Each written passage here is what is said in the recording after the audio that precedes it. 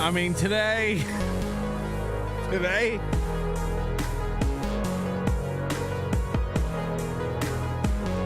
I'm not gonna lie, the Ides of March. Can we get rid of this month? Can we just move into April? Just like Nick did? I have had a day that was fraught with annoying phone calls and business garbage. And I was happy to put that behind me and come in here today and do a show. I'm in a horrible mood. I'm not having it. It's a really bad day. And then I come in here and I go, you know, just do the show. You'll laugh. You'll have fun. It's going to get better. Just do a restart of the computer so it's all fresh. You got a good chance of the voice chat's not sticking today. Now, I already know they're going to stick. I can already tell they're going to stick. And then, of course, you know, Windows decided that it would just remap all the audio devices. I can't.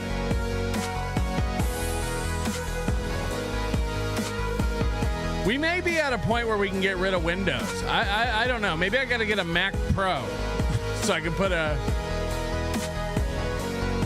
I might have to just leave today. You started smoking the funny cigarettes again, husband guy.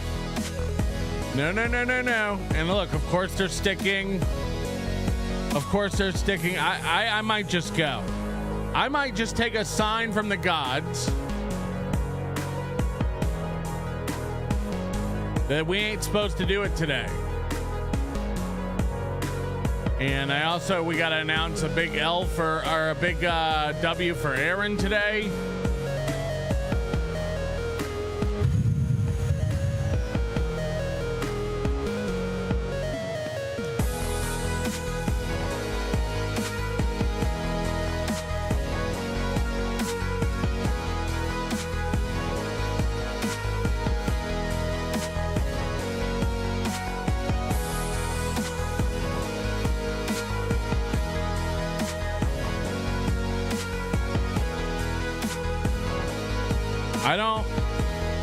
I don't feel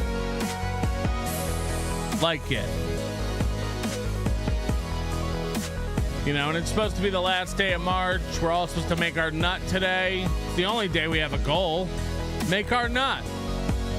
Make our nut so Kevin Brennan doesn't make fun of us.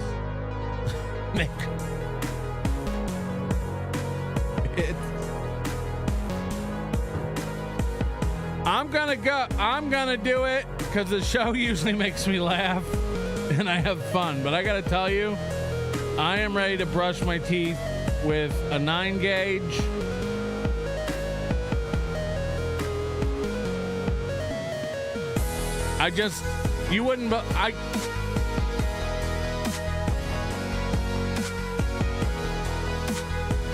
Someone's gonna be blamed for today. And I dread hitting the button for the executive producer because you're going to get all the blame for today. You giant piece of shit. Ugh. Are you tired of watching a show where the creator makes fun of other creators for having technical difficulties while constantly having technical difficulties? Are you tired of... Chad, what was I supposed to say again? Then join the nobody likes onions YouTube channel show. Okay, I'm already in a better mood. I gotta admit, I'm already in a better mood. Judges hate me. Watch me turn a simple traffic stop into contempt of court with mandatory incarceration. MAGA baby! I gotta admit, I have nothing that's going on. I don't know anything that's going on with Kevin Brennan because it's just too boring to watch. I can't. There's something going on with MKE and his wife or something. I don't even know. Like, who cares? Who cares? And then you're sitting there watching Kevin watch a clip that has nobody on screen. It's just avatars talking to each other and yelling at each other. No, thank you. Like button. I like kid butts and I cannot lie. You Nambla Bruthas can't deny. eBay. It'll only get better from here. It can't get worse. It can't get any worse. Holy shit. Holy shit. I gotta really reevaluate my whole being today. It's not a day to trying to make a threat while I smile. It's not a day to trifle with me. It's not a day to be trifling with me. Or trifle. I don't know. Maybe I'll enjoy your trifle. A layer of beef and a layer of peas. Patrick can't stream whilst my studio is getting a fresh new coat of paint. Yeah, we're gonna get to all that. Have a great show, honey. I gave the computer a bath and stayed away from the dog and absolutely did not touch him just like you asked. I gave the computer a bath. Sensei Ern says you're not good at this. Sensei Ern is an old reference. That's somebody who's been listening to the show for that. What was that? 2005? The Sensei Ern stuff? Come on. You know, that's an old one. Nick just made his nut and I ate it. See, that one vanished. Now, why did that one go away? We may never know the reasons behind this stuff. Waver, thank you for the super sticker. We appreciate that. Let's find out who's responsible for this cadaver of a program. April LaRue. April LaRue, this is on you. April LaRue, this is on you. Yeah, I hate this Stream Elements thing, huh? When did this start and why? That's new that started doing that. And I haven't done anything. I ain't done nothing. I ain't done nothing. None of it. Anyway, the keen-eyed amongst you will notice I did get a haircut and a beard trim, so I am all nice and tight. I'm high and tight. Tight and high. Getting mighty tight and high. Captain Titan High. That's what they call me. Zach says FKB. We appreciate you renewing your membership. So word around town is that Ethan Ralph does indeed eat poo-poo from the boo-boo. He also contracted AIDS from Senorita Prostituta. I would have second thoughts about letting him into Hackamania. Hey, Patrick, I'm better than you. My numbers are better than yours, and you suck. Now I must get back dusting and deep cleaning with my slam pig. Oh, did you hear about my new studio? Yeah, this is probably the third or fourth week he's mentioned like he's spent the whole weekend cleaning the house. I mean, we made fun of it. Remember that when he said he cleaned his garage out and he pressure washed it with an air compressor? That was like 3 weeks ago. Every weekend he's doing spring cleaning. How dirty is this shithole that no one lives in, by the way, except Slam Pig and her children? How dirty is this house that you have to do deep? I spent the whole weekend cleaning again. Jesus Christ. You know, we're going to get to the bottom of it. Ricky Bev, happy 16-month anniversary, Patrick. Say hi to the missus for me, and please give her that chew toy I sent in the P.O. box. Cheers. We will look into the chew toys in the P.O. box. I'm not sure what that's about. James Gardner, thank you for the 5 gifted memberships. We appreciate that. Hey, Boo Boo, member for 10 months. Can Melty fly solo? See, I'm already in a better mood. Taking the attention off my failures and putting them on others, that's what makes me feel good. Stuff it down with Brown. Just ignore your own problems. Focus on someone else and just start shitting on them relentlessly. And I promise the smiles will be rolling. The smiles will be rolling. Can Melton fly solo? April looks like a really cool bird today. Oh, God. Thank you guys for cheering me up. Coach Douglas W., member for 19 months. Hey, Pat, I got a job interview tomorrow. Send me some NLO. Good luck. You think I got any? I spent the whole morning handling bullshit. Luckily, it's just going to cost a little over $4,000. And then after this show, I have more paperwork to look over, as if I need that. I need to blow my brains out. 'Tis the season. Don't self-harm. If you're having suicidal thoughts, feel free to call the place that talks you out of it. Vampire Hunter D switched to Linux. That'll really. I mean, Linux never has driver issues. Dumb Moody Menopausal Iwa gifting 5 memberships. Thanks, Iwa, for contributing to my improving attitude, I guess you could say. And I don't know if this is real or not. Dr. Cruzy. Jesus Christ, is this a real thing? 50 memberships? We keep 30 of that. We just need like 6 more of those and we'll hit the goal. Thank you, Dr. Cream Jeans. Wow, that's insane. And Mike Croft following it up. We got a fish lunch. So that's fantastic. Thank you very much, Mike Croft, for your 10 gifted memberships. This is starting to now. When I get to gifteds, I really start getting.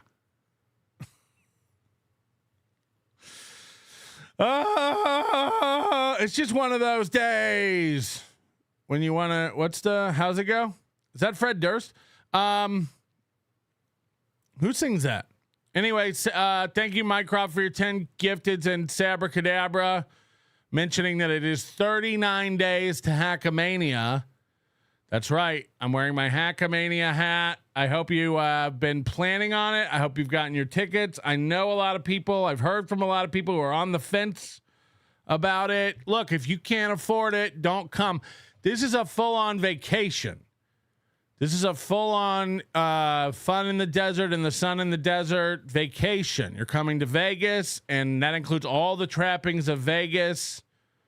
Legal weed. I know a lot of you live in the sticks, where a bunch of old white men have said you're not allowed to smoke weed. So people come out here, they smoke weed, they get crazy with it.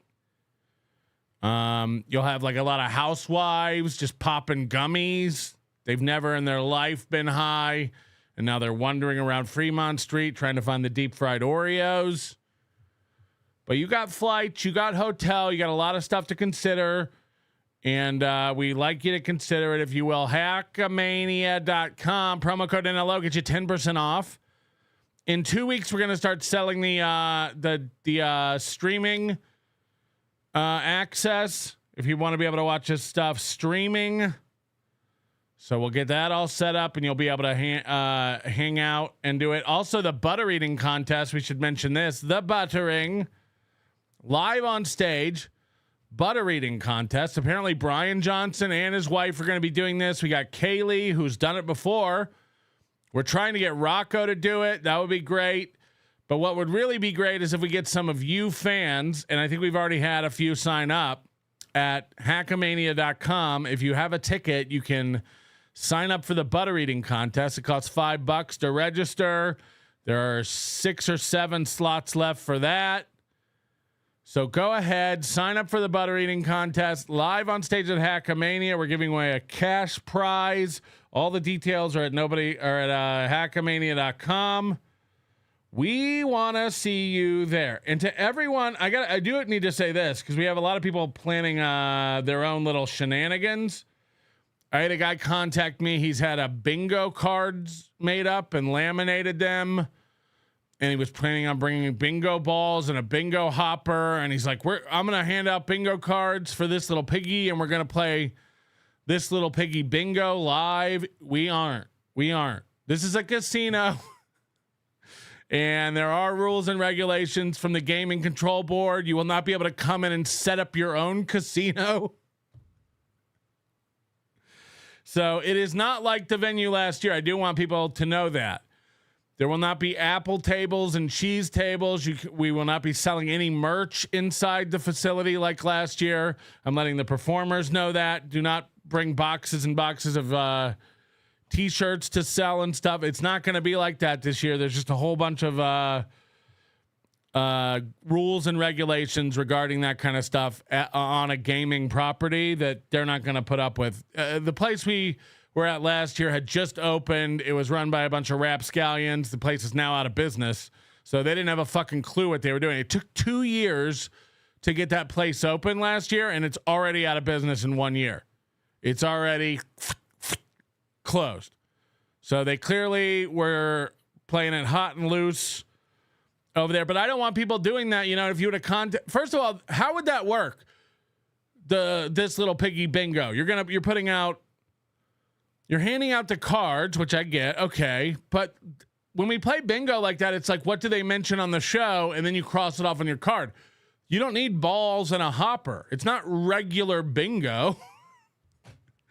So I don't know what that guy was trying to do, but I did let him know, don't bother filling up your suitcase with gaming equipment and other nonsense like that. It's just not going to, it's going to be a very, very tightly regulated, tightly run event. And we can't have any of that extracurricular stuff out there. Anybody who tries to sell anything there and stuff, there's sales tax and stuff that has to be accounted for each and every vendor. We're just not bothering with it. It's just a pain in the ass. There will not be tickets for sale at the door. That being said, you can go online and buy a ticket on your phone while you're standing there, but there will not be any cash accepted or ticket sales or anything like that. It's just a nightmare of a headache with the Nevada Tax Board, and believe it or, and again, all fucking day to day. I want to stab people with my pen. But other than that, we should be all set. It's going to be fun. There'll be way less for people to worry about this year. That's the bottom line. None of this ancillary stuff. I haven't even heard from the balloon lady this year. Maybe we won't even have balloons. Maybe I should be the one reaching out to her. Should we have balloons? Should we be ballooning? Should we even be ballooning? You know what I mean? 5,000 El Camino says, I wish I had a fish lunch. Yeah, I can imagine about 3 hours into this, I'm going to start getting hangry and start yelling at people and demand a bunch of brontosaurus ribs. Rerun says, thanks, babe. What did I even do? I'm babe. Anyway, thank you very much for watching, and do get your Hackamania tickets. I don't want to hear it when you miss it. I don't want to hear it. It's going to be a great time. Again, all for just coming out to see what Dr. Steve's going to do live for his last Weird Medicine show ever. I'm excited about that. And we might do a dunk tank with Moody if we can arrange that up on the roof by the pool. Because I know a lot of people just hate his fucking smug demeanor and look. And I know I'm sick of it. I know I've had enough of it. So I'd love to throw balls at Moody. I'm not even going to aim for the thing that dunks him in the water. I'm just going to throw fast pitches, softballs if I can, really big clunky shit, and just aim right for his fucking head. He's so smug about everything. You crazy ass white people be eating butter straight up. Anyway, while I got you on the line, yeah, I'm headlining the Comedy Underground tonight. Y'all got any free shit for me, baby? You got any free shit for me, baby? You got any free shit for me, baby? I don't. But anyway, we're here and we are attempting to do it. James Gardner, thank you for the 10 gifted memberships. Look, it's getting better. Things are getting brighter. I might make my knot. George gifting a membership as well. Johnny Rockwell says Trump and Tesla, oof.exe. I don't know what that's supposed to mean. 20 years later, still a rookie. Member for 3 months, 20 years at this. I'm still struggling. HDMI, Matrix, internet, you name it. It's not my fault. Nobody ever said it wasn't my fault. Everything here is my fault. Everything here is my fault. I understand it if you want to leave. I'll help carry your bags out to your car. George, member for 24 months. Will there be a raffle? Probably. AWOL, member for 11 months. We be doing it. Godfrieds. Okay. And Kip Smith, member for 22 months. I'm setting up a tattoo booth. Face tats okay. In your room?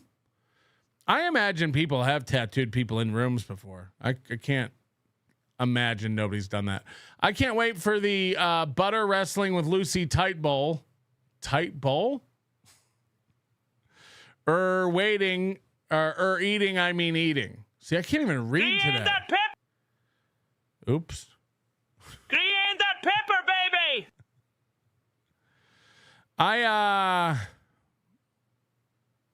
It's just a rough Monday, you know.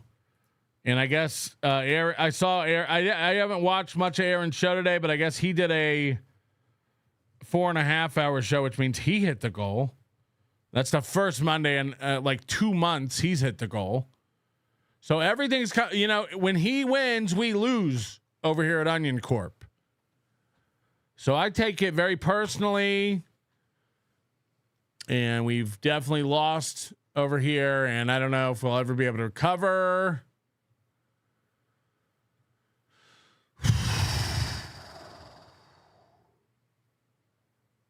But we're going to try.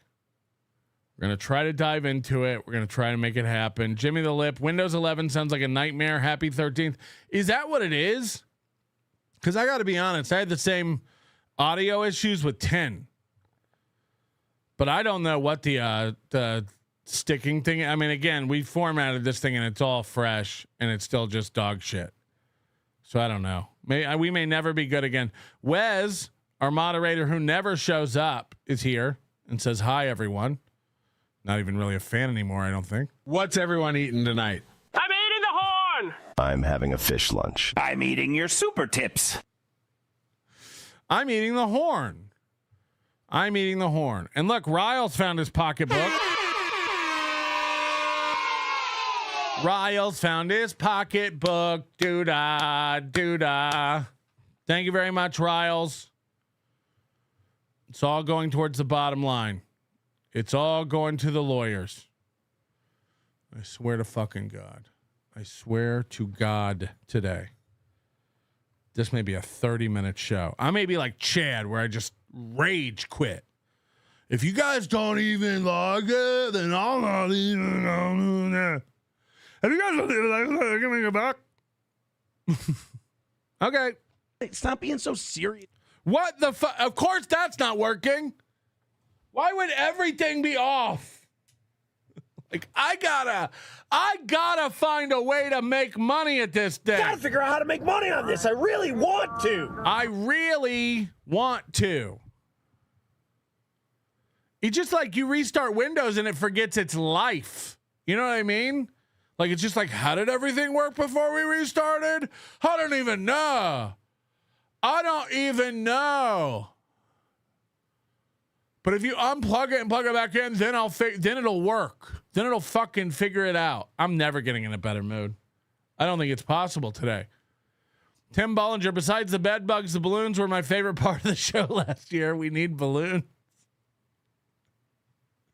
We need balloons. I don't know if a casino hotel will let you wheel in your own helium tank. You know, that's something to consider. Last year, this place didn't seem to give a fuck. We were just wheeling in a giant helium tank, which is essentially a bomb. And I'm not making a threat. I'm just saying, you know, the last thing we need is somebody in there playing a prank. Prank! Imagine tank! Tank prank! I don't need that. I don't need any of that. All right, let's start with Opie. There's been a lot going on in Opie's world, not as far as his content of his programming goes, but his existence hinging upon the Anthony Cumia program is becoming more and more apparent. And Anthony put out recently his contract, or a shot of his contract, where he makes $150,000 a year from this 2-hour program on WABC, his return to radio. And then he got syndicated, and now he's been given an extra hour.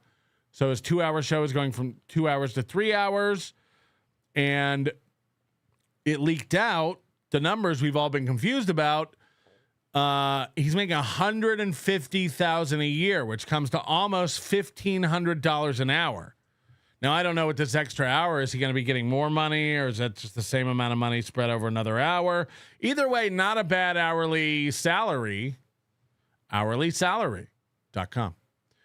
For Anthony Cumia. And Opie is Helium is a nerd, dipshit. Dunked. Helium is a nerd, dipshit.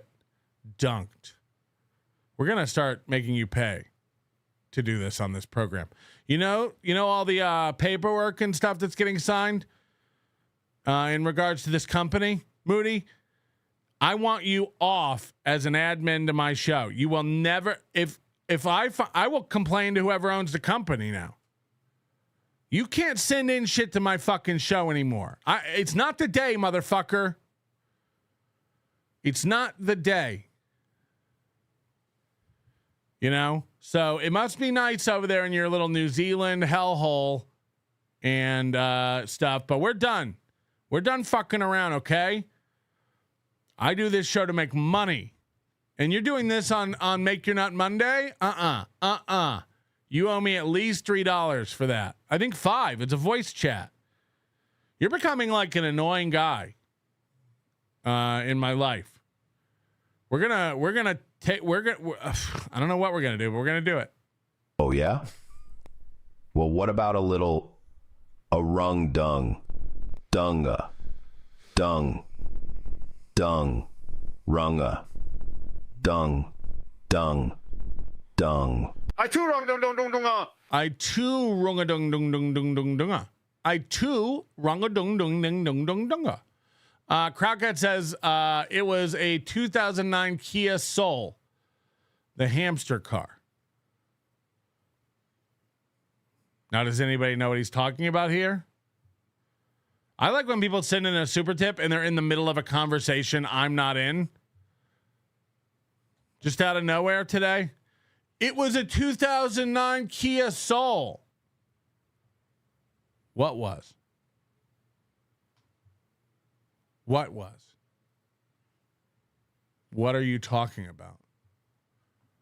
Anyway, I'm halfway to slipping my wrists, and you're part of it. So hit the like button. Look, we make a lot of fun of Aaron for being delusional on this show. What Opie is about to say. Look, Carl, I think, did a segment on this on WATP, but not many other people have really honed in on this. What he's about to say is absolute insanity.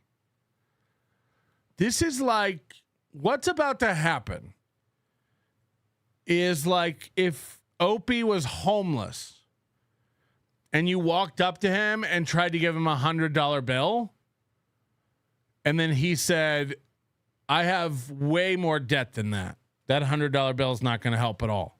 And refused it. I swear to Christ. Okay. One more fucking thing, and I'm going full Stephen Paddock. I swear to God, one more thing. Oh, hi, Patrick. Let me tell you a thing or two about helium. Yeah. Hi, Mandalay Bay. How long until Matt writes in and starts explaining noble gases to everyone? Jesus Christ.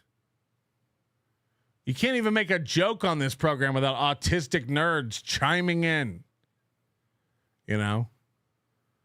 Anyway, play the fucking clip. I've had enough of it. The difference between me and Stephen Paddock is after this is all done, they will find my hard drive. They'll examine it, see all the bugs with this program, and go, now we get it. Now we get it. Now we understand why Melton's so crank. Melton's making Melton feel. Everything's making me feel today.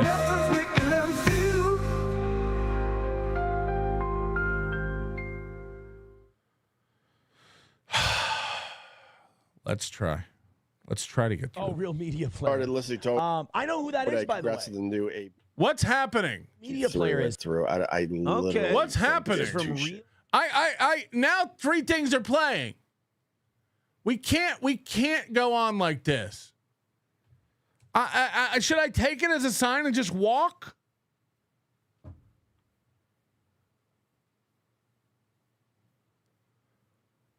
I think I'm going to sell everything and just do this show from a laptop like Opie. I won't have any of these tech problems. I don't need a board. I don't need a real mic. I don't need a computer. We don't need any bells and whistles. Fuck the confetti. You know, the budget for the confetti.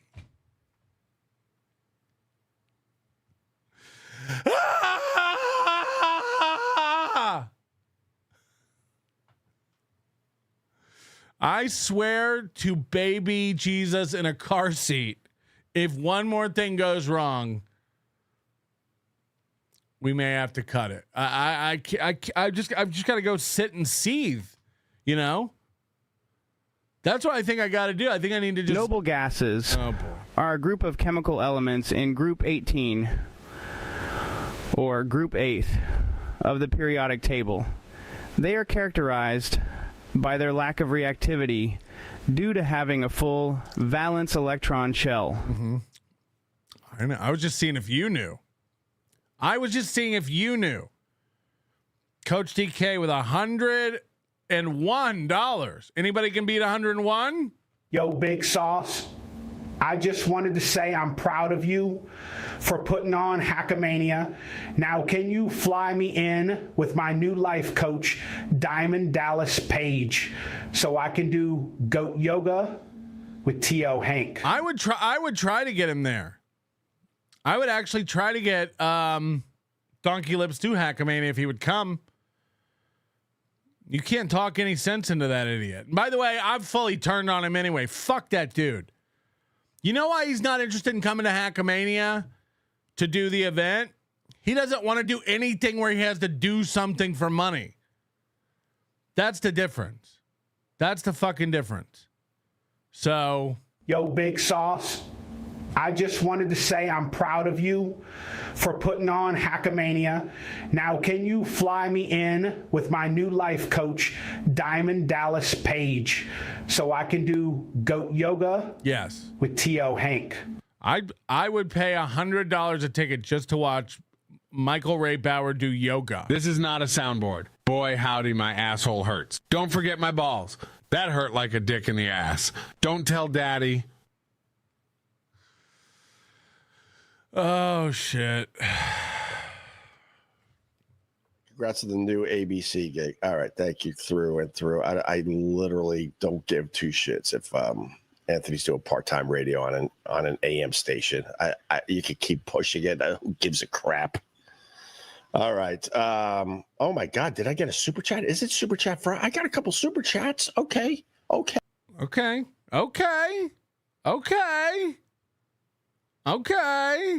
Hey, all right.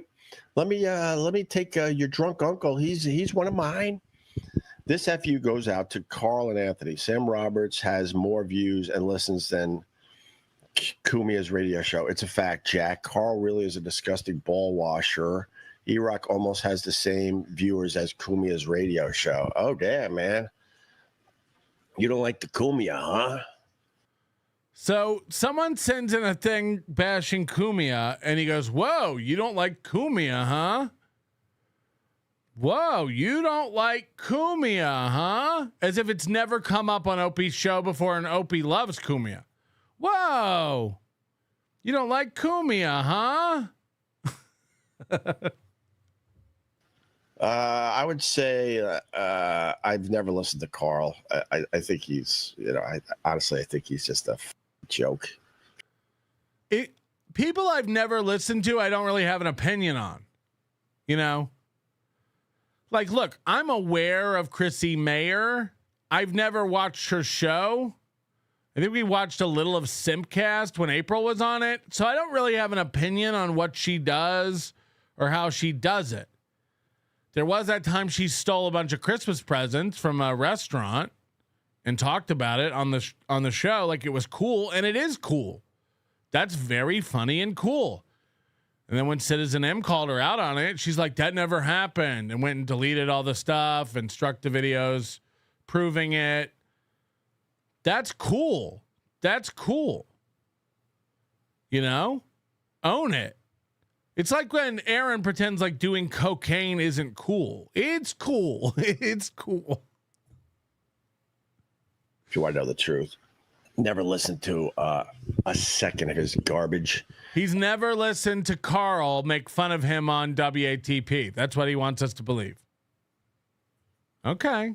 But I would say, yes, Sam Roberts has more listeners than Cumia's part-time radio gig. Yeah, I would have to say that, even though not a fan of the Sam. Your drunk uncle, thanks for the $20. Appreciate it, brother. Oh, I forgot to tell you. Okay, hold on. Let me get rid of this. I forgot the other thing. So I got another FU Friday. I got another FU for FU Friday. If you're just tuning in, he's like Chad. He's got all these little segments that we're supposed to know, and he thinks like we're excited about. Oh fuck yeah, FU Friday.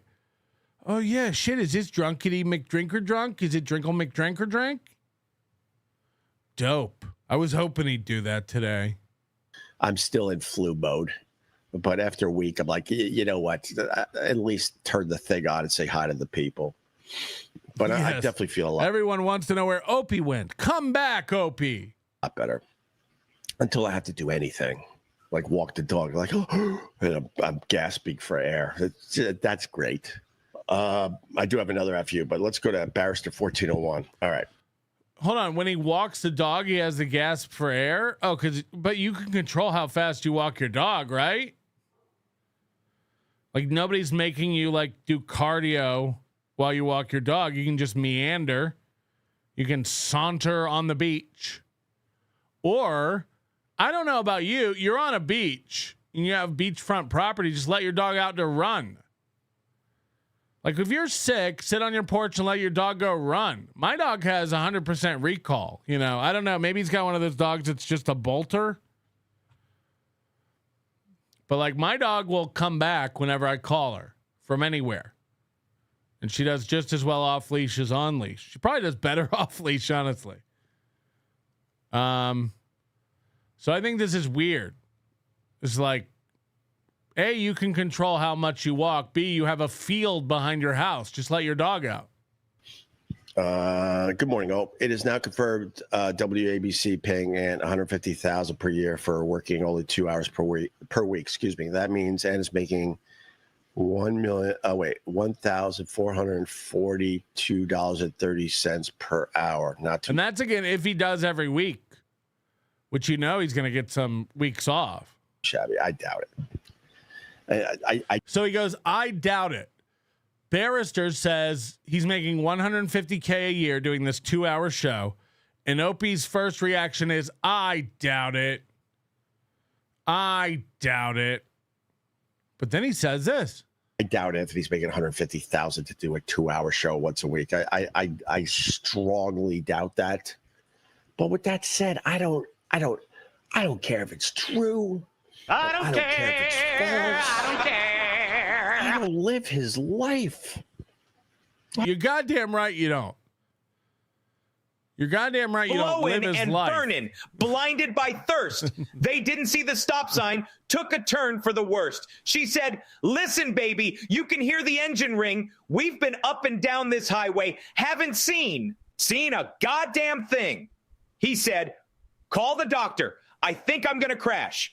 The doctors say he's coming, but you gotta pay in cash. They went rushing down that freeway, messed around, and got lost. They didn't care. They were just dying to get off, and it would surely make you lose your mind. Life in the fast lane. Everything all the time. Okay, hold on. This cannot be the real... By the way, if this really is Anthony Cumia, then Pat Dixon's predictions are coming true. This is really Anthony Cumia. Is there a way to click it? and find out?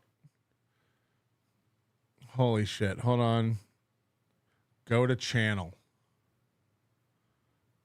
Okay, it is Compound Media.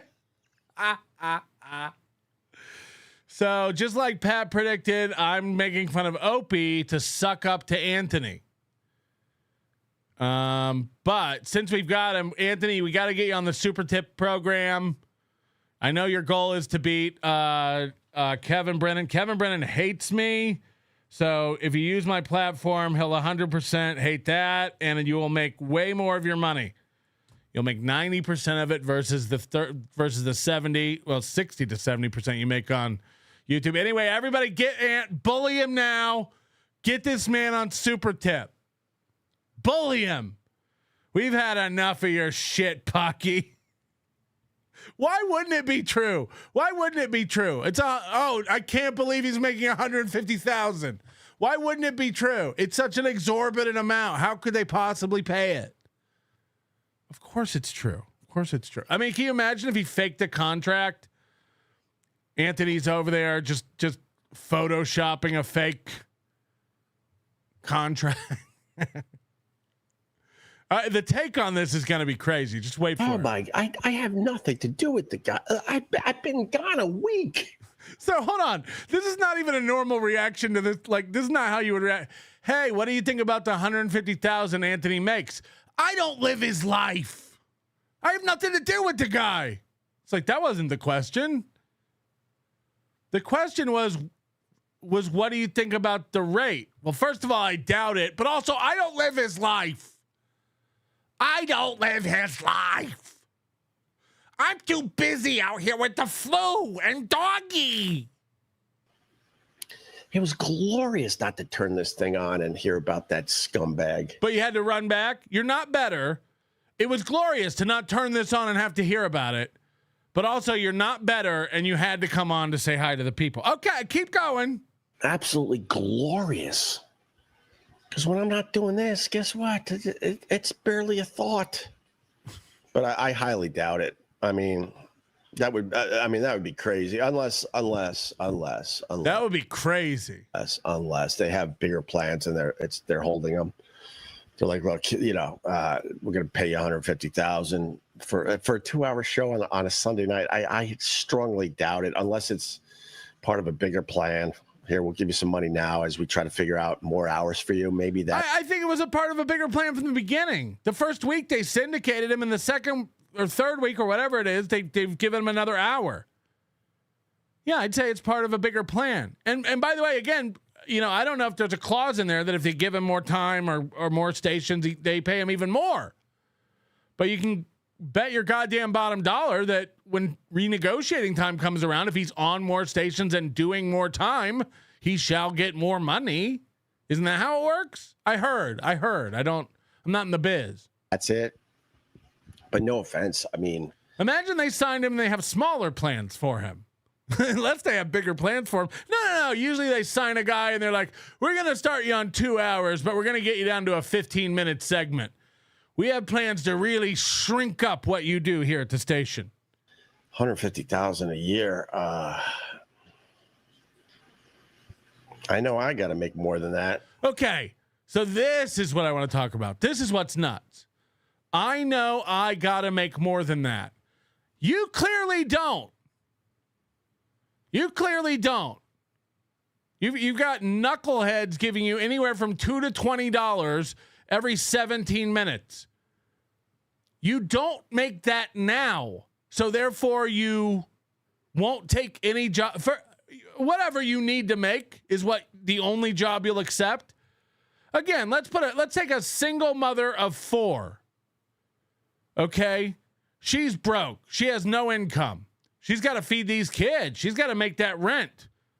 And somebody offers her a job for $15 an hour. And she's like, that'll barely pay my bills. I got to make more than that. Yeah, you still take the job. Some income is better than no income if you have a high nut, right? Let's say he does need $200,000 a year to pay property taxes, feed his family, keep clothes on his kids, pay all the parking tickets for when he doesn't move his car every 2 days in New York City, whatever it is. Shouldn't some income trump no income? Because 150K isn't enough, you won't work for it? You're out of your mind. You're out of your mind. And also, nobody says you can't stop doing the lucrative Opie Radio show every morning.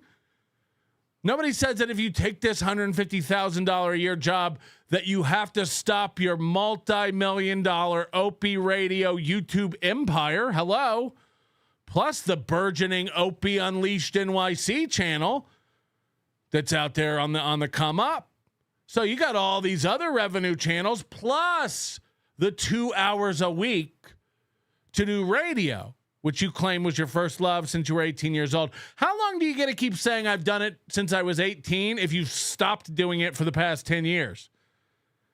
You know, how long do you get to coast on this bicycle before we get to say he fell off the bike? He's not on the bike anymore.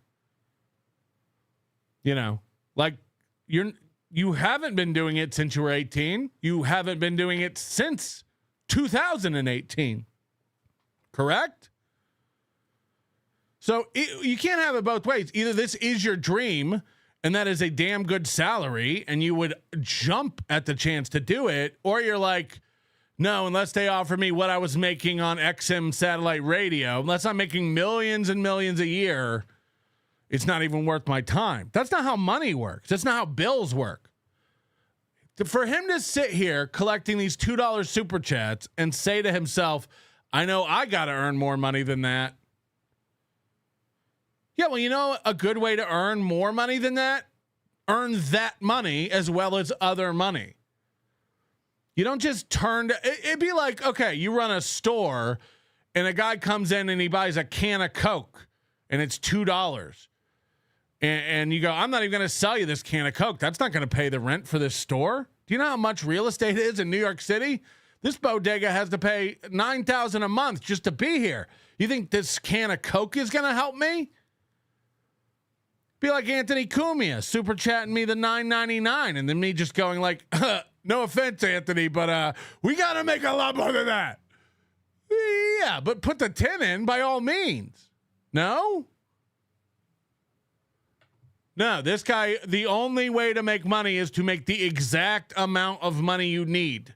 All other money can go fuck itself. What's the, I mean, I've never seen anybody do this in my life. I got to make more than that to keep all the balls, you know, juggling. And again, you haven't made that much money in almost a decade.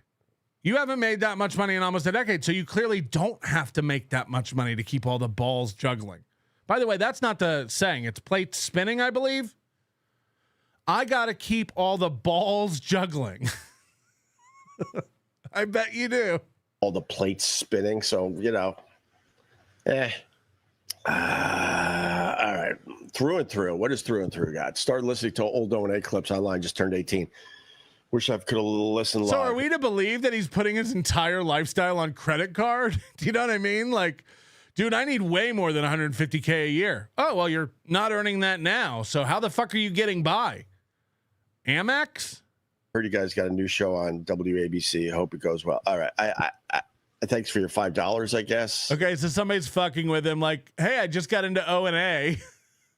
I heard you guys got a new show. He just immediately, okay, what are we?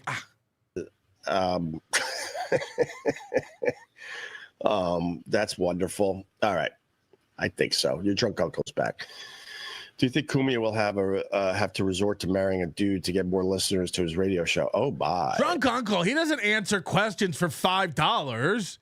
He's got to make way more than that to keep all the balls juggling. Drunk uncle, you think he's just going to answer your question for $5? Oh, bye. Literally, I think we're going to go back to being sick because that's the only way I can avoid this stupid Anthony garbage. So here he is admitting that his entire show now is becoming people talking about Anthony and people trolling him about Anthony. It's what Aaron Imholte's show has become. The whole show is just people fucking with him about his show. He's wishing he was sick.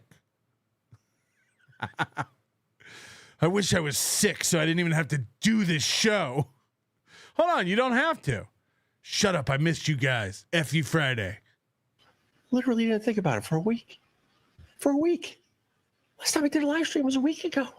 All right. I just wanted to turn this thing on and say hi. Also, the people who say the most that they go touch grass and their show's not part of their real life and all that kind of stuff, are the ones the most consumed by it ever.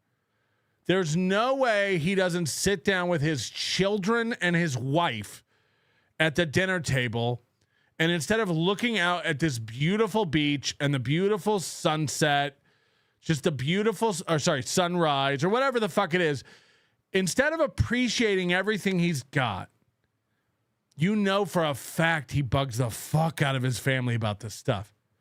And then they said Anthony makes $150,000 a year. I don't even believe that. And even if he does, good for him. I don't live his life. Dad, can you pass the ketchup? Okay. Sorry, his kids talk like him. Dad, can you pass the ketchup? Oh, you want the ketchup? Here's the ketchup. Through Opie, your impressions are worth $151,000 a year. All right, thanks. I guess the thing with the haters is to rub it in my face that Anthony could be making $150,000. That doesn't get the job done. I'm not gonna pass the potatoes. You pass the potatoes. I can't wait for the kids to go to bed so I can go put my penis in my wife. I would assume. I'm gonna come. I'm gonna come. I'm gonna come. Oh, oh, oh, oh, oh. Oh, oh, oh, oh, oh. I don't care. I don't care if you come. I'm gonna come. He has some of the same worries. I know if I go back to radio, I literally could not sign a contract for $150,000 a year. And how do you get a contract for $1 million a year when you've been out of radio for a decade? How do you get a contract for $1 million a year? Well, you probably have to sign a contract for $100,000 a year, probably. Right? Like, you haven't done this in a while, and you sure haven't done anything that even resembles doing radio solo for a while. Anthony Cumia had a network, and then once he got rid of Gino, it shaped up into like a semi-professional talk show. And then a radio station took a chance on him. What if they were watching you? What if they were watching you and going, I might want to take a chance on this Ope guy. Show me the air check. Show me the greatest hits. What has he got? And it's just him on the beach going, I went out with Doggy and the sand is going into the sea and the seagulls came down and took my bread. Like, is this what you're going to do on the radio? I couldn't sign a contract for that. Yeah, but it's the radio station's choice of why you can't. That's a fact. That's a fact. The reason you can't sign a contract for that is because no one's offering it.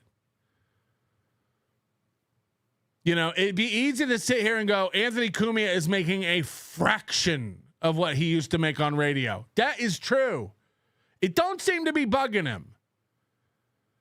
I don't know. Maybe he has a brain and he goes, you know what? An extra $150K a year? I'll take it. 2 hours of work, maybe an hour of prep. I'll take it. And then there's you who, been doing this since you were 18. You claim it's what's in your blood. You claim to be more. You claim that if you've never met Anthony, you'd be more successful. But you can't even talk. You don't have an opinion. You don't ever do anything. And when you do, by the way, when you talked about those astronauts splashing down or Elon with the chainsaw, it's like you're ignorant as fuck. You don't even know what's going on. Yeah, you're goddamn right. You can't sign a contract for that. No one's asking. After that, because I'm certainly not making that now. But I need it. So I'm not making $150K now, but there's no way I could work for $150K. Huh? Again, how does that work? How does that make sense? I'd rather make zero than some money. I'd rather make zero than any money. A certain number to keep everything going, and 150 will not get that done. But zero will. No, I'm just trying to check the logic. 150 won't even begin to pay my bills, so I'll just keep making $30 a show. Got it. Oh, it's not. It's really not impressive. It's better than what I'm doing, but it's not impressive. There's no one that thinks it's not impressive. A, he was exiled from radio. B, it's been 10 years. And look, you can say whatever you want to say. You can hate Anthony, because of all them kids. There's no way it's not impressive. And then to get syndicated and add an extra hour in your first month. Hello. We're not even being objectively fair anymore. Like, you've got to be like, keep rubbing it in. I guess maybe it'll hurt eventually. I don't know. It does hurt. You just said that you wished you didn't have to do your show so you didn't have to deal with this stuff. You just said, look, I've had a horrible day. I've had a really bad day. And then it just kept getting worse at the beginning of this. And now I'm all giggles and smiles. You hate doing your own show. You just said, I wished I could just be sick and not do this. Guess what? You can be healthy and well. So I can't even talk. You can be healthy and well and not do it. You can just go the fuck away, millionaire. All right. Oh my God. You guys are like really babbling, huh? All right. I'm just picking up some supers and I'm getting the hell out of here. I'm here to pick up some. He's an old man out on the beach with a metal detector. I'm just here to get a couple cubic zirconias and head back in for lunch. Like, I'm just here to scoop up some supers. We got a new nickname for Opie, the Super Scooper. I'm just here to scoop up some supers. Okay. Anthony. $1.99 to say that. Okay. And then it does. The guys, I love dudes who are insecure, who pretend like things don't bother them. Okay. I mean, whatever you want to. Okay. You guys are, for real. You guys are weirdos, like literal weirdos. And then this is a trend you're going to see today, especially when we get later on into Aaron Imholte, where guys start insulting their own audience. You guys are losers. You guys are weirdos. I'm enticed and I go for it, right? And then it's spun that I'm obsessed with Anthony. Yeah. All right. Yeah. I'll take skunk farts nighttime. Thank you. Skunk farts. Cheers. If you're not like slamming another live streamer, you literally have nothing else to do with your live stream. It's getting weird out there. All right. 150 a week. It's not impressive. I don't. Hold on. A minute ago, you were certain it wasn't real. Now it's not impressive. So a minute ago, it was so impressive, it was unbelievable. Remember that? Just a few minutes back? I doubt they're paying him that. There's no way they're paying him that for his part-time radio gig. And then now it's like, dude, it's not even impressive. Well, it was so impressive you didn't believe it seconds ago. I don't believe it. So it's not impressive and I don't believe it. Got it.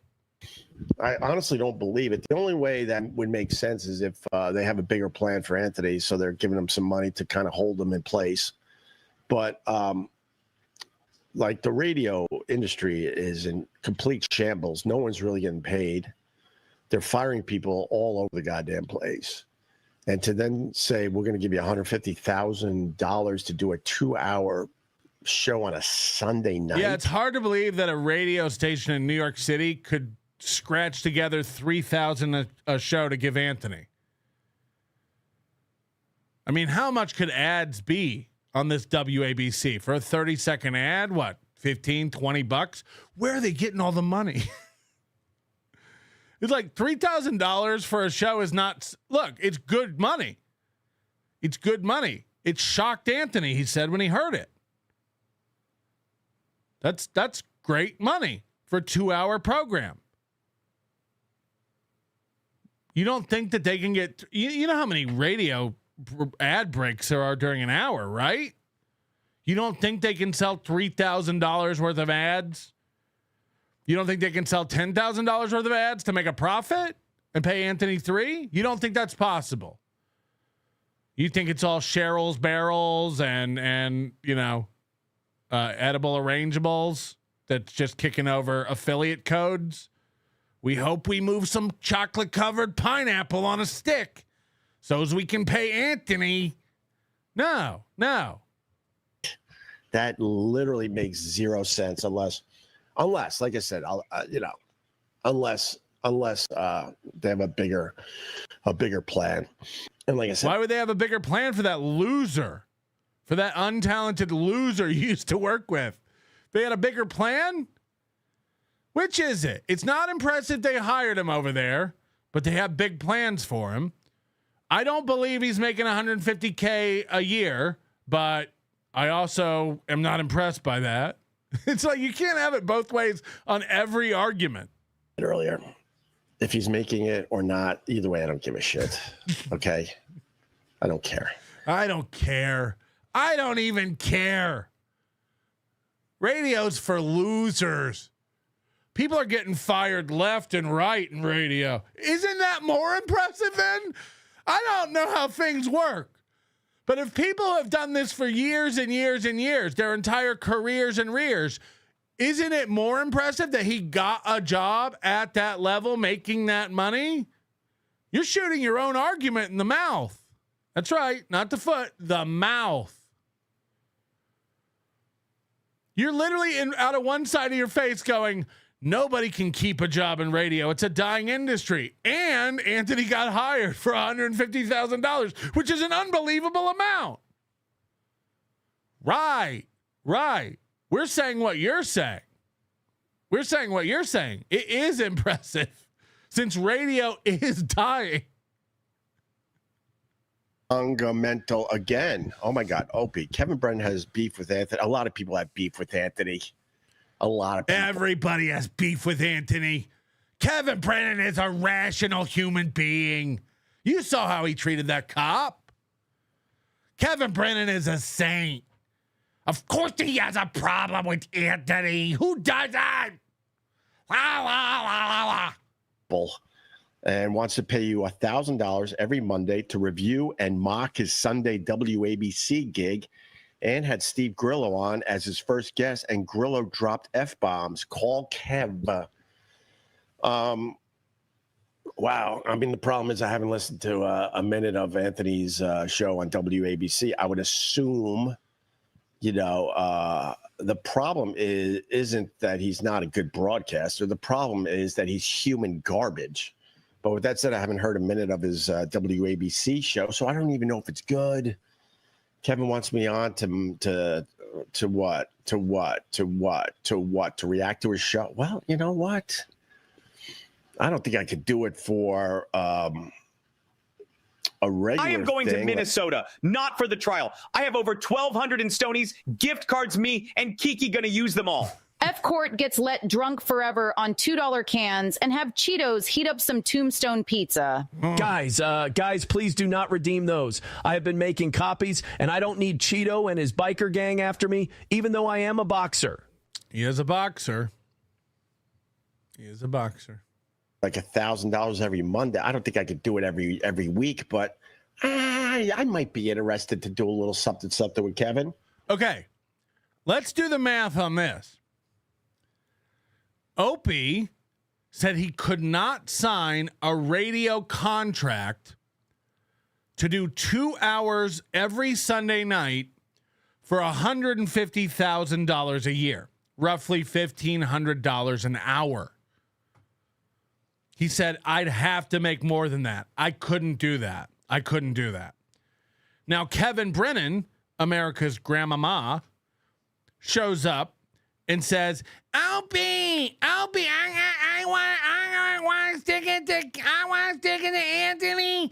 I offer you, I want to give you $1,000. I'll give you $1,000, and you come on my show on Monday make fun of Anthony together. Now, Kevin Brennan's show lasts anywhere from 3 hours to 9 hours, depending on how slow your watch is moving. And he's offering $1,000. This is less than Anthony is making an hour on WABC. Not only does Opie say, I might be interested in that. This shows that everything he said is bullshit. Everything he says out of his mouth is bullshit. He is impressed by that amount. He wishes it was him, and he would sign that contract in a minute. Because let's just say Kevin Brennan would do 3 hours with Opie on Mondays reviewing Anthony's WABC show. $1,000 for that is $333 an hour versus Ant's $14.42, is it?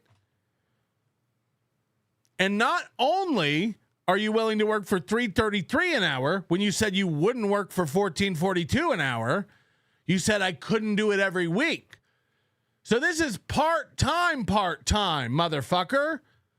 Not only are you willing to work for 1/5 of what Anthony Cumia is making, even though you're not impressed by that, you can't even do it every week. I couldn't do every Monday. What am I gonna, every Monday? I gotta sit down and talk into a microphone for hours? I like to do a sunrise show. I do a sunrise show. I do my FUs. None of it makes any sense.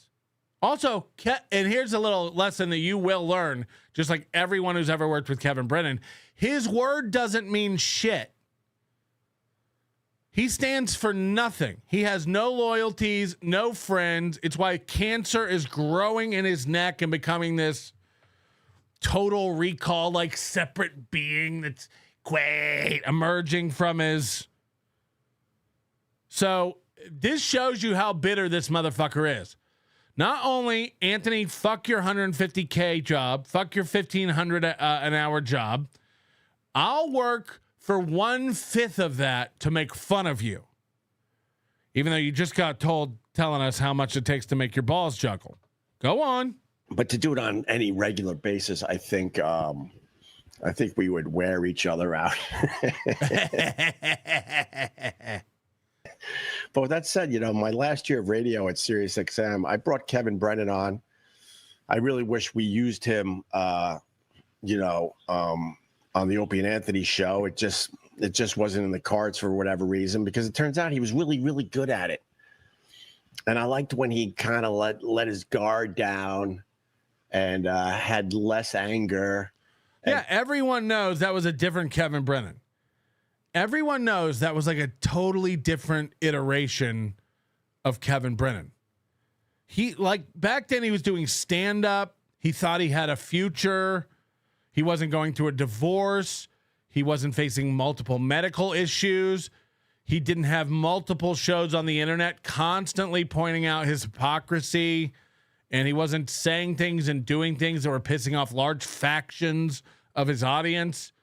The Kevin Brennan you knew and loved, we all did, right? We miss Grandpa. Now when I go visit him in the home, he just throws Werthers and yells racial obscenities. It's not the same Kevin. Kevin is gone. I pushed 2.5 of that Tard Aaron's kids out of me. You can deal with a few technical difficulties. Get your head in the game, big sauce. Thank you. I needed that. Yeah, Melton had a bad show. He doesn't even know how to Rodecaster 2 Pro. Stop. Or not good or bad. Just quit. You're not good or bad. I stay up late watching Fox News, and last night I had one of my granddaughter's gummies. I sit there watching Jesse, and after Martha went to bed, it finally kicked in. Houthis are getting blown up. Then I watch a POV drone explode in a man's face. Snap. I'm suddenly back in that field, all alone. It's so dark, and I hear them, those devils. They're coming. Then all of a sudden, a beautiful light. It's shiny and bright with colors of silver and gold. My salvation. And it has a voice. It speaks to me words I have heard before many times. This is Mr. P. But now... It's trusted for centuries, protecting wealth through wars, inflation, and market crashes. Then the voice on the phone said there was silver squeeze going on, and now is the only time to buy. So I liquidated the savings and poured it all into commemorative coins with boxes. Buy silver. What the fuck is going on? Listen, Cumia, you pointed a piece at my niece Shaniqua late one night in NYC. I'm going to let that slide, you cracker, and give you some advice. Get super tips on the WABC app. Old Honky's Easy Mark. Yeah, and I can't help wondering, thank you again, DK, for that money. Appreciate that. I can't help but think you made it 5150, implying I've lost it. I've gone completely mental. Waver, thank you again for the super sticker, and beloved chatter. This is Opie using Bauer logic. Yes, I agree. Oh, Dara, I never had the chance. Said you love my way, and she'll be down to find romance. Okay. Internet person, Patrick, I am having a bad day life today, too. I will fight through, if you will, homie. Thinking of coming to Hackamania, just in hopes my plane goes down. Well, I hope your plane doesn't go down, and I hope you come to Hackamania and hang out and have a good time. I'm already cheered up. Things are going well. We're having fun. Whenever just the fact that Anthony Cumia is over here watching Opie. Maybe Pat Dixon was right. Rygod says join Super Tip. Yeah, Ant. Coach Bickle says join Super Tip, Anthony. Yeah, Ant. Rygod gifting 10 Nobody Likes Onions memberships. Thank you very much for that. We appreciate it over here. Bringing us up to 111 memberships today. Shit show. Member for 18 months says please. Don't mix up your super scooper and your pooper scooper, Big Sauce. Here's 3 more months. Here's the 3 more months, probably. Is there anything I can do to make you put that in writing, huh? Talked about other things. He was really, really good at it.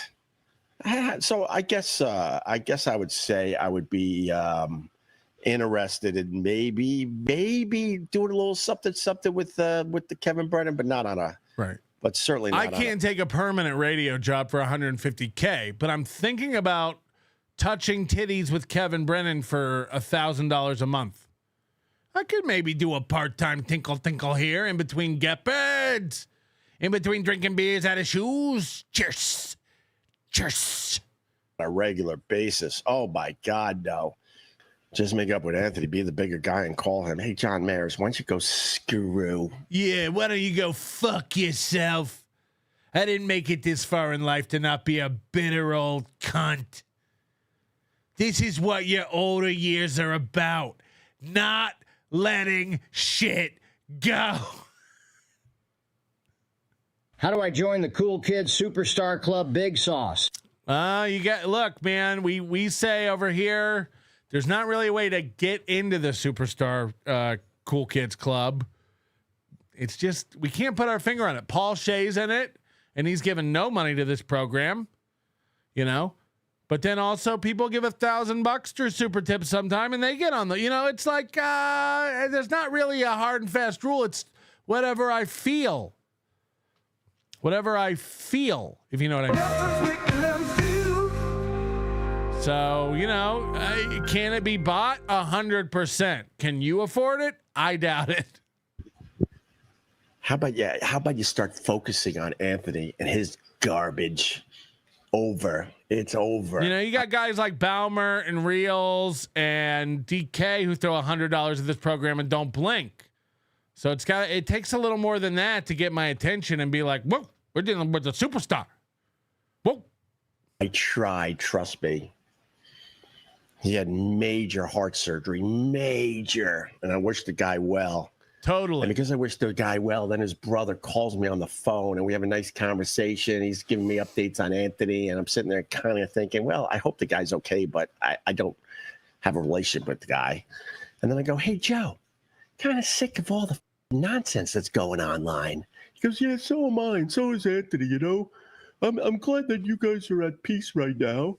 And no one's taking shots at anyone. And I'm really happy to see that, Ope. I really am. Because we're truly sick of it, too. And then the stitches healed. Yeah, James Baumer has been. I wish you $1 million. Whoa. That was a fast 100 strike. I wish you $1 million. Jesus Christ. Can anybody beat the 100? I wish you $1 million. Should we put an option on Super Tips so you can do $1 million? Is that what we've been missing?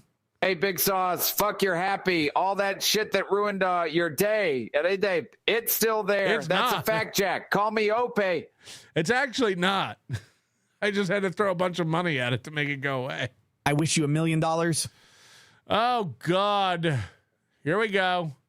And Anthony went right back to trashing me on garbage shows. Like, I'm like, we got a truce. I have a text from you, you idiot, that says it's good that we're not taking shots at each other. Anthony, you broke the truce. He's starting to talk more and more like Ray every day. I thought it was squashed. Anthony, I have a text from you. We broke the truce. I thought we had a truce.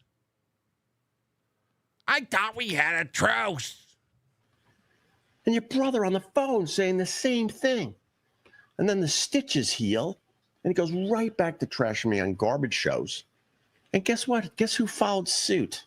Joe Cumia. Hey, Joe, go f yourself. Whoa.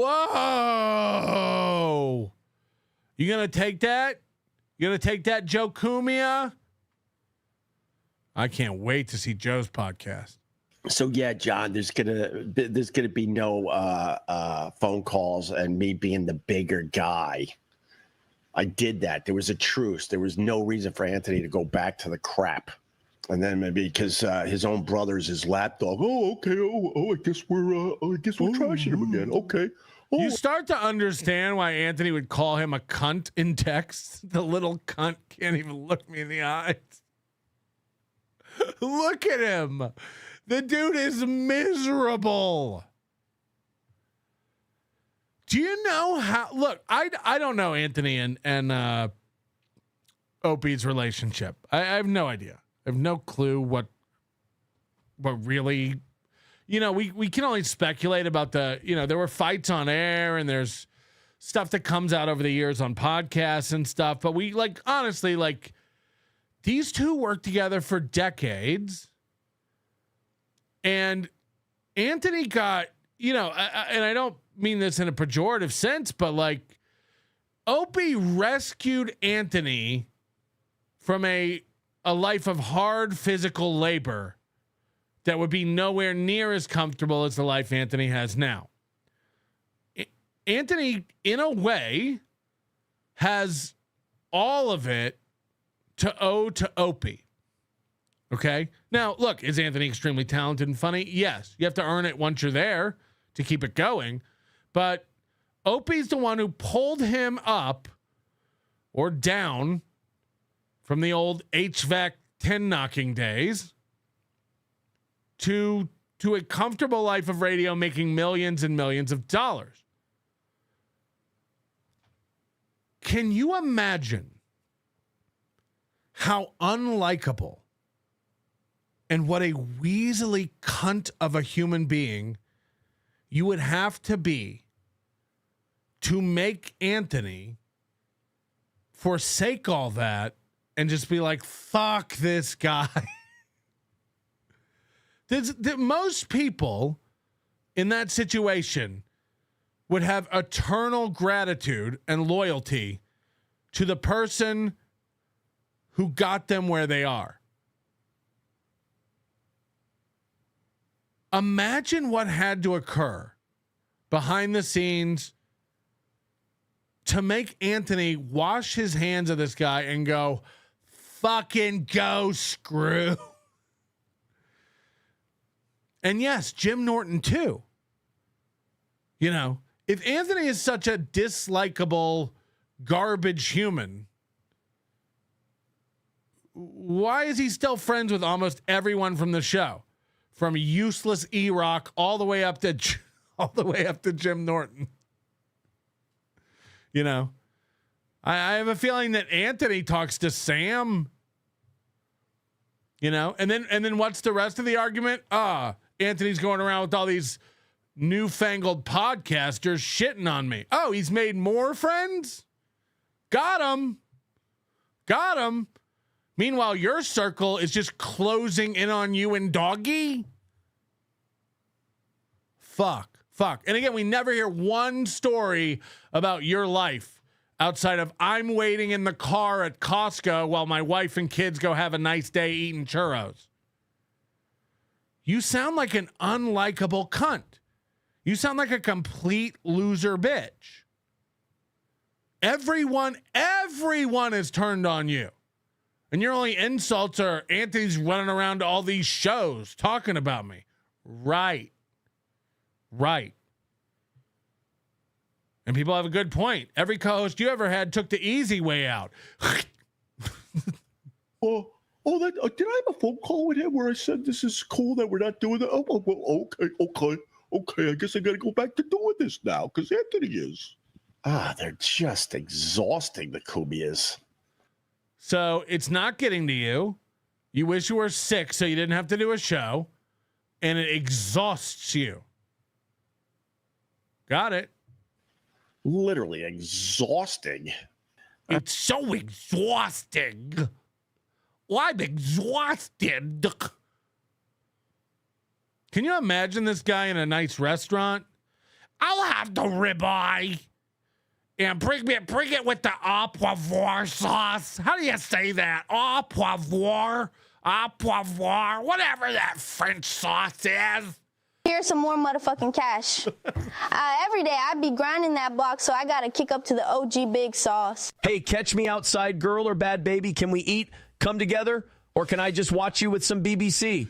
I'm sort of a watcher, as it were, if you will. Hell nah, you ain't P. Diddy. Can I watch too? ISO, where you at? Jesus Christ. Thank you very much, Rye God, for the $75. That's insane. Here's another 101 from Spectre. What? Am I chopped liver? Spicy big sauce tonight? No, Spectre. Of course not.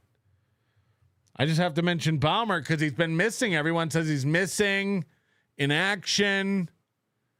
I'll get you all on the cool club, okay? Everyone who's throwing these heaps of cash can be in the coolest club. Jesus Christ. Can it be about me for one show? I don't care. Let me see a dessert menu. I just love the idea of Opie in normal situations still acting like Opie. He's like somebody rear ends him at an intersection. Why'd you have to go and hit my car for? Look at my bumper. I guess we got to exchange insurance information. The other person's just like, I'm, and then someone's like, oh my God, you get so excited because someone gave you $5. Yeah, if someone's going to give me $5, I appreciate that, and I'm going to thank them. Is that okay with you? Is that okay with you? I don't want $150,000. I want $5. I think the one thing people aren't really paying attention to as far as the Stern thing goes is the fact that Stern was always this guy to the left. Always. He wanted to be accepted by the Hollywood elites, but he was an ugly, gangly, creepy guy that spent a lot of his life in a basement before and after he started doing his radio show. So he played a part for his huge fan base. And then when it was safe to poke his head out and show his true self, meaning he had huge money, huge fame. He's got properties that make the Ritz-Carlton look ridiculous. And then at that point, he's like, I have nothing. The Ritz-Carlton? Is that a brand of cigarette? Nothing to lose. I might as well finally be my true self. By the way, it reminds me of somebody else who pretended to be one guy on radio and then went off in hiding. And once they had enough money and fame and fortune to stick their head out and show who they truly are, we all went, no thanks. I think that's the angle that most people don't pick up on, that he was always that guy, but he was too scared to show it. The crows. Sorry, the crows are like trolls picking at the carcass from O&A, from the O&A show from 20 years ago. Let it go. Go follow your guy. Yeah, go follow Anthony. You know, if you're into Anthony, that's good. I also imagine how bitter and broken you have to be to look back on the greatest accomplishment of your life. Not only the greatest accomplishment of your life, but one of the greatest accomplishments in radio, period. There's no denying it. These guys go on the Mount Rushmore of radio. They do. And he looks back at it and laughs like that. Like, imagine being into Opie and Anthony. It's like no one else would look back on it with this disdain and this anger and this bitterness. And it all stems from the fact that he knows he is shit. He knows he has nothing. I don't know what Opie used to do before Anthony. I got into Opie and Anthony when they came back onto Sirius or XM back in the day. It was XM, right? 2005. That's when I started listening to Opie and Anthony. And I canceled my Sirius XM subscription in late 2014, the minute he got fired.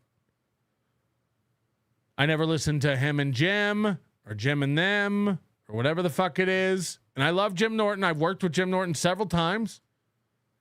Jim Norton's always been a sweetheart. This guy just seems like a bitter fuck.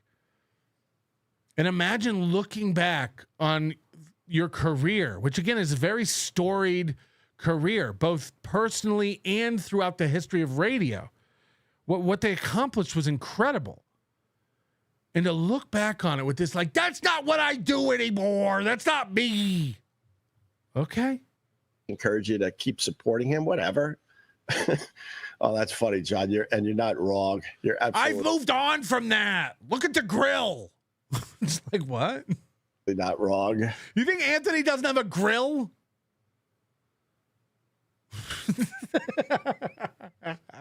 Wonderful, right? Leo, you're up, brother.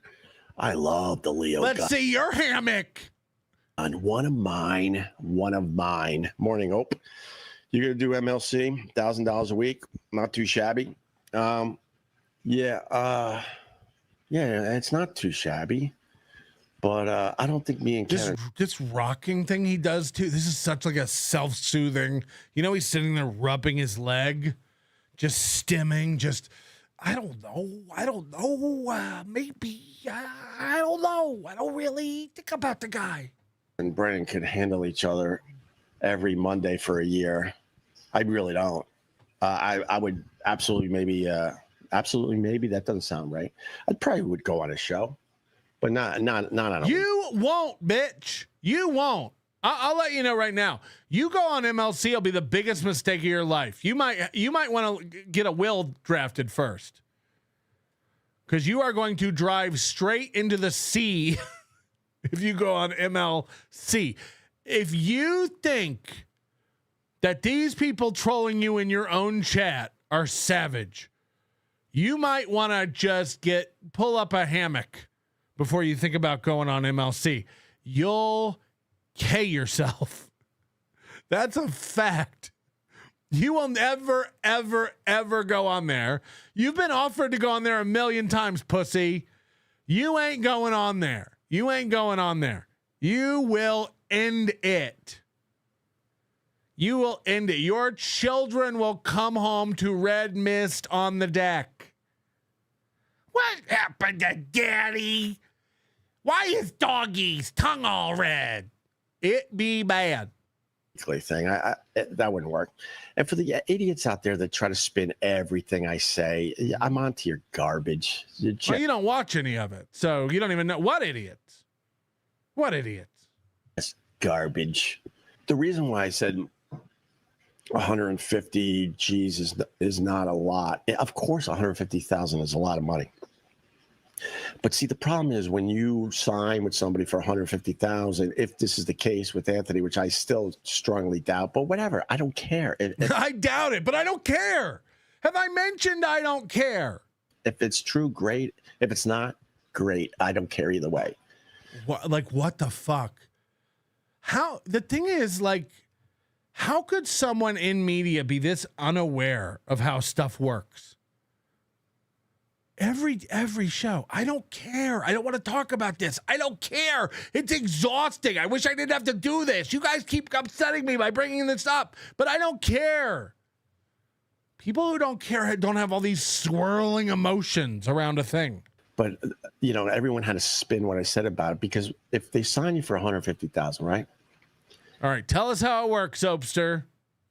They're going to want some exclusivity. And my point is that I don't make anywhere near that, but I need to make way more than that to keep all the plates spinning. Right. Totally. I get it. Like, right now, I've got an application in an In-N-Out Burger, and they want to pay me $14 an hour. But I told them $2 million a year, take it or leave it. Now, they haven't gotten back to me yet, but that's what I need. So, look, if you want me cutting your potatoes and smashing your burgers, you got to come with a little more. I mean, have you ever heard an argument this dumb? I won't take some money because I need lots of money. Like, just swirl that around in your fucking cabeza for a minute. I won't take $50 because I need $100. Huh? So I couldn't commit to that number. Why? What do you got going on Sunday nights? What do you have going on Sunday night that you couldn't commit? There's nothing going on in your life. Your own family never wants to be around you. They go shopping with you and leave you in the car as sentry mode. Hey, let us know if any carts ding the fender. We're going to go in and shop. If you could not come with us because it kind of bums us out and brings us down, that'd be great. As far as I know, your family's back in town at the 500 feet in the air penthouse while you go to the beach and sulk in the sun. I don't, like, you never see them. You never hear from them. You're up every morning at the crack of dawn, 6 a.m., just like Aaron Imholte, pretending you do a radio show. Like, Anthony Cumia actually does a radio show and doesn't have to wake up at 6 a.m. Only the guys who used to do radio and think that one day they might do radio again keep setting that alarm for 5 a.m. The people are going to need me. They don't. Because they would want me to commit. And then I'm sitting there like, yeah, but my goal was to make at least twice that to keep. Is anyone buying this? Yeah, but like, you all remember when you got hired at your job, right? And they offered you your salary or whatever. You're going to make $60,000 a year. Yeah, but I wanted more. Yeah, well, this is what it pays. Yeah, but everything, going in my life. That's the reason. But Anthony's contract finally broke you. No, think what you want, dude. You guys are into the whole, Anthony versus me. I don't want any part of the Anthony versus me thing. We've watched 2 clips, 8 minutes long, of you talking about nothing but Anthony and how you don't care. I don't live his life. He still gets pussy. Gustav, the great Gustav. But if you're not earning $300,000 and you need to keep things going, surely earning $150 would help that? ? So he's reading this like you're an idiot. Yeah, this is like children learn this with their allowance. Okay, I'm saving up for a video game console. I want the PlayStation 5, and it costs $400. And I get $25 a week in allowance. It's like going to your, like, $25? This is not what a PlayStation costs. Yeah, you have to save up and then spend it on what you want. Yeah, if you need $300,000 a year, surely $150K will take a large chunk out of that, especially for 2 hours once a week. You have the rest of the week open to go find another job to get up to your nut. He's like, no. I only want a check for the lump sum. Oh, you people are just annoying.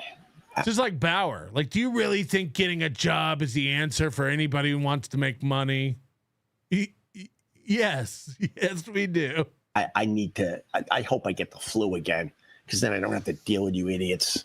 But it's not getting to him. Don't worry, you're not getting to him. He doesn't care. Gustav, I got some years of padding still. Gustav, I don't need to make the 300 G's, maybe a little more than that tomorrow, Gustav. But eventually, in the next, I don't know, I would say I got another 5-year cushion. Okay, so is he saying? I mean, look, we have no idea. At least I don't have any idea what these guys made. That was never like anything I was into finding out. I don't know if there's a way to find out what Opie and Anthony made over their career. Okay, he spent some money on some real estate. He's got his condo. He's got his house. The property taxes on those in New York State cannot be light. He is sitting here at 60, what the fuck ever years of age he is, saying, I have 5 more years of money before I'm out of money. Then what?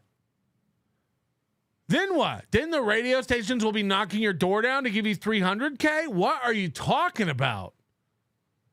You're already a lolcow. You're already a complete joke.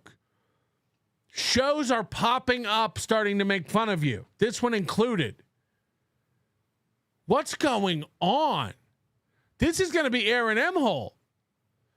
I got plenty of time to get hired by a radio station, he said in his mid-60s. What the fuck? As if you're relevant. Look, you're so out of it now, but in 5 years, you're going to be completely gone. Completely early onset Greg. We're supposed to believe that you have, basically what you're telling yourself is I have 5 more years before I have to fucking worry about making money. This is like poor mentality. This is how poor people live. I'll go earn money when I'm out of money. Okay. Especially if the super chats keep coming in. So that's why, Gustav. Man, why don't you guys like have cognitive thinking? Yeah, what's wrong with you? What's wrong with you? Who's ever heard of taking some money as a precursor to earning all the money you need? What's wrong with you guys? Or is the goal to spin anything anyone says? I'll figure it out.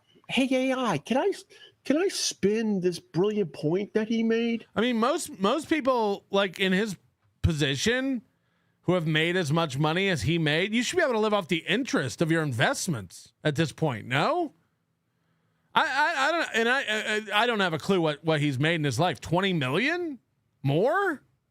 I don't know. You should never have to worry about money again. That's true. But if you're burning through $400K a year, he said it was more than 300. Like, what do? You own your property.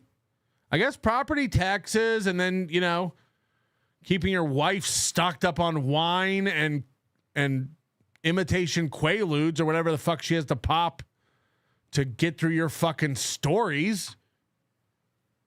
I mean, Jesus Christ. Opie, I have the same problem as you, brother. I'm an actor.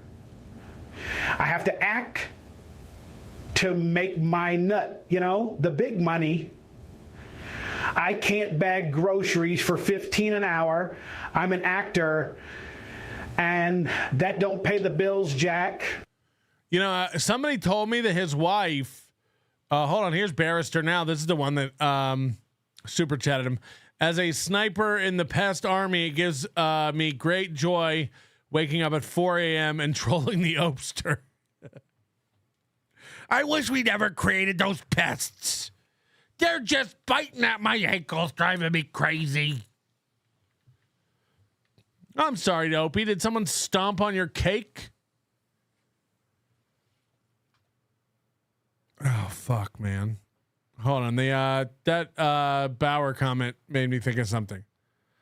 I have the same problem as you. I'm an actor and that don't pay the bills, Jack. I forgot what I was going to say. I had another great point, but, you get it. He's a loser.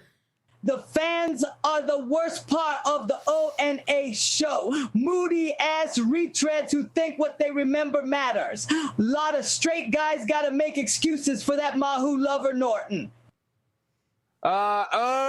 Caleb Hammer should have Opie on. That would be a fun watch. I don't know what my finances are. What have you done?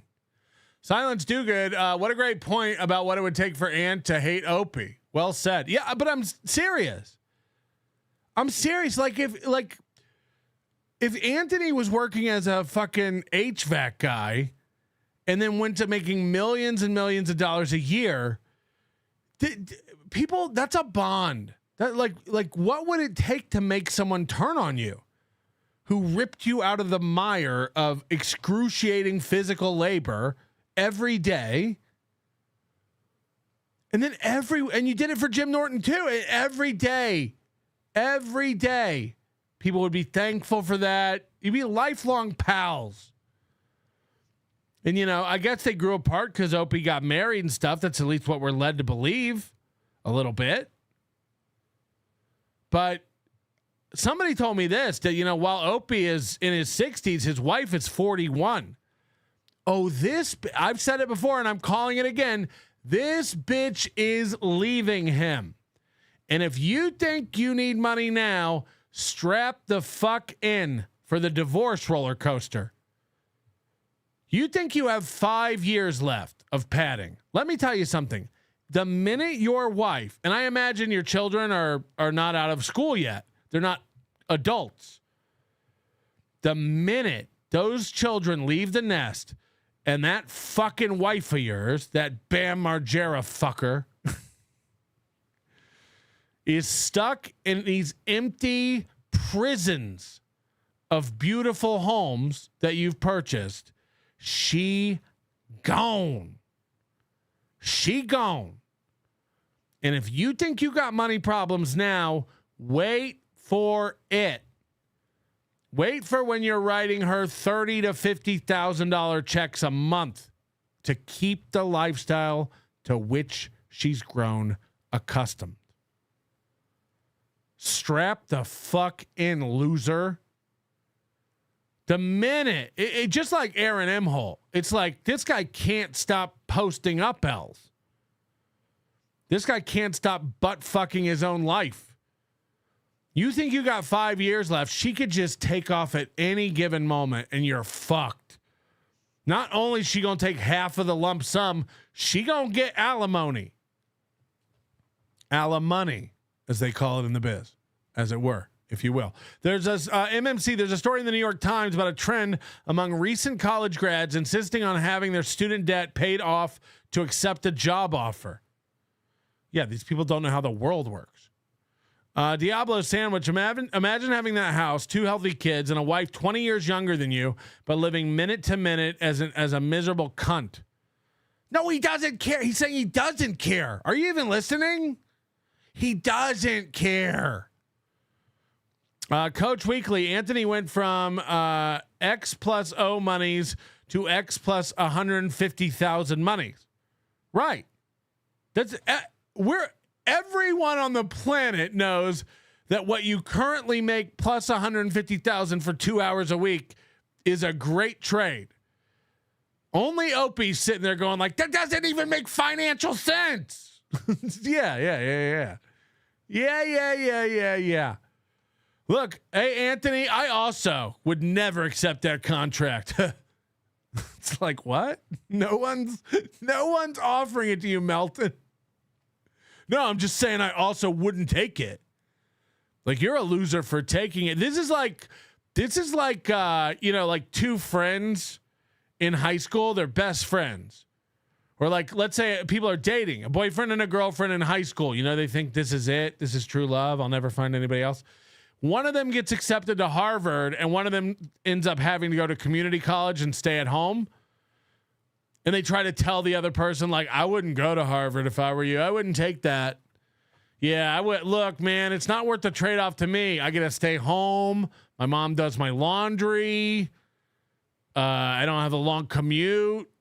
You know, I don't have to worry about making friends with a whole new group of people. Like, you should think about staying here and doing community college.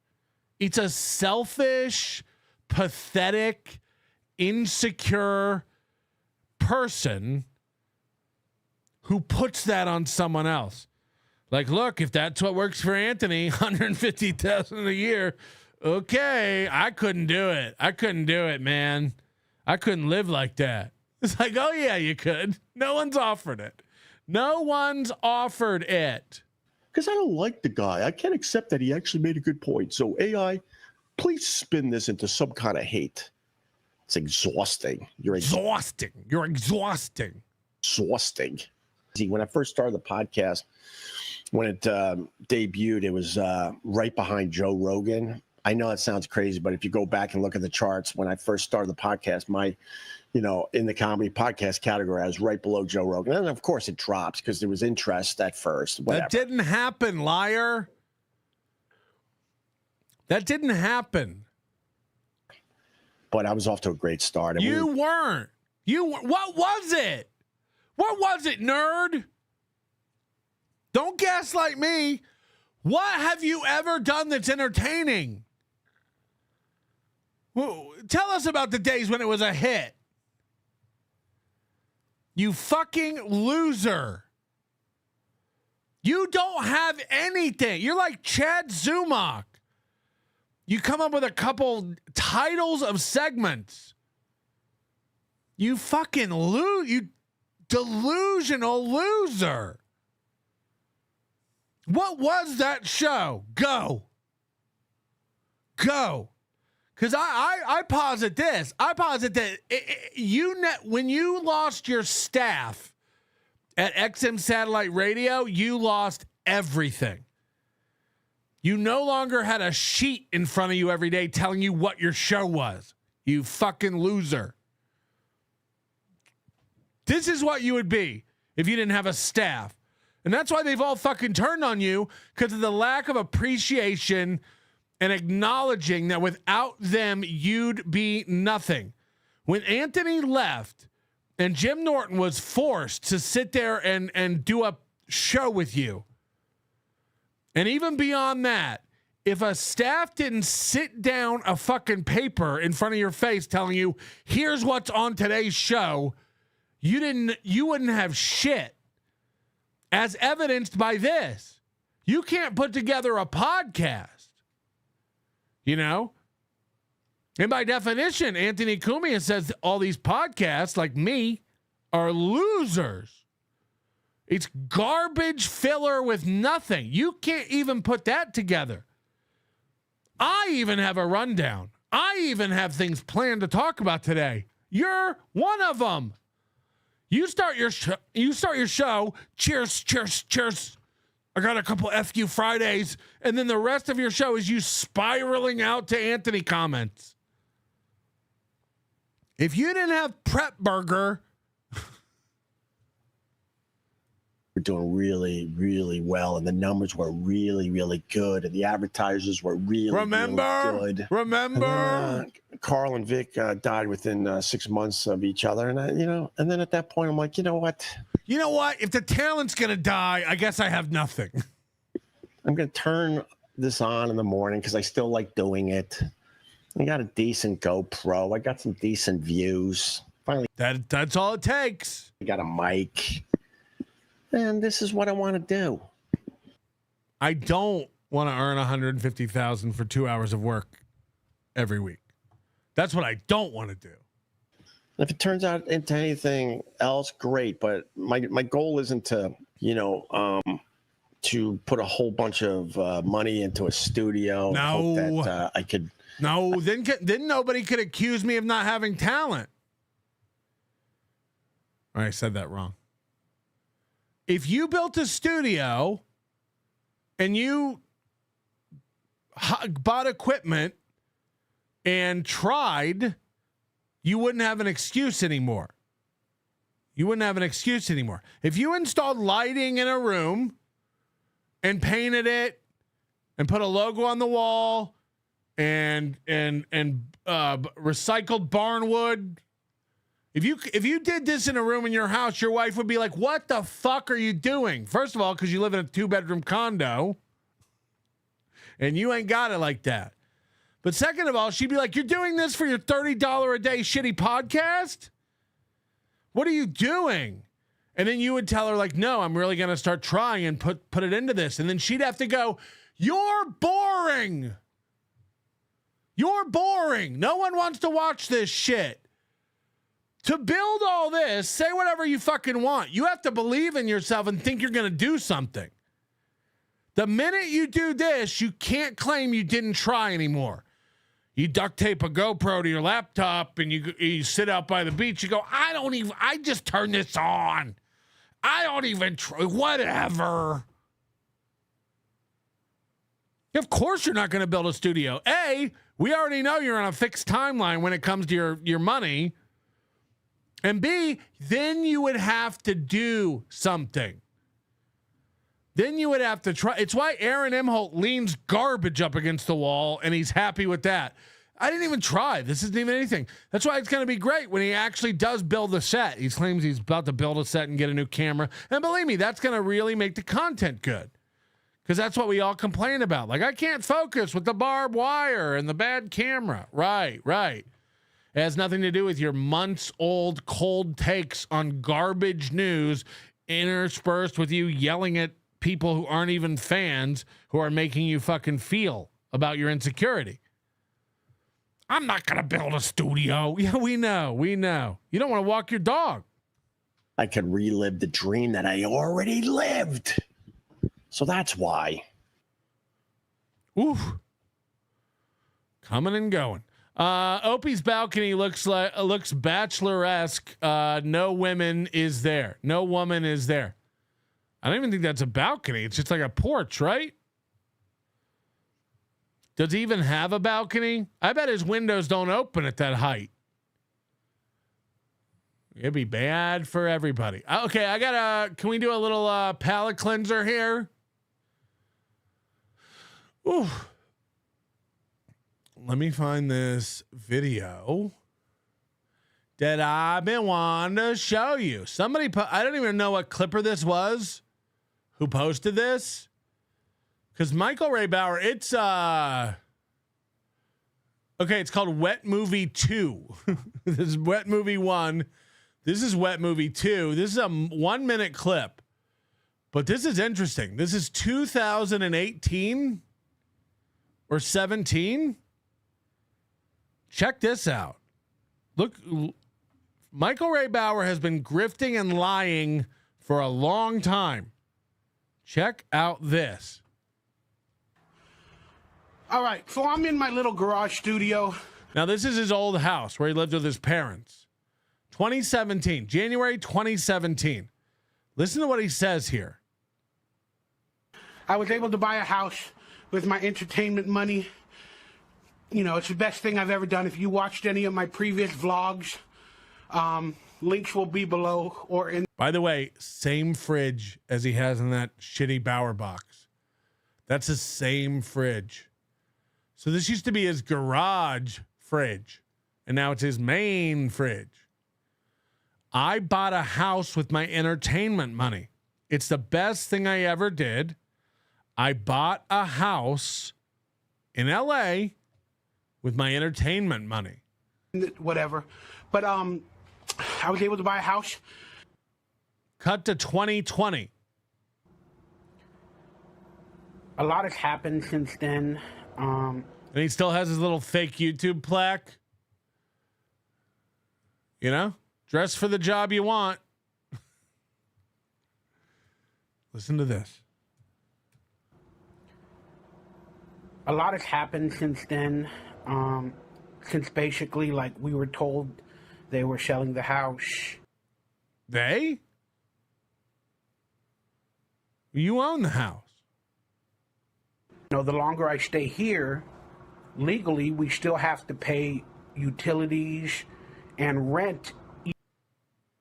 You just told us you bought a house with your entertainment money 3 years before this. Rent? Even until we leave to the owners, based off of the old contract or whatever. And I don't make a lot of money. You guys know this. That's why you guys were so generous in support. So this is 2019. This is a year before him having to move out of his house because he can't pay for rent on a house he said he owned. He wanted $5,000 and he got $5,600. And it's just tons of people giving little amounts. But that's Michael Ray Bauer. He said he owned a house, and then 3 years later, he's getting kicked out of the house because the owners want to sell it, and he can't keep paying rent. I don't even know.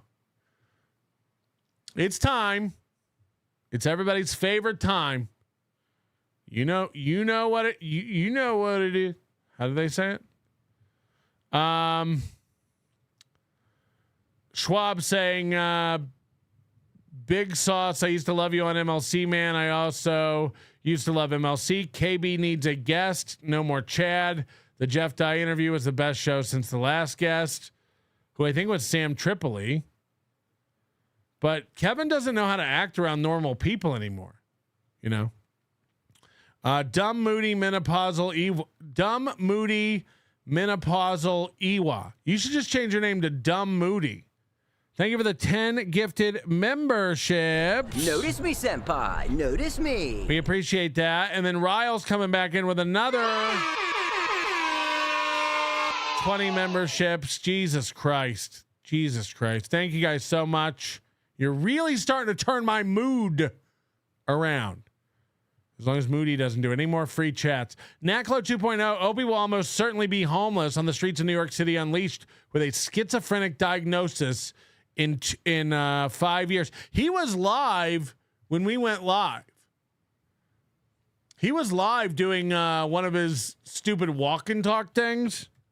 Opie Radio. Like it really is sad. Streamed 2 hours ago. This is Opie.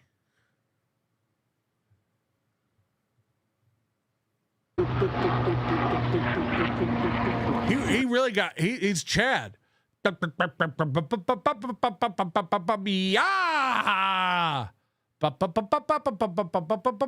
don't know why I'm doing this. I don't know why I'm really doing this. My wife told me to go play outside. He has nothing going on. All right, what's going on there, everybody? How are you? We are live in New York City. My God, man. Hey, there's nothing going on around here. I better fucking strike up a live stream. Hi, doggy.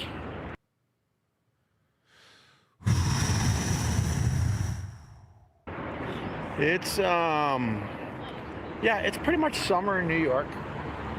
We went from winter to summer in one day. That's nice.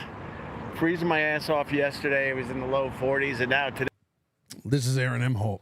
Weather talk. Today here in New York City, it's 75 degrees with partly cloudy skies. What's up, Johnny? I gotta apologize. I almost never come on this show and update you guys on the weather here in Las Vegas. Is that something I should be doing? Are you guys upset and mad that I never really ever give you guys a rundown of what's going on with the weather here? Is that okay? Or would you like to know? Would you like to know when it goes from cold to hot, or when out of nowhere it's hot and like cold comes in? Fuck. I didn't mention this. We're under a high wind warning today. I didn't even think to tell you. I forgot to even bring it up. Yeah, so it's been really windy out because of the high wind warning.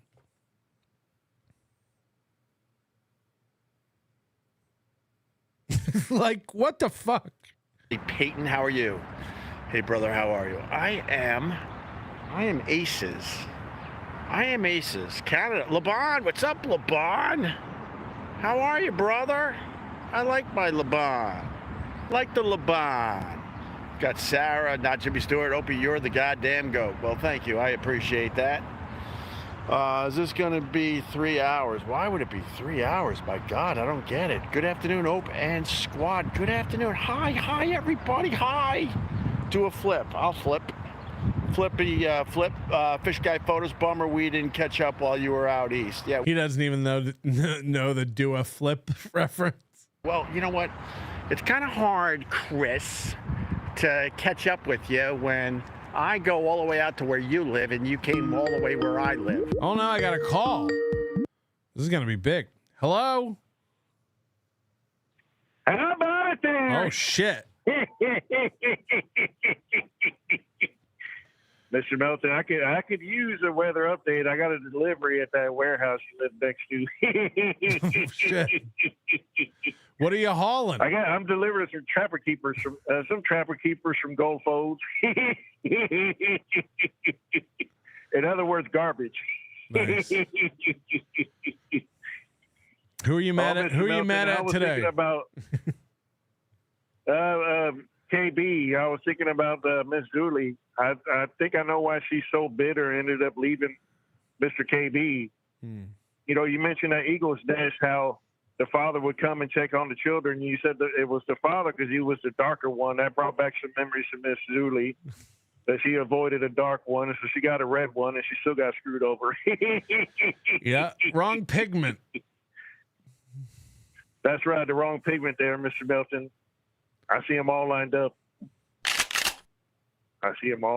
You ready for it, Mr. Melton? I'm ready. I got my hand on your shoulder. Oh, hold on. I'm glad you're not trigger happy. I did squeeze out of it because I'm so anxious there, Mr. Melton. You ready for it? You got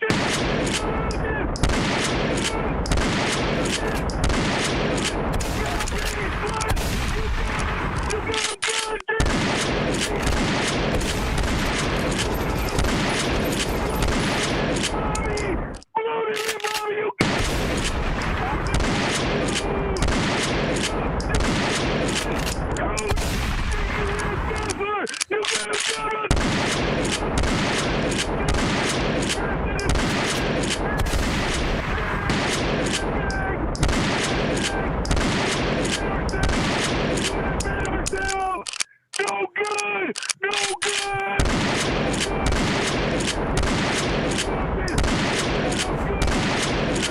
With the buster! Confirmed! You are trucking with the buzzard. Confirmed. All right. I guess it's Aaron Imholte time. I can't watch any more Opie slinking around. Dung, digga, gung, gung, gung, gung, gung, dung, dung, dung. We got a members only show. Yesterday, Aaron Imholte, live and in charge. Hold on. Silence Do Good says, years ago, my brother was a manager at Jordan Marsh and saw Lindsay with not Opie with hands in each other's pockets. Bet one kid isn't his. Oh, that's his wife. The rumor is she's a cheater. She's a dirty, no good cheater. Hello. Hey, good afternoon. I was just wondering if we could make a humanitarian, compassionate appeal to your compassion on behalf of Mr. Dixon, because I just don't like the way that you're treating him. I feel like you're kind of like the teacher who's like, you're very smart, but you're not applying yourself properly. Just come on, man, be cool. What did I do? Dixon a little money. You just help him out. Dixon money. Yeah, get him out there. Come on, man. We got a lot of profit over here on Mountain. Let's spread it out. Dixon wants to come, wants to join in. Let's go. Get the man out there. To do what? hang out, spend some money, chill in the casino, have some drinks. I guess not for him, but cigarettes. Just hang out. Come on. I'm gonna entertain this. Thank you for your call. Let's do it. Let me show you something. I liked Pat Dixon. Turns out he can't stop being a fucking dick, son. Come on now. I liked him. I've done nothing but try to help Pat Dixon. Let me go to rumbumbumbumbumble.com and pull up Pat Dixon. Okay? I got to show you something. I have to show you something. Because I be watching Pat Dixon. I get it. I want to be entertained. So I tuned in Saturday, maybe? Late night, I want to go what's Pat Dixon up to? Maybe I've made a horrible mistake. Why don't we get Pat Dixon out? Let's see what we're missing over on Pat Dixon Cast. Okay? Here's what happened.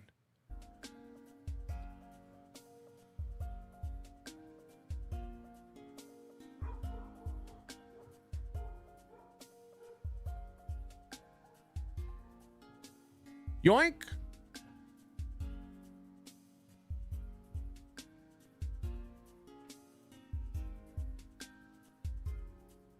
I know what you're thinking. Okay, well, a lot of people don't start streaming right away. They count down until somebody gets there. Let's skip 10 minutes in and just see where we're at 10 minutes in. And play.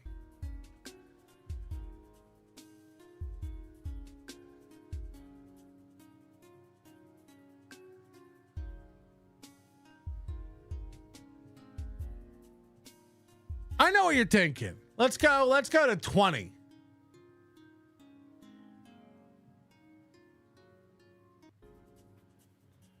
We're 20 minutes in.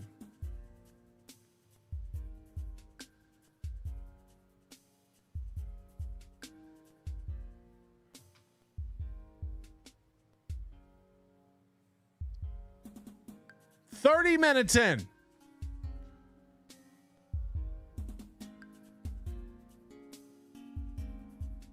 $30 minutes in.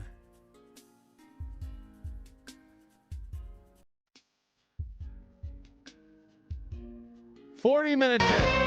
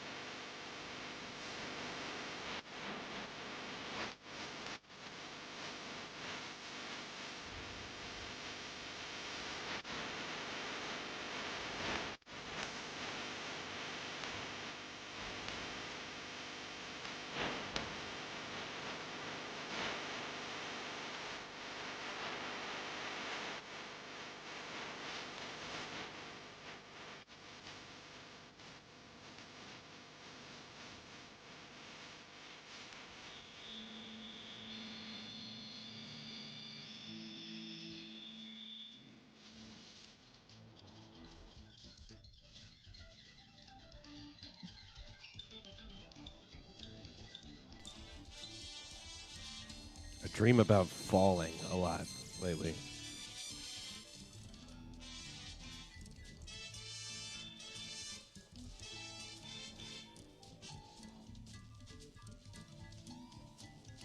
Was watching Shmuel and Crumb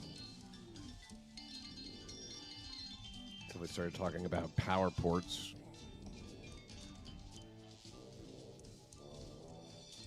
I can take conversation about almost anything, but tech. No tech. No tech talk for me. Okay, so the show just started. Maybe we go in 10 minutes from here to an hour. He was really just trying to get online. And it was back in the old dial-up days. Man, was that guy ever frustrated. It all seemed so impossible, you know, at the time. It was like watching a guy try to, I don't know, send a telegraph or something, you know. Telegraph, Morse code type shit.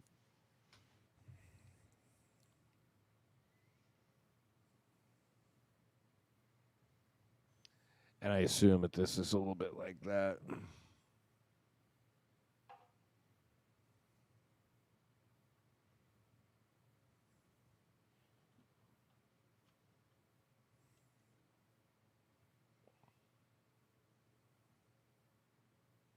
I'm so disappointed and look down more on Felicia for dating this loser.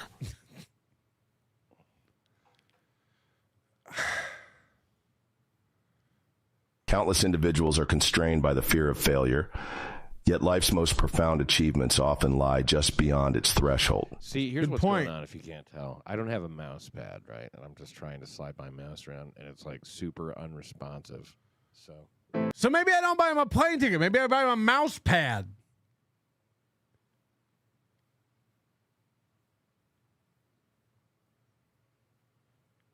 Have I made an error?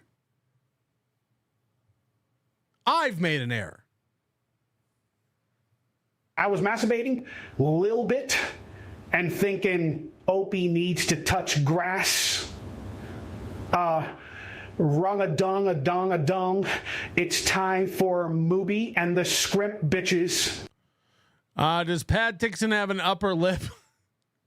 And seems to not have any upper teeth? Or am I missing something? I think he has his teeth. Beloved chatter, one of those times Buzzard Bob's going to line you up and put hands on both your shoulders. Got him. Pat says, here's one them fake super tips Chad talks about. Hold on, is that a thing now? My super tips are fake now. Got it. This is going great. I don't know. Queefer, Cumia gets super tip Stutherland. I like Ewa changing her name like we cool kids do. Yeah, you stole that. Anyway, you're right. Maybe I need to reconsider everything I've ever thought about. Get Pat to Hackamania. I didn't even feel like you guys were worth doing my hair for.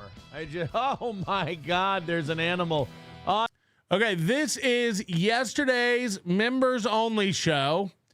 We've noticed that Aaron is growing out his hair in an attempt to get more coverage. It's full on beaver pelt, spider-legged nonsense. And if you want to know why he's doing this, he's going to show you here in a second. You're not going to believe the transformation from guy with no hair to guy with all of his hair. Watch this. On my forehead. Is there anything we can do about this? There's not. We could Hitler it. Right? First of all, we could Hitler it is great. He can't get through any part of any show without bringing up Hitler, Nazis, trans, gays, and Jews. That's the wheel of topics for a steel toe show. Schrammen, skrieben, flaggen. 100%. That is how he goes out. He thinks, oh, I do this, it looks like I have hair. I do this, it looks like I have a full head of hair. Maybe people looking quickly won't notice. You know? There's no doubt in my mind that this is what he does to his hair when he goes out to like a nice dinner with Slam Pig. Yeah. Well, you know, you get older. Somebody's getting their class photos taken today. Do you need a free comb? Less and less of it. There's less you can do with it. So listen to that. This is important what he says here. Yeah. Well, you know, you get older. There's less and less of it. Aaron just told us a month ago that he was looking at some old pictures of his from high school, and he hasn't lost any hair since then. It's always been like that. But he still has the same amount of hair he had in high school. And now here he is going like, you get older, you lose your hair. Which is it? Which is it? I'm confused. The less you can do with it. Not ready to shave it yet. Welcome to the program. If my direct messages are any indication, this is all going to be changing either, I would say, this spring or early this summer. The old studio. Springtime for Hitler. Is going to have to, like on a Friday morning, after the morning show, we're going to be under construction. And then that next Sunday for the members only show, we're going to get to have the big reveal. Maybe I'll put it like a big. By the way, here's the 2 holes in his wall now. So he's bragging again about this metal sign he's having made, and he keeps looking up like, I don't know if that's a load-bearing beam. I don't know if we'll be able to. I don't know how. One day it's all going to change. Again, he's going to work on everything except his show. Everything except the content of his program, because he thinks that's perfect already. So he's got a new camera in the works and a new sign coming. And guess what, guys? He's decided to paint. He has decided to paint. I'll staple a big bed sheet to the ceiling. That's good. Put staples in the ceiling, you fucking idiot. My favorite segment is Aaron planning what his show is live on his show. Maybe we'll do this. Maybe we'll do that. Maybe we'll, and then rip it down as the reveal. Or you could just tape it, you dipshit. It's actually not a bad idea. Taping a sheet to your ceiling? Tell me more about this sheet tape you're going to use. So that's coming along nicely. The golf tournament. By the way, the more he plugs it, the more he teases this, the new set that he's going to work on. You know it's going to be shit. You know it's going to be underwhelming. And you know that he's going to fucking pound his chest and boast about it like, we got the best set in the biz. You already know it's going to be absolute dog shit. Moody says, if OJ doesn't show up, can we get Pat to sleep in his room? I assume OJ's not coming. I've messaged OJ. Oh, it's been over a week. OJ doesn't text me back. I assume at this point, OJ's not coming. That's just what I assume. Rocco tells me like I wouldn't count on it. Well, guess what? I'm not doing that game. I'm not going to be like, we'll save a space at the table. We won't, actually. We'll cancel your space well ahead of the event. So, yeah, that's where I'm at. I assume he's not coming. He's not talking to me, and Rocco says I wouldn't count on it. And Rocco's his best friend. Queefer Stutterland, don't know how to cook your pizza? Hashtag let's Hitler it. Hitler? We are going to take a break because everything is going to be under construction for about a year and a half as my plea deal fell through, and I will be spending my time behind bars for 18 months. It's probably true. Tell me Pat Dixon doesn't look like Private Cowboy. It does look like we're going to go July 25th. It's a Friday. Figured it would be kind of easy for everybody to get a day off work. So the golf tournament is on. It's going to be Friday, July 25th. It'll be easy for everyone to get a day off work. He still thinks this tournament's going to have 70 people. I want to shoot for, low end 50 people in the tournament. High, I don't want to do any more than 75 the first year. After talking to all the golf people I've talked to, they said, look, everybody wants to do like 100 to 150 people for their first tournament. Holy shit. They said, keep it small, limit it, have a nice. Don't get over your skis. Stay out. and then prove to yourself that you can do it. And then just like your live shows, man, you've got those down. All the moving parts. It's a well-oiled machine. If the tournament goes off without a hitch, people from outside your community or, show, whatever, might want to do it the next year. And I like that idea. I like that idea a lot. Thinks he's going to get 70 people. 70 Steel Toe fans who are local and want to come play golf. Bill Pickle says, is it going to be a scramble? Here's what I'd like it to be. I would like to not do, with 50 people, you don't have to do a shotgun start. We can start at like 8, 9 in the morning with the tee times, and every 7 or 8 minutes, a new foursome goes out. Totally. Everyone knows 4 people, especially not pro players who don't play a lot, who are just coming to fuck around with the toe. 4 of them can tee off, get in their carts, drive out to their balls on the fairway, and hit those balls to the green and be out of the way within 7 minutes to get out of the way of the next foursome. Totally, dude. Totally. You're not going to be fucking yourself pace-wise at all. This sounds like a good plan. All right. And then with every 7, 8 minutes, a new foursome goes out. From the time the first foursome ends to the time the last one ends, it'll be about 2 hours. So you get to go. It'll be 4 hours. It'll be 4 fucking hours. This guy's dreaming. He again, he's one of these guys, like, if he says it, then it's the truth. And where the rubber meets the road is when it comes to, like, logistical things. Like, nope. This is one thing where you can't just speak it into existence. That's not going to happen. Go drinking for 2 hours, and then they keep score for you. Like, they keep track of all the scores and all the standings and all that.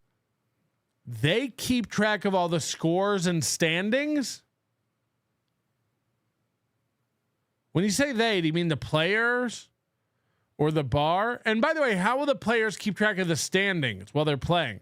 Are you all going to be on walkie-talkies or in some sort of group chat? And then at the end, we'll announce it. We'll give away a bunch of prizes. It'll be a lot of fun. And we'll keep it really simple the first year. Really simple. But July 26th, my goal for the end of this week is to have that booked. I've got the courses narrowed down to 2. Pretty sure I know which one I'm going with. And then July 25th. Then July 26th, we're going to have the anniversary show. So we're going to try to make it a fun anniversary weekend with the golf tournament on Friday. The anniversary day, it's become less of a show. It's more of just a day. It's a celebration. The anniversary day celebration. Now listen to this. Earlier last week, he said, we probably won't do cornhole and all that stuff because it's too much. We'll just do the show. Well, now he's got some new ideas. And we'll do that on Saturday. I talked to a couple of people that we're going to have for the anniversary show this year. I talked to 2 of them, and they both agreed. They'd like to come early for the golf tournament. They'd like to be part of that. But they also said they do not want to do a golf tournament on Friday, drinking into the afternoon, and then go perform. Is it possible? Now, the way he phrased this, I talked to 2 people who are confirmed for the show, and they want to come in early for the golf tournament. Now, the golf tournament's on Friday. It's not like he doesn't mean early like before the show in the day. So this means these people are traveling. I talked to some people, they want to come in early for the golf tournament. I shit you not. Could this be Gino and Kiki again? Could this be Aaron reaching out to his 2 stupidest friends, Gino and Kiki, And they're going to come out to this fucking slop fest again.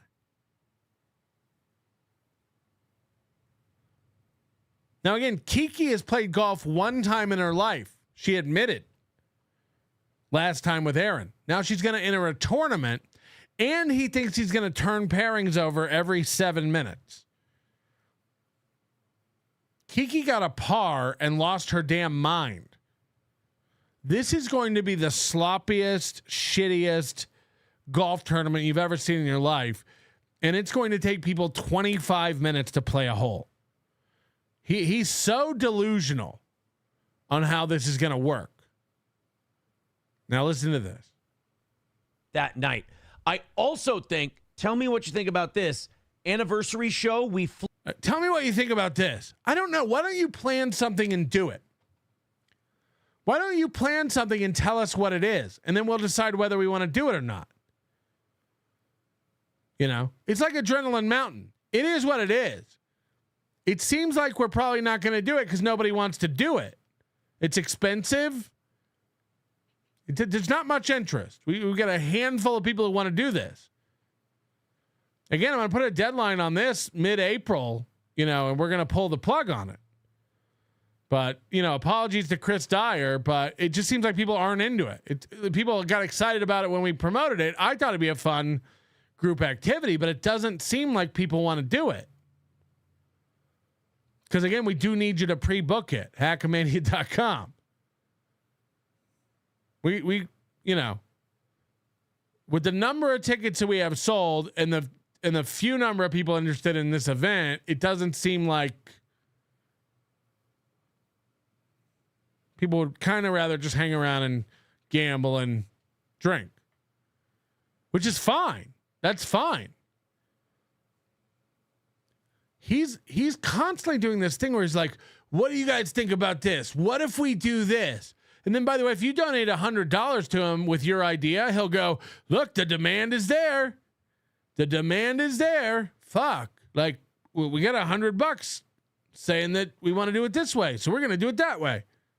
He has no idea. Past is like pieces of a broken mirror. You try to pick them up, but you only end up cutting yourself. I don't know about angels, but it's fear that gives men wings. A drinker eats when he's loaded. A real drunk eats when he's not. Yo, lame ass loser. You ain't a deep motherfucker. That shit from Max Payne. Max Payne is a neo-noir third-person shooter video game series developed by Remedy Entertainment and Rockstar Studios. Thank you very much, Rod God, for another hundo. This is getting obscene. This is getting obscene. Wow, that's a lot. Obnoxious John, I'll be there. Sheesh. No idea if that's real Obnoxious John or not. I'm telling you this. How can I get you a hotel room? I don't know your name. That's a fact check. Our man Aaron can't get through a show with our mentioning Hitler, Nazis, trans, and Jews. Isn't that a Cher song? So, good news, guys. Rolex is sponsoring the golf tournament and supplying the officials, caddies, and scoreboards. Don't forget to stop by the merch booth next to the BMW giveaway and beer tent. BMW giveaway and beer tent. Yes. You could also win a free goldfish. Flip the process. Let's do a comedy show. We could even do it outside if we wanted to. Let's do a comedy show at like 2 or 3 o'clock. I'm not Aaron. I don't like negotiate with people and figure out whether someone's coming or not live on my show. He sent a super chat saying he'd be here. That counts as nothing to me. Absolutely nothing. And then 2 o'clock, then at 4 o'clock, we'll start the tournament. And then at night, we'll just fucking cut loose and have a party.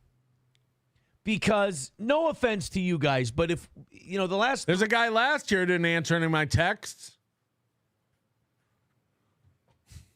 3 or 4 years, I would say. Probably at least the last 3 years, maybe the last 4.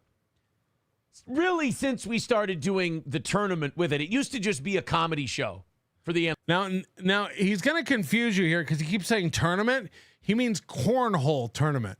Don't get it confused with the golf tournament. He's talking about the cornhole tournament here. At the tournament, and then at night, we'll just fucking cut loose and have a party. Because no offense to you guys, but if, the last 3 or 4 years, I would say, at least the last 3 years, maybe the last 4. Really, since we started doing the tournament with it, it used to just be a comedy show for the anniversary. Should we get together? We'd celebrate the anniversary, the whole deal. Here's what I don't want.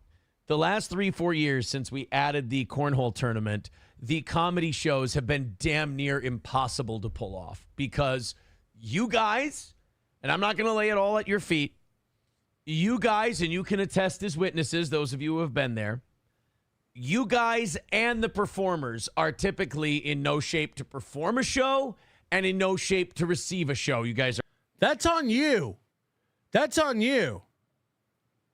You keep inviting drunk losers to your show.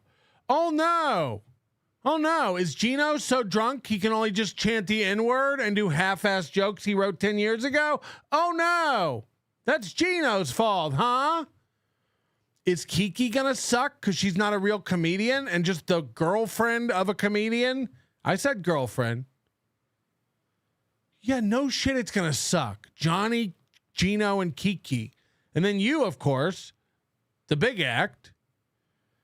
Why don't you control yourself and don't get drunk if you know you have a performance later? Why don't you, as the person running the event, why don't you not allow them to get drunk or tell them they're not going to perform and they're not going to get paid if they don't perform comedy as they were hired to do? Because we all know what's really going on here. You are a lonely loser who is flying out people so you can pay them to pretend to be your friends. We don't forget the shit you've said about Gino and Kiki, and we don't forget the shit they've said about you. You guys are all fake fucks. It's all fake. But you have to keep paying lonely, drunk losers like Oz and Johnny. Months ago, I told Aaron to stream GTA 5. And for the bit, tried to obey the laws.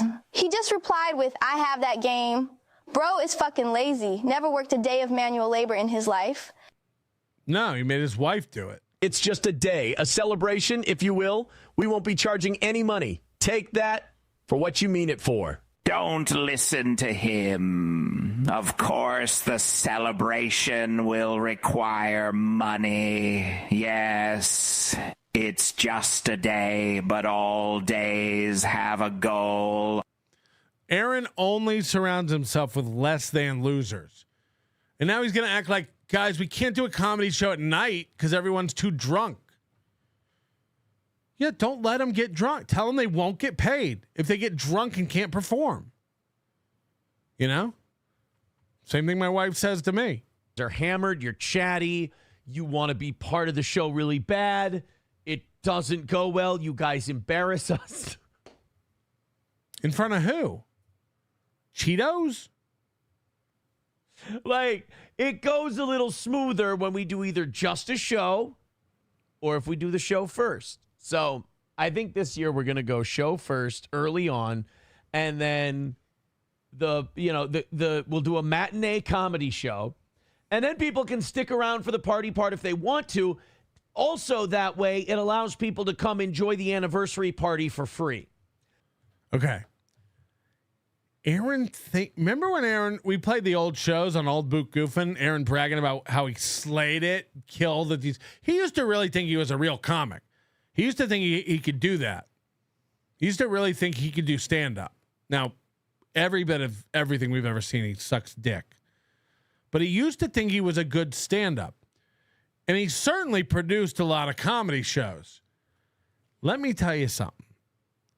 Ain't nothing funny before the sun goes down. A matinee comedy show? This is what they do for children at comedy clubs. 2 milk minimum shows. This is what they do for kids. There's no club on the planet that does stand-up comedy at 2 p.m. Outside? He's saying, well, we might do it outside? That way, people who want to buy tickets to the comedy show can buy tickets. Or you could just park across the street and roll your window down and hear it because it's outside. And then everyone can come later for the party for free. This is how alcoholics think. He wants an excuse to get drunk. He wants an excuse to always be drinking. ABD. So you can pay for the tickets to the comedy show, but the rest of because the way we do it now, where everybody come on out, hey, but then like 7:00 when a party's supposed to be starting, we're gonna kick out people who haven't paid. That's retarded. How shitty is your party that people want to leave and not hand you $20 to get in? Also, we've heard reports nobody's checking your tickets at the door. Come on. So I think what we're going to do is we're going to go show first, paying customers, all that. Then after that, all the dregs can come out for the rest of the night uninterrupted. It'll be perfect. So it looks like it's going to be. What are the odds Cheetos told him, like, you can't lock down my bar at night on a Saturday night? No more of that. It's got to be open to the public. So he's like, okay, what if we do a comedy show at noon? A busy deal. No Pen 15 wants to know, can I be on a team with K Fallen? You know, with the longest drive and closest to the pin and stuff like that. Dreaming. And, first place, second place, third place getting money. People were telling me, they were like, can you put groups in a group of 4? Can you put, because then they're going to cheat for each other. I was like, what will they? Are you really going to, 4 people? You have to decide whether this is a Fun in the Sun tournament or this is a serious tournament. There's no golf tournament on the planet where they're not going to create the pairings, where they're not going to create the groupings. This isn't putt-putt, where you show up and find a team of 3 to join you. Yeah, whoever gets there earliest can tee off, whatever. We don't need to plan that out. Nobody's going to cheat. We'll just let whoever wants to be with whoever be with whoever. Right. People going to get together just fucking lie about our score. Are you going to be You wanted to give 2,000 for first, 1,000 for second, and 500 for third. Yeah, people will cheat. That's a lot of money. Have you seen the trailer trash people who come to your program? That big of a piece of shit. And maybe they will. Maybe they will be that big of a piece of shit. I don't know. Well, that's a great way to go into the event. I don't know. But I'd like to be able to just let people get their foursomes together. So is this even a tournament anymore? Guys, we're all going to golf on Friday. Get a foursome together. Come on out. Is that how tournaments work? If not, if that's going to be a problem, it's something we can look into. Look, the golf courses, the clubs themselves have already said, we'll hold your hand through any questions you have. We're here for you. I mean, my God, you're just going to line up and throw money for both the course and booze at them. So, yeah. So this is another, I think he's just retarded. It's a Friday morning. I imagine they're going to have people who want to golf anyway. It's the other way around. They're going to close their course for your yahoos to go out there and play. In Aaron's mind, he's like, dude, we're going to be buying 70 rounds of golf. You're not. So, they're going to do anything we want. We're going to have unlimited access to unlimited employees to run this event for us. No, you will not. Throw money at them for drinks. Throw money at them for golf. What do you think they'd be doing on a Friday morning? You're out of your mind if you think they're going to run this tournament for you. I really hope he believes this shit. They'll help you out, but I don't know. I don't. Dude, we're going to be throwing so much money at them. We're going to be throwing so much fucking money at them. They're going to run anything we want them to run. Let's say you had 70 people. And let's say a round of golf costs $50. Okay? Well, they're already making more than you. And then what, a $20 cart fee or something like that on top? So now we're at 70 times 70, $5,000. How much do you think it costs to pay an employee to come out for the day? You think they're going to create signage for you and have people like running around measuring closest putt, longest drive shit? Like, how do you think this works? Oh, husband, I stepped on a bug with my bare foot. Nope, Rice Krispie. I know in my heart OJ will be there. You can trust my judgment. I have no idea. This just in. The golf tournament is now sponsored by Jill's Wills. Go to jillswills.com to schedule your consultation. Please, not all at the same time. Jill has a horrible web hosting plan. MMC, if he was smart, he would invite all the local radio stations to simulcast the tournament. Oh my God. Did we just come up with the best idea for the tournament ever? It just seems like this guy can't stop fucking himself. He's literally doing the same shit he did last year. Like, dude, we're going to get this and we're going to get that. We're going to have this and that. I'm catering to the most dishonest of our society. Like, I want to be Mr. Optimism, Mr. Believe the best in people, but then again, what's that get you? You know?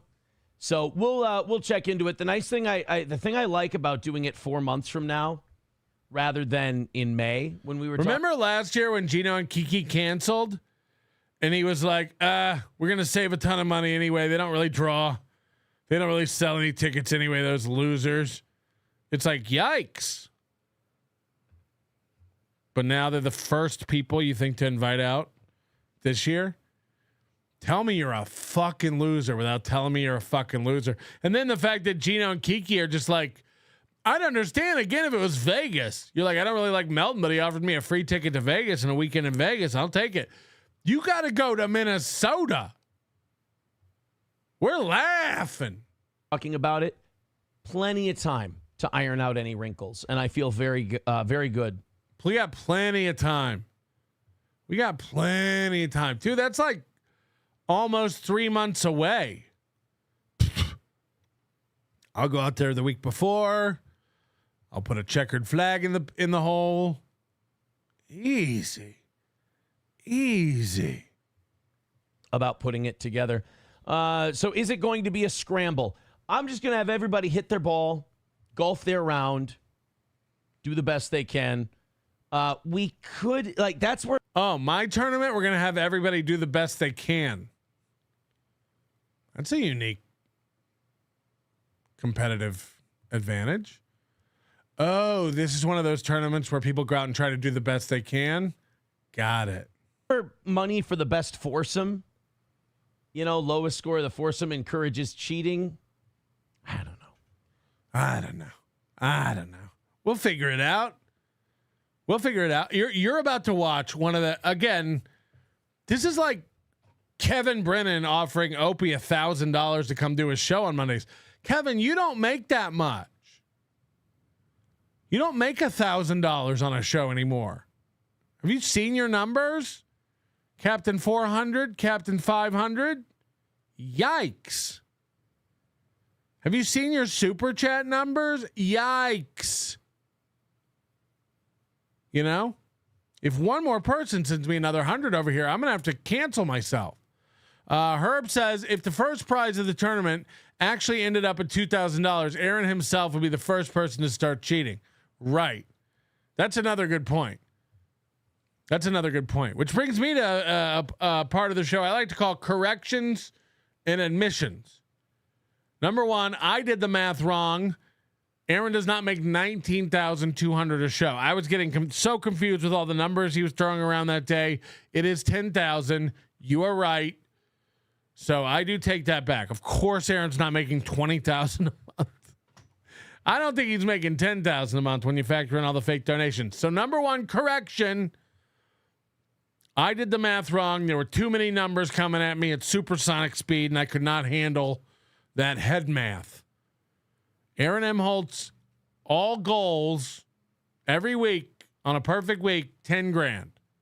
$10,000, which is half of what I thought before. Second item of correction, somebody did a little digging and we found out that Aaron did actually donate money to the veterans, the disabled veterans of Minnesota.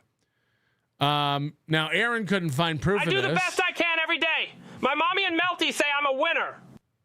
Now, Aaron couldn't find proof of this, but we did actually dig up proof of this, that $2,000, not $2,222, $2,000 was donated to the disabled veterans in the name of Tri-County Broadcasting.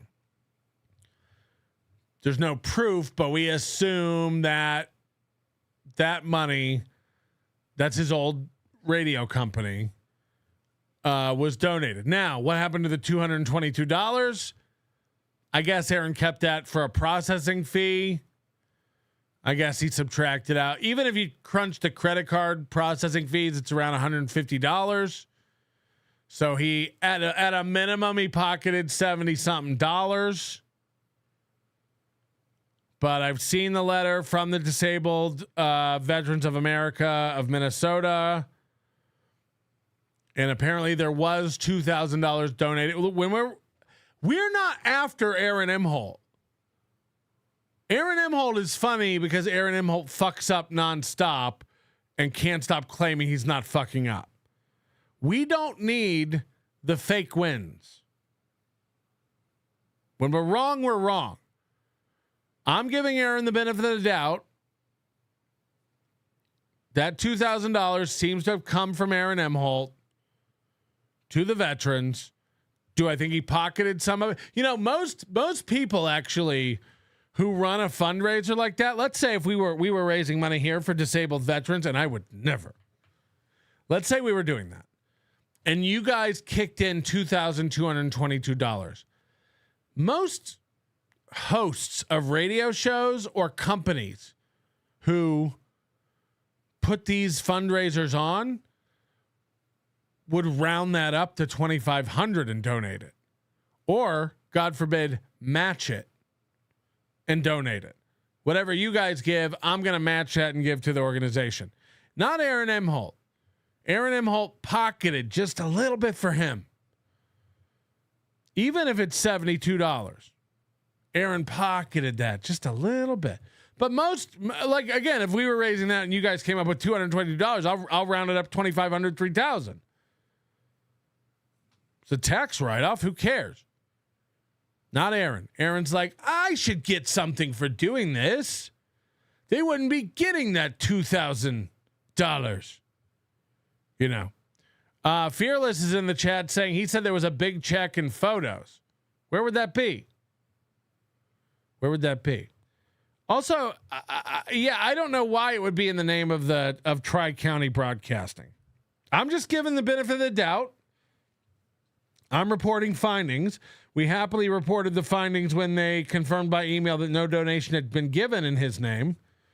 So I'm reporting that we have found a donation from Tri-County Broadcasting for $2,000.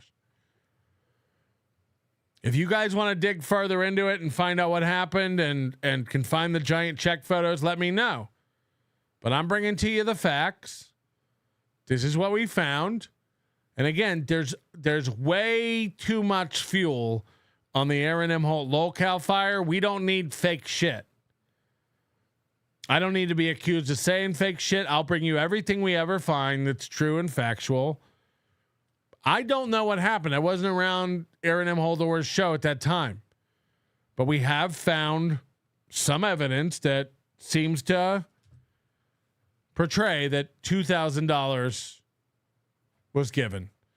Moody says over 10% of the donation is missing, even when he said every dime we raise will be donated. Where are the dimes, Aaron? Where are the dimes? I don't know. Dill Pickle says, I hope you get the fat lawyer to come. Look, the fact that I know you're talking about Sean, I feel bad because now I just kind of technically called him the fat lawyer. I would never call him that. I like Sean. But if Sean golfs and he wants to come out and do the golf thing and he wants to show up for the anniversary show at Stoney's, yeah, we might have a little bit in the budget for old Sean. We might have a little bit in the budget to throw Sean.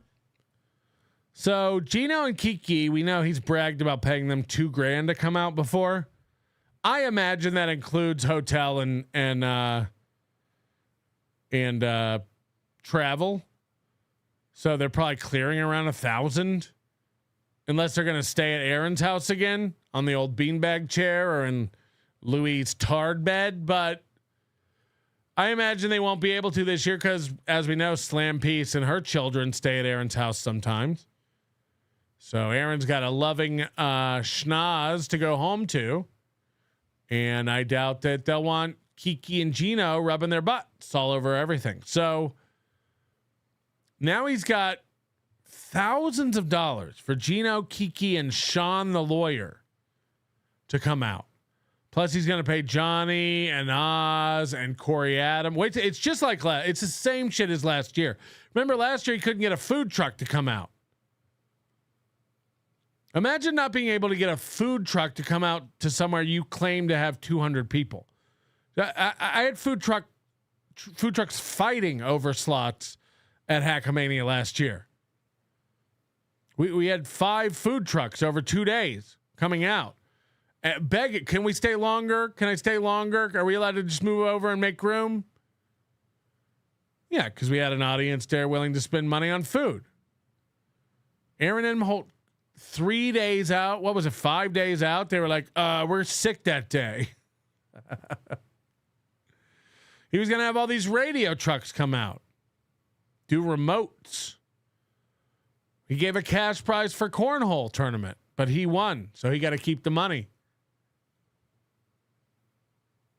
These guys don't know how to run events. They don't know how to budget. They don't know how to run a business.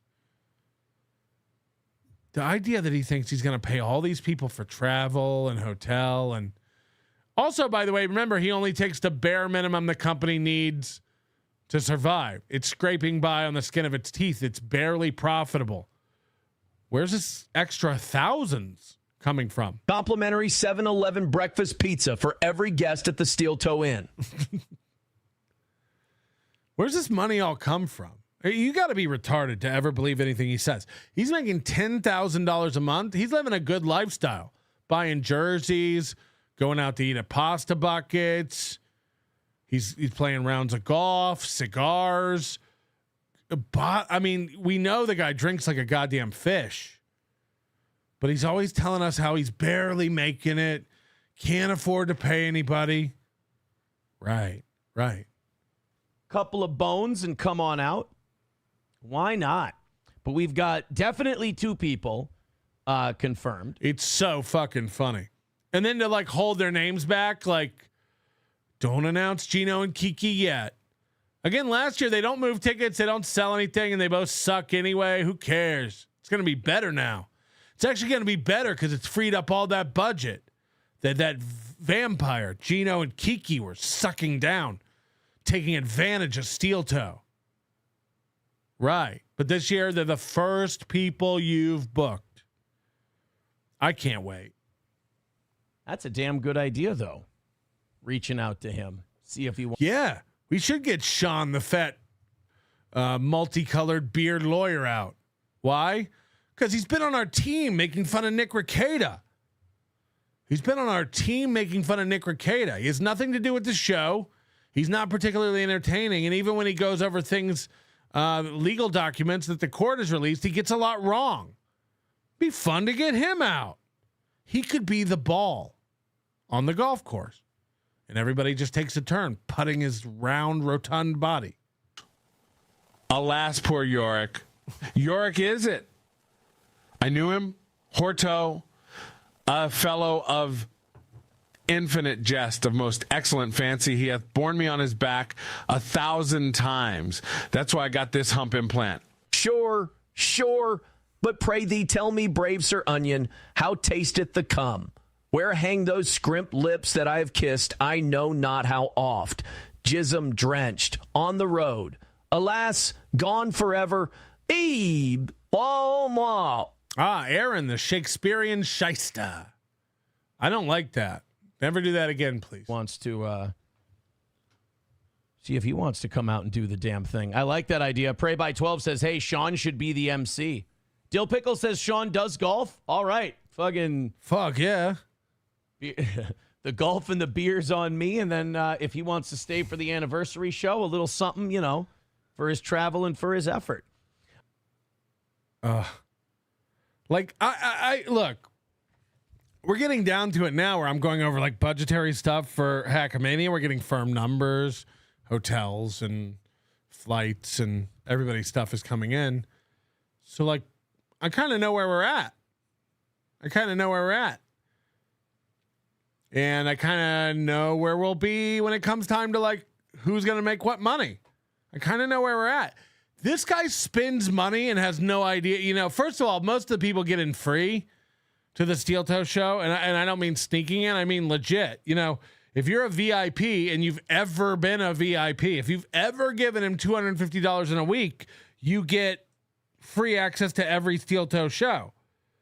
So you'll start hearing him say that about a month out. Like, guys, I got you on if you're a VIP, you're on the list. Don't worry about it. So this show is going to bring in $2,000 max. It's like Chad's show brought in $1,200, but they were going to bring Ray and Gino and Kiki and Fam Dam or whatever his name is. They were going to bring in all these people and pay all these people, and everybody's going to make money, and the venue is going to make money, and Blade was going to get $500. Remember, everybody who's going to make money. They don't know anything about business. Even if they did have an exact dollar value they were going to earn, he'd spend it all. He wouldn't plan for like unseen costs and expenditures. He wouldn't plan for taxes. He wouldn't plan anything. So he's just writing check. First of all, he knows most of this will never transpire. Gino and Kiki could still never come. Sean might never come. Like, the idea that Corey Adam is coming out, it's all insane. It's all insane. John Doe says, there's that plentiful, luscious, bull-bodied. I think he means full-bodied, although I have been a bull too. What? I have been a bull too. But on both sides of that equation, full-bodied jet black hair of his. Reichen, Kriegen, Schlagen, Grufen. Funny every time. I'm going to skip that question. Rebel Fluff says, is there a reservation list for the butt fingering wall, or is it first come, first serve? I'm not going to have a butt fingering wall. This is not an Ethan Ralph festival. Dill Pickle says, can we get a naked twister tournament in this year? I think that would really fit in. Here's what we'll do. If Sean will... Listen to this. But this is how Steel Toe plans events. One chatter gives him $1 and this is even a free chat. One chatter goes, we should do this. He goes, oh, we will. We'll do that. And we should do that. Oh, that's a good idea. We'll do that. You should invite Sean the lawyer. I think we could get Sean the lawyer out there. We got some money for that. What else? What else? Agree to by the way, this is just 2 full days Gordy's going to be trapped at home, never let out. Because let's not pretend that if Aaron has a golf tournament on Friday, he's going home after it. No, they're going to go out, they're going to drink at the course, meet you at the 19th hole.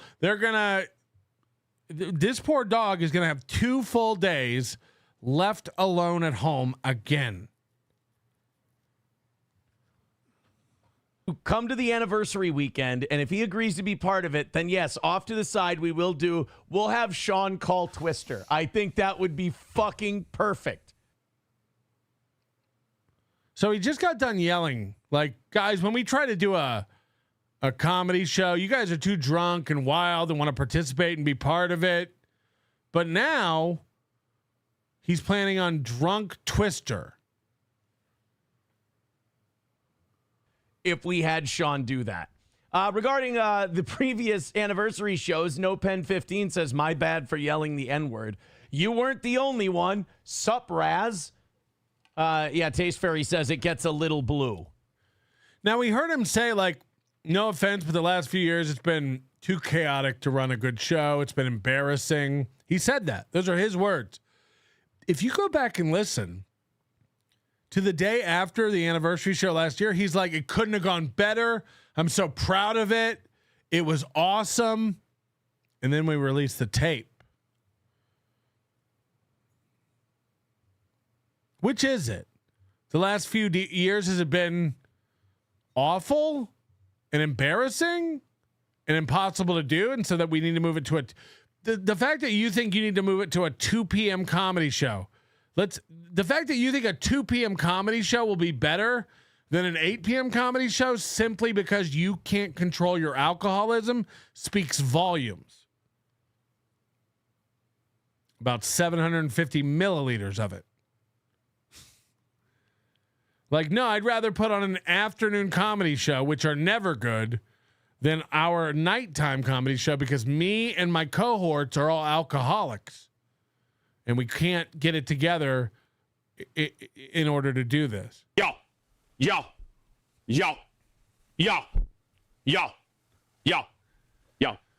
My wiggers, we at the Catalano Network are using the steel toe template for Catalano. Because the only difference is the guests have to get their own airfare and hotel. Right. Shit show. Mubi wasn't the bull. He was an utter guy. Hey-o. Little bit. John Doe says, I just want to say the N-word again and again. I really would. You rather didn't. John also says, again, this is a guy who plays a clip with a wrestler saying the N-word when you give $10. I want to go. We come up for you. Mm-hmm. He's like, I wish my audience would stop that. We learned it by watching you. You cultivate an audience of ignorant, racist, misogynistic nuts.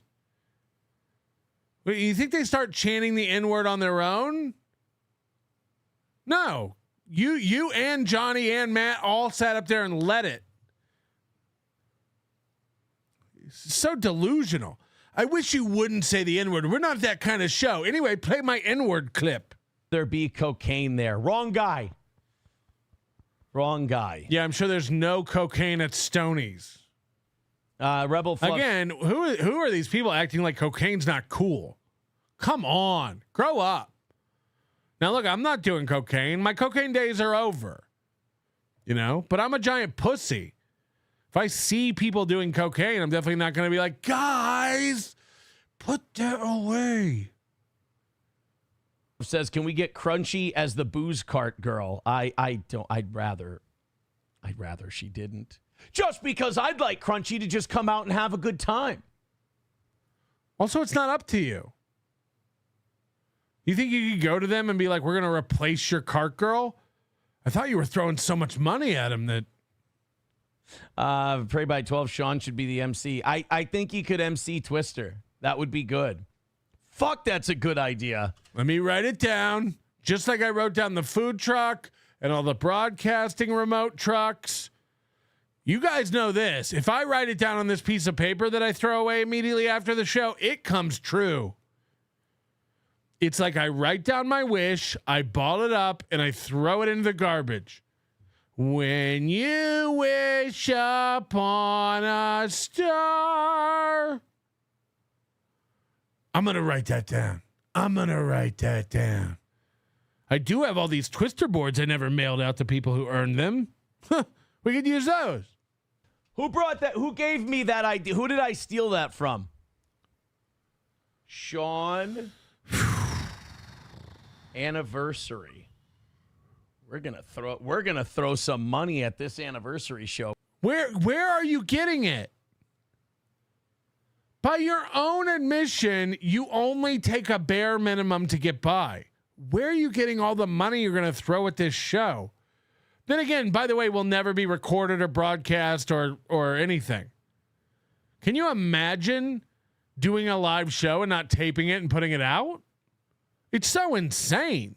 Coach Aaron is rocking the Gerber baby hairstyle. It's all the rage in Sauk Rapids. Oh, God. He's got that country baby Bulls hair. don't carry the charcuterie board, let alone buy one for the bedroom where his wife gets railed. I'm still inside you, Aaron. Wiggle, wiggle, wiggle, wiggle, wiggle. Jesus Christ.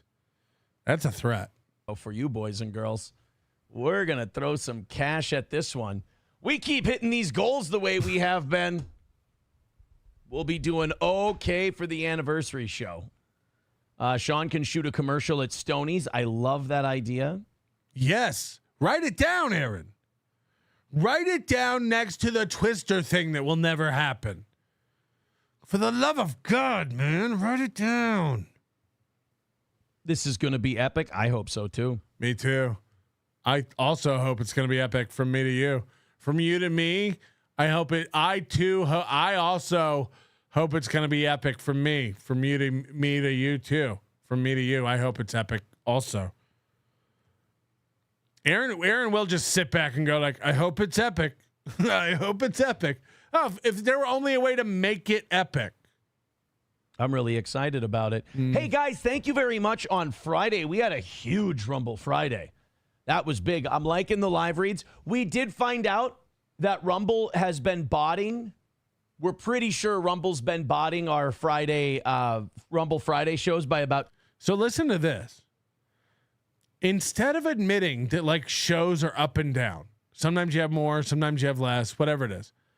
Instead of admitting it, Aaron's now going to accuse the company that he's trying to get into the creator program of Rumble of buying fake viewers for his own show. This is how big his ego is. This is how insecure this loser is. Rather than just being like, some days we have more, some days we have less. And the trend, by the way, is downward. The trend has been down, down, down, down, down for the past couple of weeks, if not months.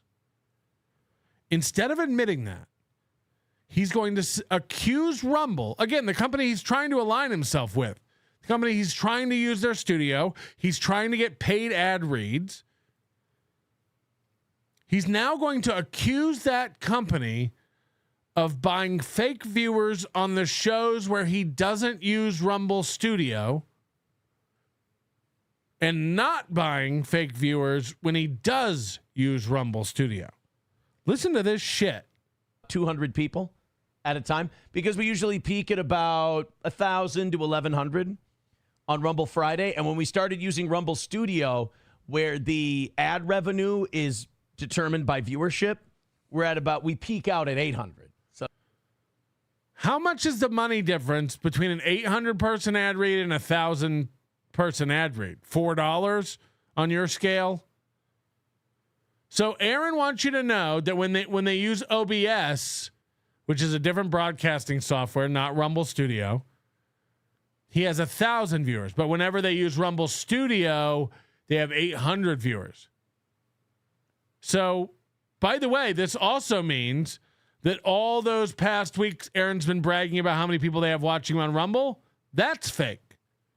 Now, he's not talking about that right now, so that's not the current reality. Like, I'm sure tomorrow morning he'll go, we got 1,000 on Rumble, and won't mention the 200 fake ones that he also made up. Rumble's not botting. Rumble 100% is not buying fake viewers for their own shows. Like, that's insane. Why would they be doing that to Aaron? When he's not in the creator program and he's not using Rumble Studio, they're buying him fake viewers. Why? They're spending money to get Aaron fake viewers. Why? Oh, to make him feel better about his ego. Huh? This makes no sense. But his current insecurity is that the numbers are going down. So the way around that is for him to say, oh, we found out. Now, remember how he started this. We found out Rumble is botting and buying users. He says he found that out. Like he found secret documents where Rumble admitted it. No. It's just his own insecurity. He thinks that must be what's going on, because what else could it be? Steel Toes not growing? Huh. I hope so too. I'm really excited about it. Hey guys, thank you very much. On Friday, we had a huge Rumble Friday. Okay, this also is complete bullshit. The clips that have come out from that Rumble Friday are literally him going like, "There's no links coming in. No one wants to send in links. Okay, I guess we'll move on to my stories." Literally, no links were coming in Friday. He rewrites history so fast. No one's quicker on the fly, just making up shit to make him feel better than him. It was an embarrassingly low Rumble Friday. He commented on it nonstop, and at several points he said, "Oh, there's no links. Nobody wants to send in links. Gosh, this is a sad Rumble Friday." He kept commenting on it. Hit like, hit follow, hit. We went over it on this little piggy. He literally was like, "This is the saddest Rumble Friday ever. No links were coming in." He was like, "This is fucking brutal." Now he's going to boast about how amazing of a Friday it was. I mean, you cannot write this shit. And again, his audience is so lazy, he thinks nobody will ever go back and look. He'll just tell you what it was. That was big. I'm liking the live reads. We did find out that Rumble has been botting. We found out. Now, he didn't find out shit, but he did invent this thing to make himself feel better about his numbers. Listen to this. We're pretty sure Rumble's been botting our Rumble Friday shows by about 200 people at a time, because we usually peak at about 1,000 to 1,100 on Rumble Friday. And when we started using Rumble Studio, where the ad revenue is determined by viewership, we peak out at 800. So it makes more sense because. Yeah, it makes sense that they're doing that. It makes sense that the company that pays you based on how many people are watching for ad reads, that when you're not using their software and not doing ad reads, they spend money on you to make you think you have more viewers. Right. They're so stingy that they don't buy you viewers when you're doing ad reads on Rumble Studio because they don't want to pay out that extra for those extra 200. But when you're not using Rumble Studio and not reading ads and not making them money, they'll spend money on bots to make you think you have more. It makes sense. Totally. When we do the show Monday through Thursday, we're between about 800 and 900. So that just makes sense as to. So it makes sense, which it doesn't, to him. So that's how he found out. We found out Rumble's botting our audience. Huh? You know what's going on with old Rumble. But I mean, that subscription chain you guys did. Oh, update on the members only Rumble stuff. So I went to upload, and I'll be uploading another one today, an old Steel Toe radio episode.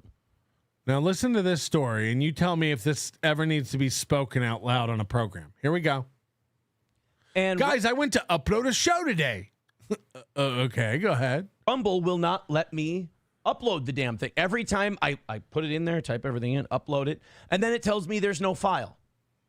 It makes no sense. I don't get it. We'll try again today. Maybe it was just being weird on Friday. I don't know. But YouTube members will. Pretty cool story. Pretty good story. You got to admit. Tell it again, Aaron. Definitely have a steel toe. Guys, I tried to upload a file and it wouldn't let me upload a file. Anyway, next topic. Radio episode up today. There's a new quartering clip that we put up yesterday. You can check that out. A lot of stuff. We usually put up 2 original clips every week and 2 old 101 show clips a week. The 2 101 show clips are for members. Let's see how those clips are doing. How are the clips doing, Aaron? Bonk! How are the clips doing, Papa? I'd pay to see his membership show numbers, just like Chad's. You can 100% bet Chad gets 500 to 700 views per show. It's fucking sad Chad over there. This is his clips he keeps bragging about. He can't stop telling people about these clips. Oh, the clips. Dude, he's got a Daily Wire's going bankrupt premiering tonight at 6:45. That's going to be baller. Here's the one from 2 days ago, 576. Now, this is actually really high for him. Want proof? Okay. This one's from 7 days ago with 259. 424, 11 days ago. 467, 12 days ago. 440, 2 weeks ago. 504, 3 weeks ago. 265, 3 weeks ago. 343, 4 weeks ago. 280, 3 weeks ago. I'm not shitting you. 198 views 4 weeks ago. You can call me Nannerpuss. And guess what? I love Nannerpuss. You can call me Nannerpuss. And guess what? I love Nannerpuss. This clipping thing ain't working out. It's not going well. He can plug them all he wants. It is not happening for him over there. And then we do this show. This week also, and probably for the next 4 weeks, I'll be doing a 1 hour Rumble studio stream in the middle of the afternoon. I'm guessing probably around 3 o'clock. I got to do about an hour a day because I want to get qualified for the Rumble Creator Program. And now listen to this. I don't know anything about this Rumble Creator Program. He says he's going to have to do an hour on Rumble every afternoon. And he's going to have to do this to get into the Creator Program. I imagine it's not about just getting in. You probably have to still do that every month, right? You probably have to keep those metrics up. It's not like you do 30 hours in a month and then you're in the Creator Program and then you're always in the Creator Program, right? So this is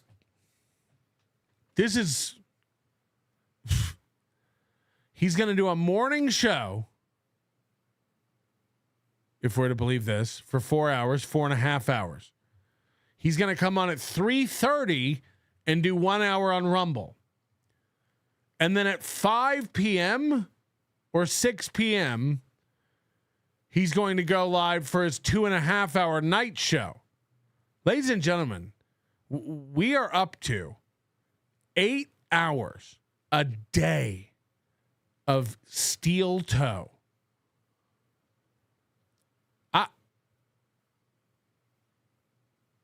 Who does he think his audience is? Who does he think wants their fucking internet browser open to his show 8 hours a day, morning, noon, and night? Imagine the woman or the man hanging out with their family who can't stop with the earbud in. Sorry, I'm listening to Aaron. Still? You were listening to Aaron 8 hours ago. I'm still listening to Aaron. And by the way, when he signs off, he'll be back on for the morning show in 6 hours. It's insane. It's insane.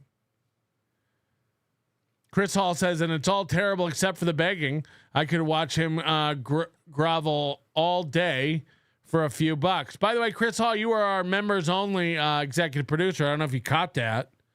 You missed your day. You weren't around. Everybody was looking for you. Where's Chris Hall? Where's Chris Hall? He wasn't around. You can't do that without having 30 hours of Rumble studio time in 30 days. And doing it, do the math, doing it 4 hours a week isn't going to get us the numbers that we need. But if we throw in an hour a day, you're talking about 4 hours a week. Now, here's why this makes no sense. Rumble Studio is just software, okay? Rumble Studio is just like OBS, which I use and he uses to broadcast.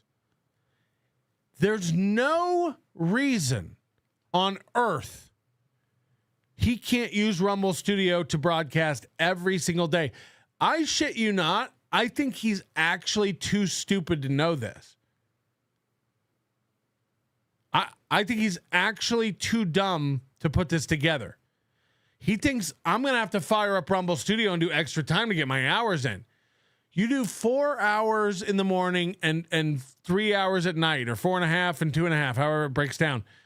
Why not get rid of OBS and just use Rumble Studio for every show? Rumble Studio is not for Rumble only shows. You can literally use it to broadcast to Restream, just like you use OBS, and just keep using it. Just use it. Use it every day. Have ad reads every day. It's so retarded.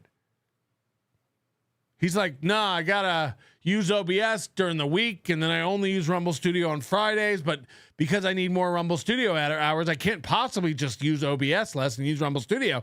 I gotta create a new midday show for Rumble Studio only.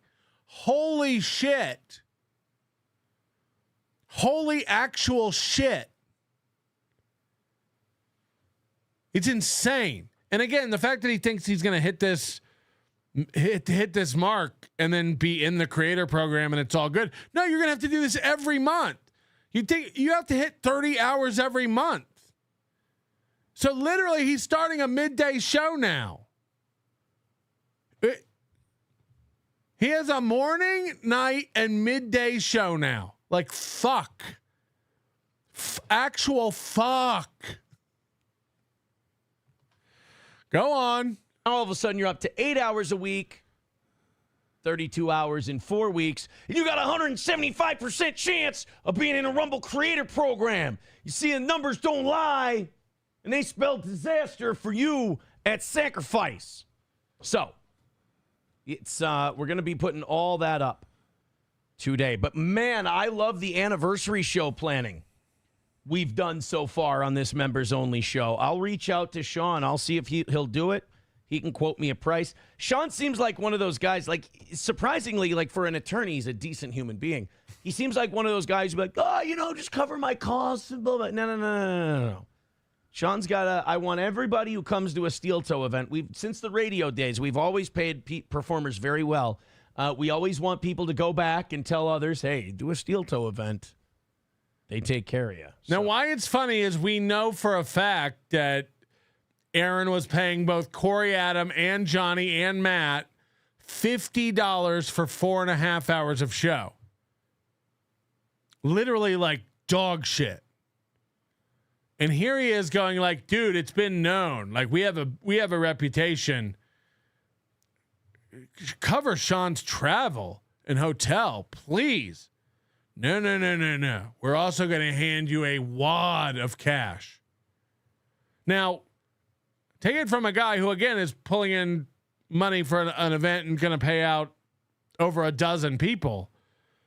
I'm going to cover everyone's flight and everyone's hotel and part of everyone's rental car. OJ's not coming. And everyone will get some cash. We're not going to be handing out wads of cash. People do this thing where they go like, dude, I'm coming out for 4 days. And, what should I get paid for 4 days? It's like, well, no, you're going to be on stage for an hour.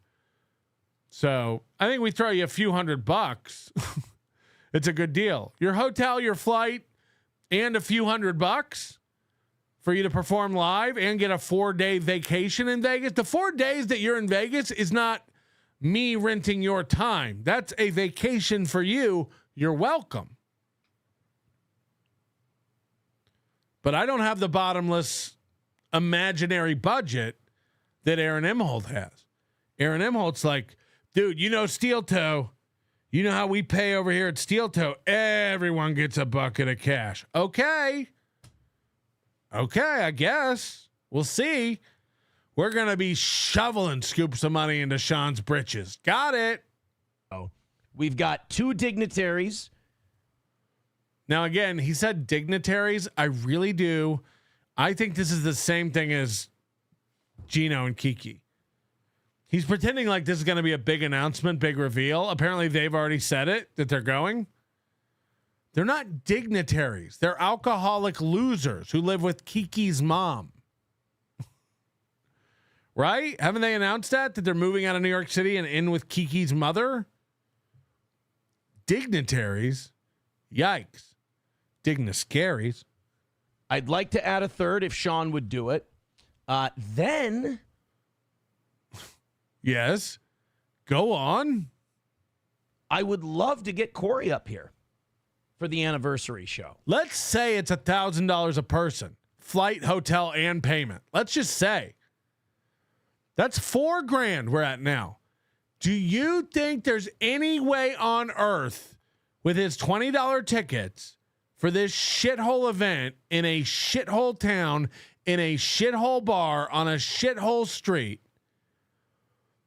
that he's making $4,000? This guy is dreaming. Watch him chew a marker and speculate and fantasize about all these fucking The reason he can say it, it's none of it's happening. And he knows he can throw Johnny a $100 bar tab, and that's plenty of payment for Johnny. And he knows Oz will be too fucking drunk to get in his car that day. This is going to be the same exact sad display we saw last year. Promises of the Aristocock showing up. Roots Calhoun has a really funny song. He doesn't. Hobo Chili Recipe is going to be handing out slices of craft singles to everyone who shows up. Huh? I talk to Corey every once in a while. No, you don't. I am coming to Hackamania if you pay my flight first class of time and a 5-star hotel. I'm coming. If you pay Melton. Also, Michelin is looking for some pipe.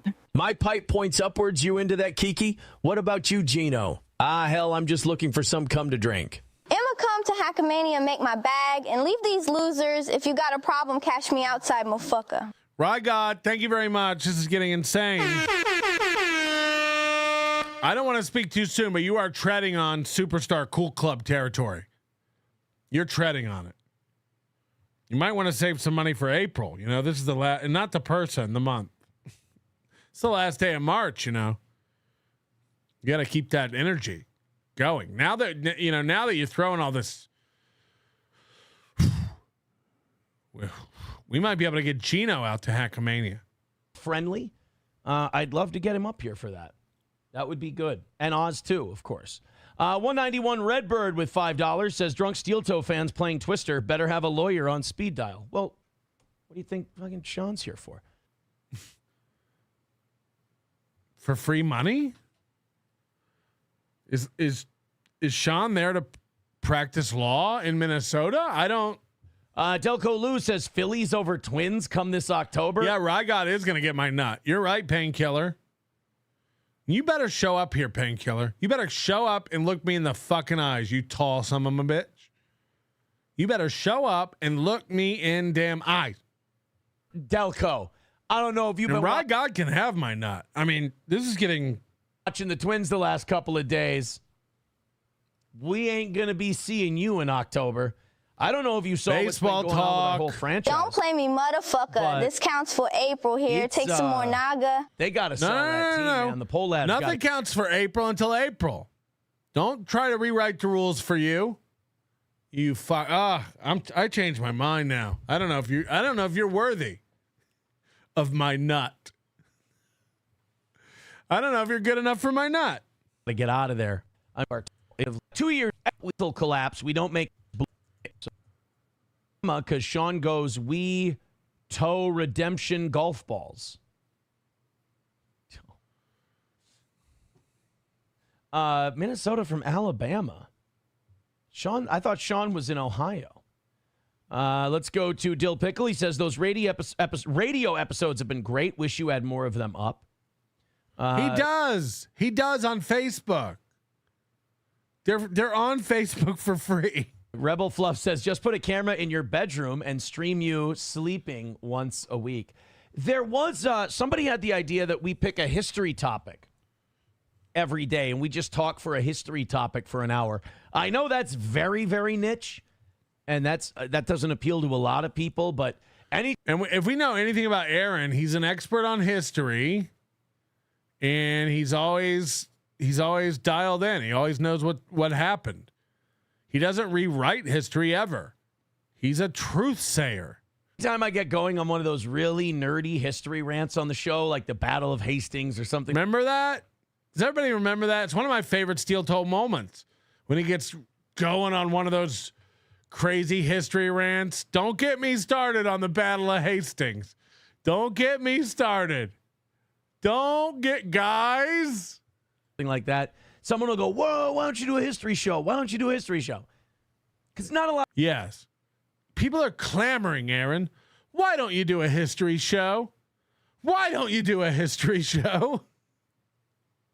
Come on. Give the people what they want. And then Hitler. A lot of people are into it. You got to find that audience, or they have to find you, I guess. But how do you do that on the internet? How do you even do that? I wouldn't mind that. I wouldn't mind that. Coach Benjamin Leviathan says, invite Meme Copium. Well, I mean, getting him from what, Japan? That's gonna be a tough one. Throw some money at it. I thought you were splashing it around this year. Come on, 11th anniversary. This is the big one. Getting Meme from Japan. I'd have everybody over. You know. Yeah. Let's have everyone over. Maybe we can set up a vending machine with those used panties. Delco Lou says, I was just trying to be friendly. The Yankees are bound to knock you out of the playoffs. What? Hey, I'm just getting back into baseball. Now, what if Sean here's your invitation to come to your shitty event and instead offers to fight you? What if Sean is like, oh, you want me to come to your event and you're going to pay me to host Naked Twister? Counter offer. Let's fight. Oh, that'd be our fucking retard move, wouldn't it? It's only been going for a week again. What are these bats that the Yankees are using that everyone's complaining about? They're hitting so many home runs with them. I don't know. Can we skip the baseball talk? I mean, I would say that 1 hour a day is the perfect time to test it out. So hey, Melton, you loser. Serenity now.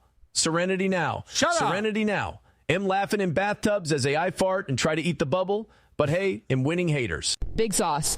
This counts for April, and I want to that mug you got, not yours, lol. Farting in the bathtub and trying to eat the bubbles. Aaron, with the marker in his mouth like Zach Galifianakis from The Hangover. But instead of combinatorics and calculus flying around his head, it's crayon math. Wistful reminiscence of Nick's man milk. I love that Zach Galifianakis. He's a good egg. Anonymous says, when April suggested a history show once, the look he gave her told her, I already do a show. Yes, I do remember that. That was 2023. Maybe we'll start with it on Monday. Delco Lou says Dodgers are going to take it. Maybe I'll start my history show Monday. Maybe I won't. It all depends on whether I write it down or not. We know that's the definitive way in which I carry out my tasks. All this year. I mean, they paid the cost. They paid the money. Paid the cost to be the boss. Oh, wait, who am I writing down for that 5, by the way? Because I got to keep track. Redbird. Every dollar must be tracked. That's how Steel Toe gets it back. Wanna golf and wanna play? Then hit the goal this nice Sunday. Starting out with 5. Sandy is in first. She threw us $20 yesterday. Sandy. I swear to, is SP upstairs with a baby name book? Just Sedantha. Hey, just at random. That was very nice. Classic Sandy. Always kicking in 20s. Just I'm not doing. Man, if I could just take $20 per listener on a day where I'm not even working. He just fantasizing. Somebody gave him $20. Let me get this straight. Somebody gave him $20. And then he said, God, if I could get every listener to just give me $20. Yeah, man. Yeah. Gotta figure out how to make money on this. I really want to. God, if I get every listener to give me $20, that'd be a lot of money. Yeah, but you can't. You can't. Imagine having that fantasy. Whoa, if every listener would give me $20, I mean, think about that. We normally have 1,100 on Rumble. times 20. That'd be like 2,200. Wait, no. That's not right. Carry the 4. What a crazy day that would be. That'd be great. That'd be fucking great. I think that'd be pretty awesome for me. What a wonderful time that would be. Let's keep going here. Taste Fairy says, if every listener gave me $20, what a good day. What a wonderful time that would be. What a wonderful time that would be. Sandy. As the Pohlad swore up and down that they needed a new stadium so they could pay for better players. He's almost due for his quarterly idea where he's like, guys, if you pay off the goal for tomorrow today, who could be the end of goal? Recently said the Irish are bog-eating potato blacks. Shit. Some Irish knicker just shot my house up. Jesus. Good thing my kids weren't home. Well, they're never home. I'm Irish, and that was me. When we upping my pay and letting me go back to texting during the show? Come on, everyone. It's just some gunshots. Aaron, don't snitch on this, too. MMC, on today's show, he said he's going to have a fat hunchback collecting balls at the driving range with cash prizes for hitting him. Yeah, of course.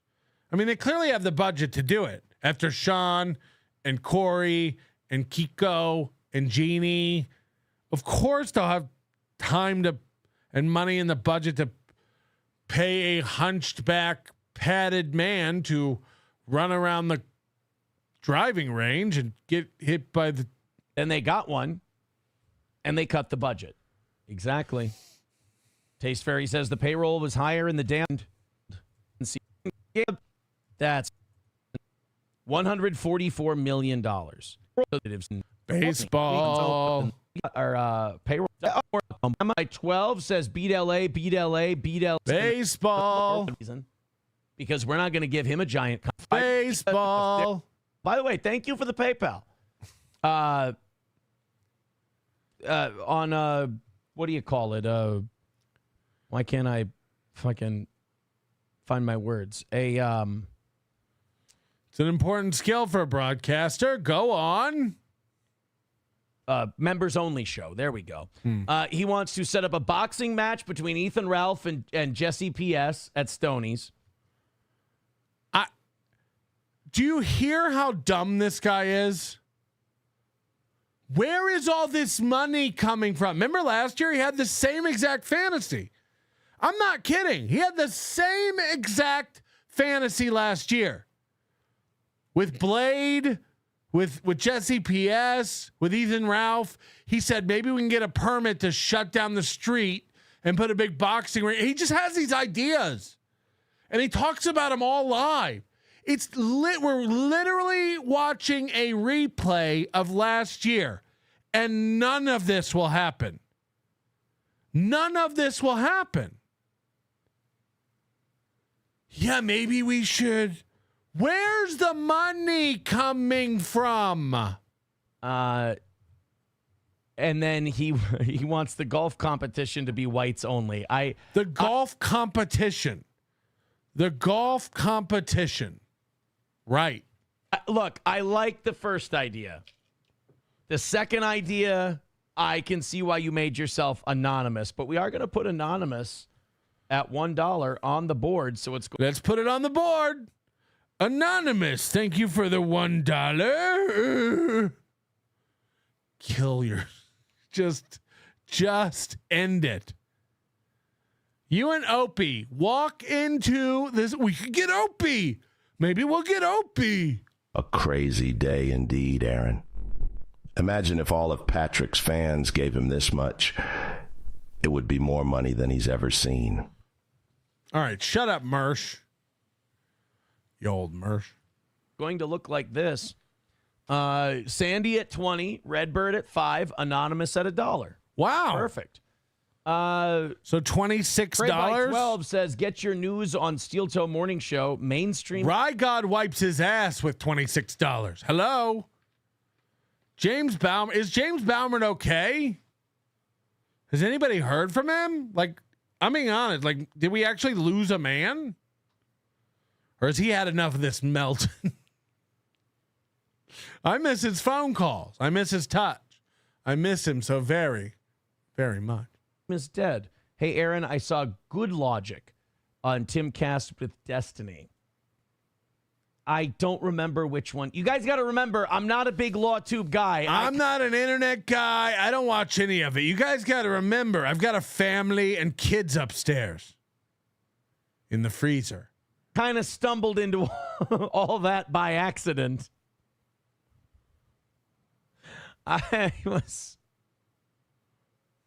Stop saying Baumer died Saturday. That's mean.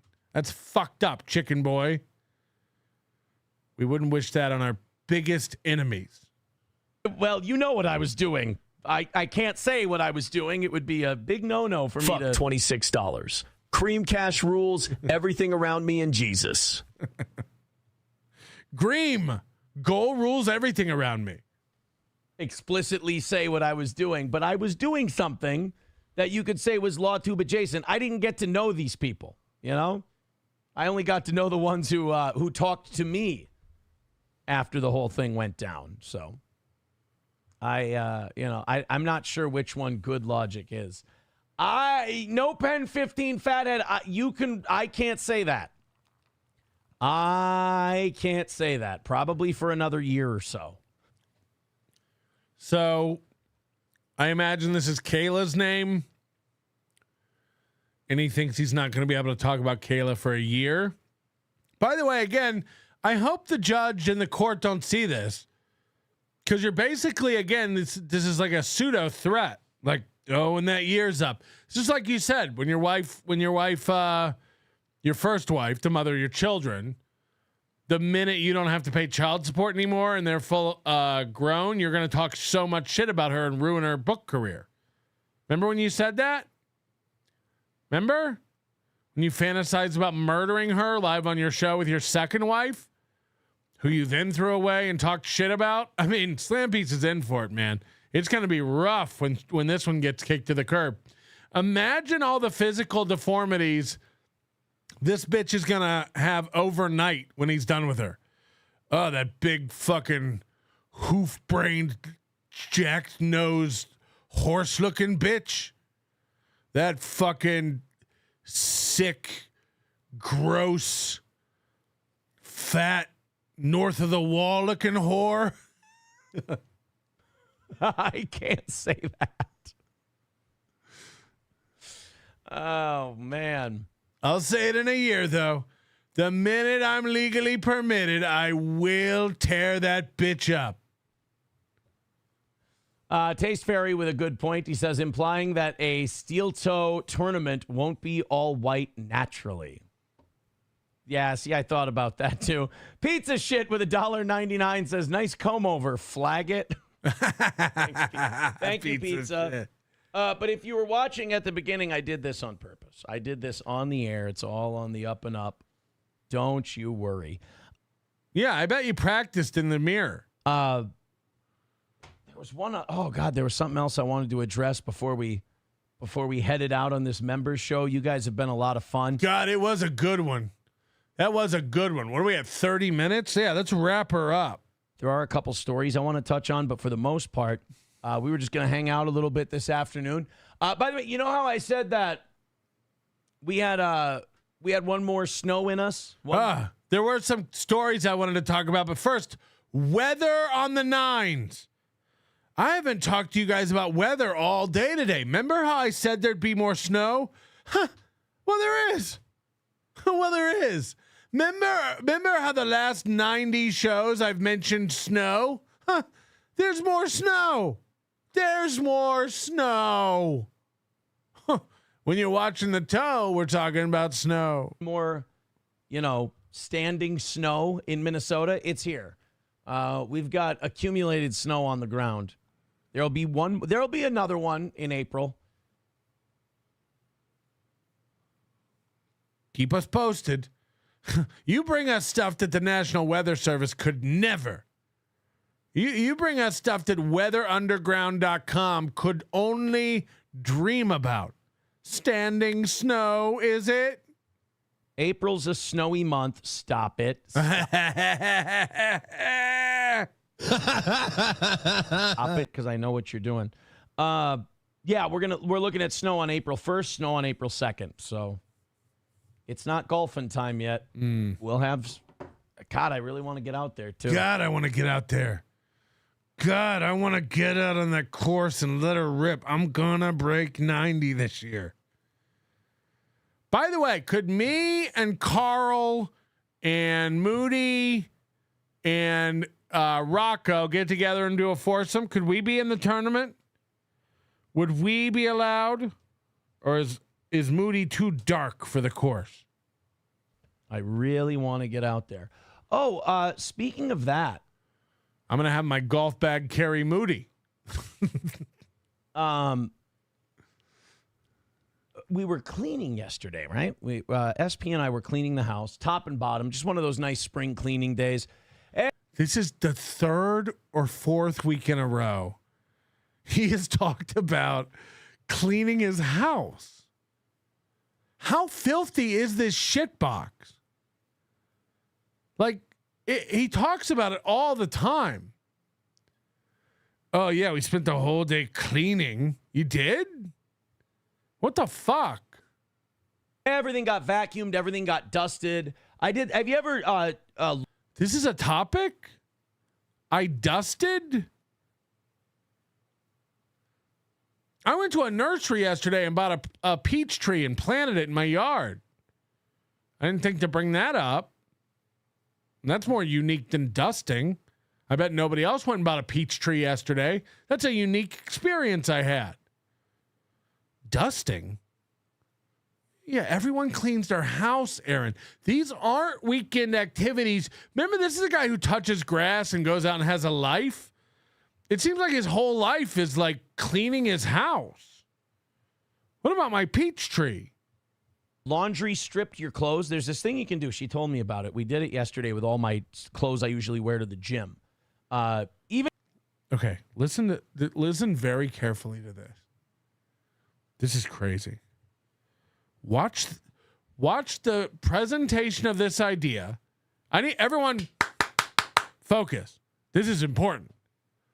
Listen to the presentation of this idea and then the complete spurg out about it.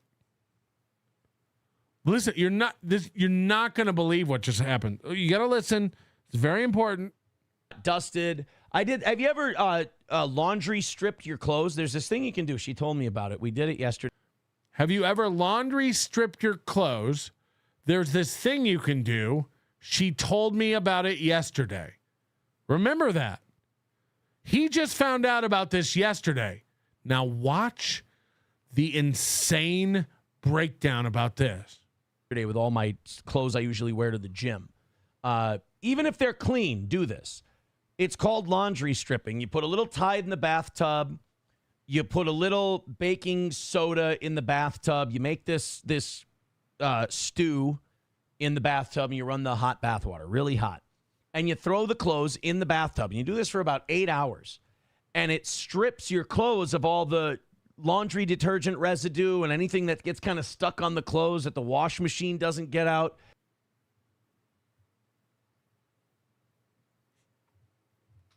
He started by saying, you put Tide and baking soda in the tub, and it gets out all the laundry detergent residue in your clothes.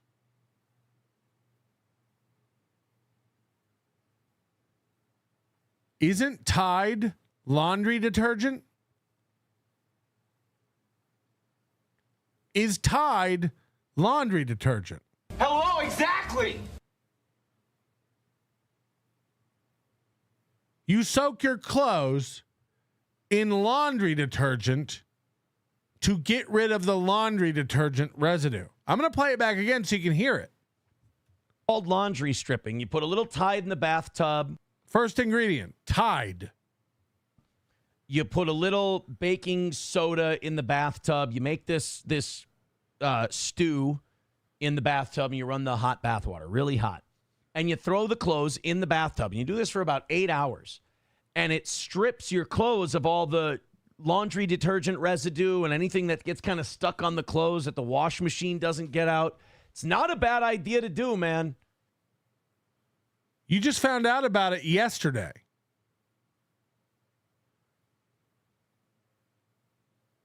And now you're like, gosh, you don't laundry strip?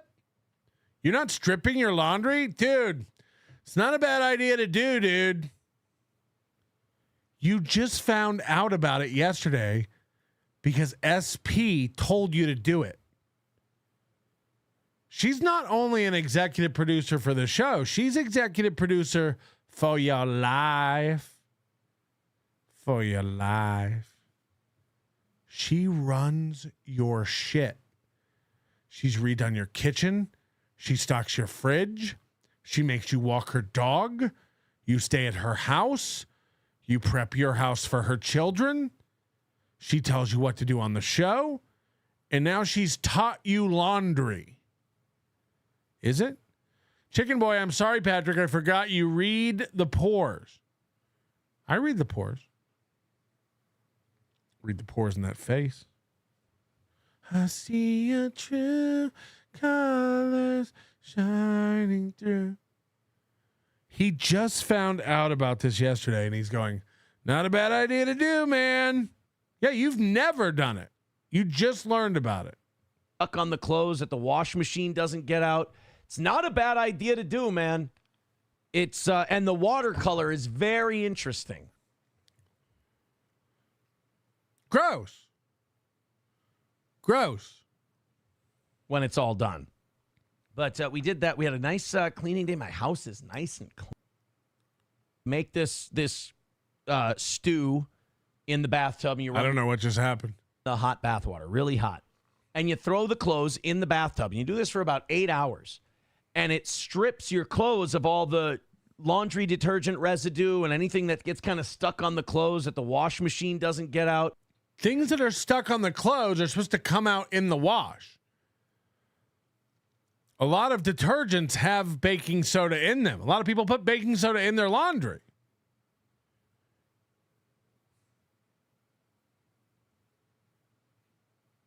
It gets off anything stuck on the clothes. You got to remember, he gets most of his stuff at Goodwill. It's not a bad idea to do, man. Yeah, man. Come on, man. I just learned about it from my girlfriend. My girlfriend just taught me how to do laundry. It's and the watercolor is very interesting when it's all done.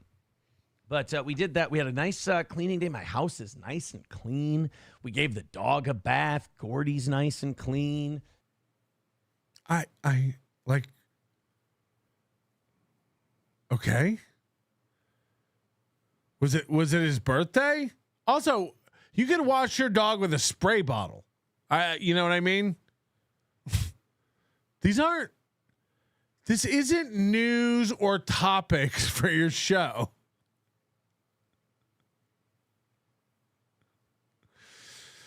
Oh, Jesus fucking Christ. Just a goddamn wonderful, boring weekend. We went out to dinner last night. Now listen to this. We went out to dinner last night, and there was, look, I want to defend myself. I don't have to tell you people about this. I don't have to share these things with you ever, but. Okay, maybe he gets into that this morning. Because like the Sunday members only shows are basically regurgitated Monday morning first hour. Everything he says on a members only show on Sunday gets brought up to Johnny again on Monday, almost verbatim, every fucking week. So essentially the members only show is not a members only show. There's no new content. You go watch our 4.5 hour members only show from Friday night. It's nothing we covered here today or that day or the day before. It's just different new stuff. Sometimes we do different stuff. Sometimes we do new stuff. Sometimes we venture into new shit. We were watching Cave Divers Trapped Friday night. It was really skeeving people out. But it sure won't be the same shit at all. And even if some stuff does overlap, it's 4.5 hours. It's not 50 minutes of meh. No, pizza shit. It's not full of your shirt's dyes. That's not what it is at all. It is called laundry stripping. Look it up. Don't be ignorant. Watch this. Don't be ignorant. Look it up. This is a thing. Arm & Hammer makes laundry detergent. Hello? You just learned about this yesterday. Watch how he belittles you and picks a fight with himself. This is one of the greatest spurgouts in steel toe history. Watch this fucking panic. Angry, ignorant internet guy who doesn't know anything and just yells. That's my job. Don't take my fucking gig. Go Google it. Check it out. It's a thing. Or should I do it for you? Like everything else for you people, should I just baby bird it to you? Laundry stripping is a cleaning method that uses a hot water soak with a solution of borax, washing soda, and powdered detergent to remove built-up residue, dirt, and odors from clothes, effectively restoring their freshness. Oh, my God, it's like Aaron told you. Guys, no offense, but you were just like Onion and Reddit fans right there. No, I'm sorry. You were the most retarded of the retarded. He learned about this yesterday at age 38. Now you're nobody's fighting with him. He's picked a fight with nobody. He's arguing with nobody. But you're retarded because his girlfriend taught him a thing yesterday and you are learning about it today. You're the most retarded of the retarded. Another win for the toe. I educate those people on a regular basis. They get mad at me. No, Aaron, I created a world in my head where you're doing this. Well, I just told you that it's this. This is the thing that it is. No! Did any of that happen? Do we need to rewind? I didn't see any of that happen that he just said. Or did he just make up and form another memory? Like, what the actual fuck? Okay, no. Like I said, dealing with those people, I have 3 children, so I'm totally used to it. It's the exact... Actually, my children are much more well-behaved. They don't throw tantrums like that. They grew past that stage when they were about 4. But when they were like 3 or something, you learn the patience to deal with those tantrums. And if you tell a child something and they refuse to believe it and they create something else in their head, you just go, okay, all right. Nope, that's the way it is. Are we still talking about laundry? Are you okay? Like, what the fuck is happening? What is this meltdown about? He's like, woo, he's spiral. He's off the base. Are we still talking about laundry? What the fuck is this all about? So don't make me do that with the laundry stripping for you people. But then again, you guys aren't like the NLO people. You don't buy views. All right. Sucks when you get caught, huh? Hold on. I'm not aware of this. Did I get caught buying views? I need to know. I gotta get.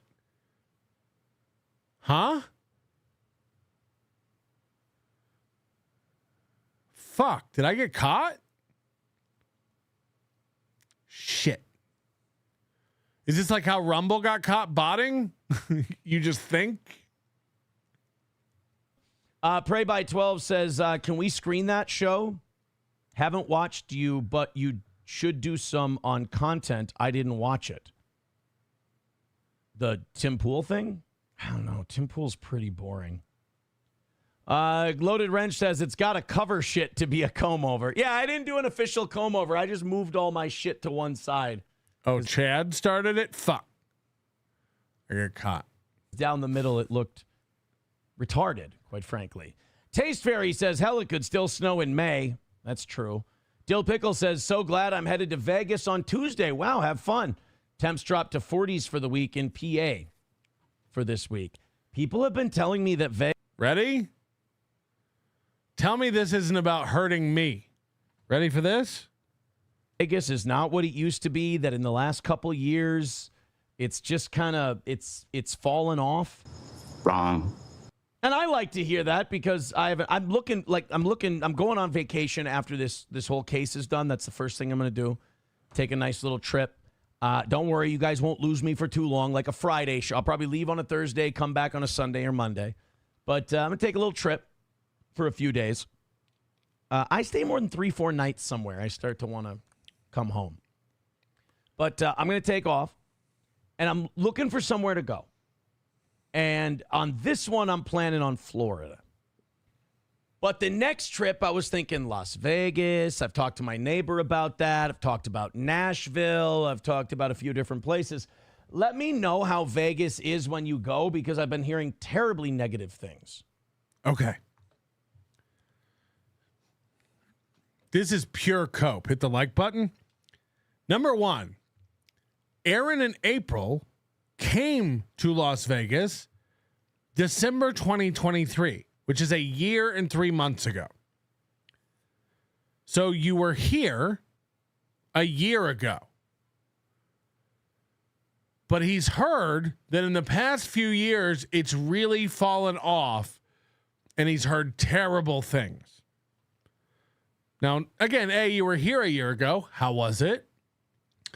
But B, if only someone kept track of these stats. How about a quick Google of Vegas tourism numbers? Let's see. Las Vegas visitor statistics. Bink, boink.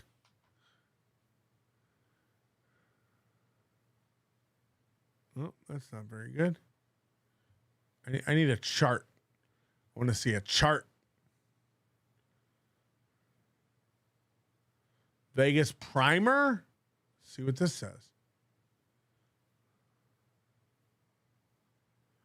All right.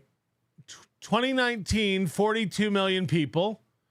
2020, 19 million people. 2021, 32 million. So this is the come up. 2022, 38 million. 2023, almost 41 million. So since 2020, up 69%, up 20%, up 5%. Well, now let's see if we can find some with 2024.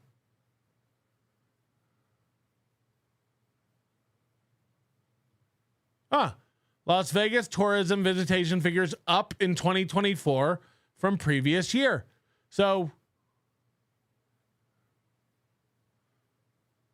visitation and other tourism numbers exceeded. I don't want this shit. Get it out of here. Exceeded most 2023 totals. Las Vegas convention and visitor. It's almost like he's thinking about me and wants to hurt me by shitting on Vegas.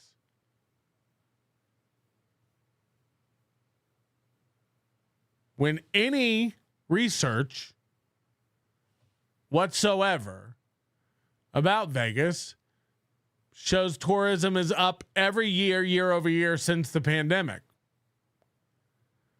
I don't know. I don't know what to tell you, bud. Tell me when I'm telling lies. Again, he could look this up, but he's hearing terrible things. He's hearing terrible things about Las Vegas. Let me know how it is when you go, because I'm hearing terrible things. To my neighbor about that. I've talked about Nashville. I've talked about a few different places.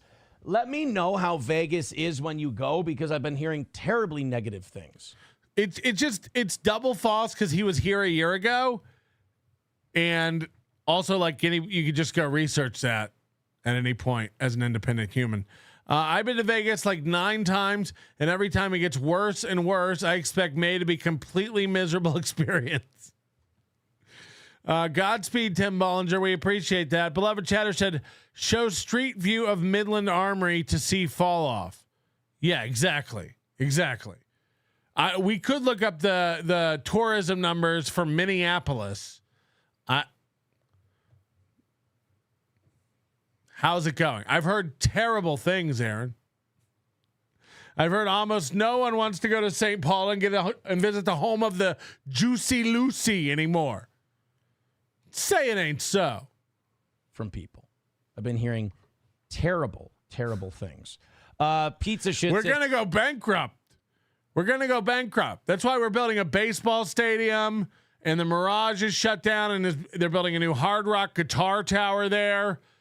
The Cromwell is becoming the Vanderpump Hotel. They've stopped all development. It's dying. It's dying. People hate gambling. They hate great restaurants, and they hate having fun. It's over, Vegas. Yeah, it is, bro. I've done it properly with Borax, fuckface. I did it with Borax, too. It's just that SP ran the thing, so I don't remember what was all fucking in it. Asshole. Loaded Wrench says, this is why 9 of your shirts fit. Oh, boy. Pizza shit's mad now. God damn it. He's so angry about laundry. Maybe it's a chick. You're so stupid. I do it. It works. But the color is the dyes. Is that why it was black? Was because pizza? Yes. So in your brain, you think laundry detergent residue is black? No, it's the dye from your clothing. You fucking idiot. Like, he really is stupid. Yeah, no. Your washing machine is leaving black dirt in your clothes. You fucking out of it. You fucking out of it. I see somebody saying that downtown Vegas is a dump. You're just clueless. You don't know what's going on. Downtown Vegas is becoming like the new hip shit. And has been for like 5 years. You don't understand how anything works. You think downtown Vegas is run down? How about you go check out the Excalibur and let me know. Let me know what's what. Let me know what's what. Stop by Slots of Fun or Circus and give me a ring-a-ding-dang-dang-dang. This shit says, do it on your whites, you fucking douchebag. Like, why? Why? Do you know how that conversation goes? It like with normal people in a live setting. If Pizza Shit and I were talking to each other, think of how weird that would be. I'm sitting here. Yeah, what? I guess we're gonna get to see a fantasy act out from Aaron here. This will be dope. Sitting there, and I go, yeah, I did this laundry stripping thing. He's like, oh, make sure you use borax, otherwise it'll run the dyes. Because I do it, and do it on your whites, you'll see a big difference. That's how you would say that. Now imagine Pizza Shit's right across from you. You're in a group of people. Look at him, really in his field. Having these imaginary arguments with people. I'm sorry I had to teach you about laundry stripping. You did. And what an outcast Pizza Shit would be if you went, oh, yeah, I'm doing this laundry stripping thing. And it's like, you're so stupid. Do it on your whites, you fucking douchebag. So are you just going to get up and leave, or do we need to ask? Because it'd be awkward if we had to ask. Why don't you... we need to get out more is what I'm saying. Get out more. Stains? Red Fox Mad says, Aaron, did you see the crazy Tampa Bay Rays schedule? They crammed their home games to the beginning of the season. Yeah, because aren't they going to be doing construction or building a new one or something? Taste Fairy says, have you watched that Jerry Seinfeld movie about Pop-Tarts?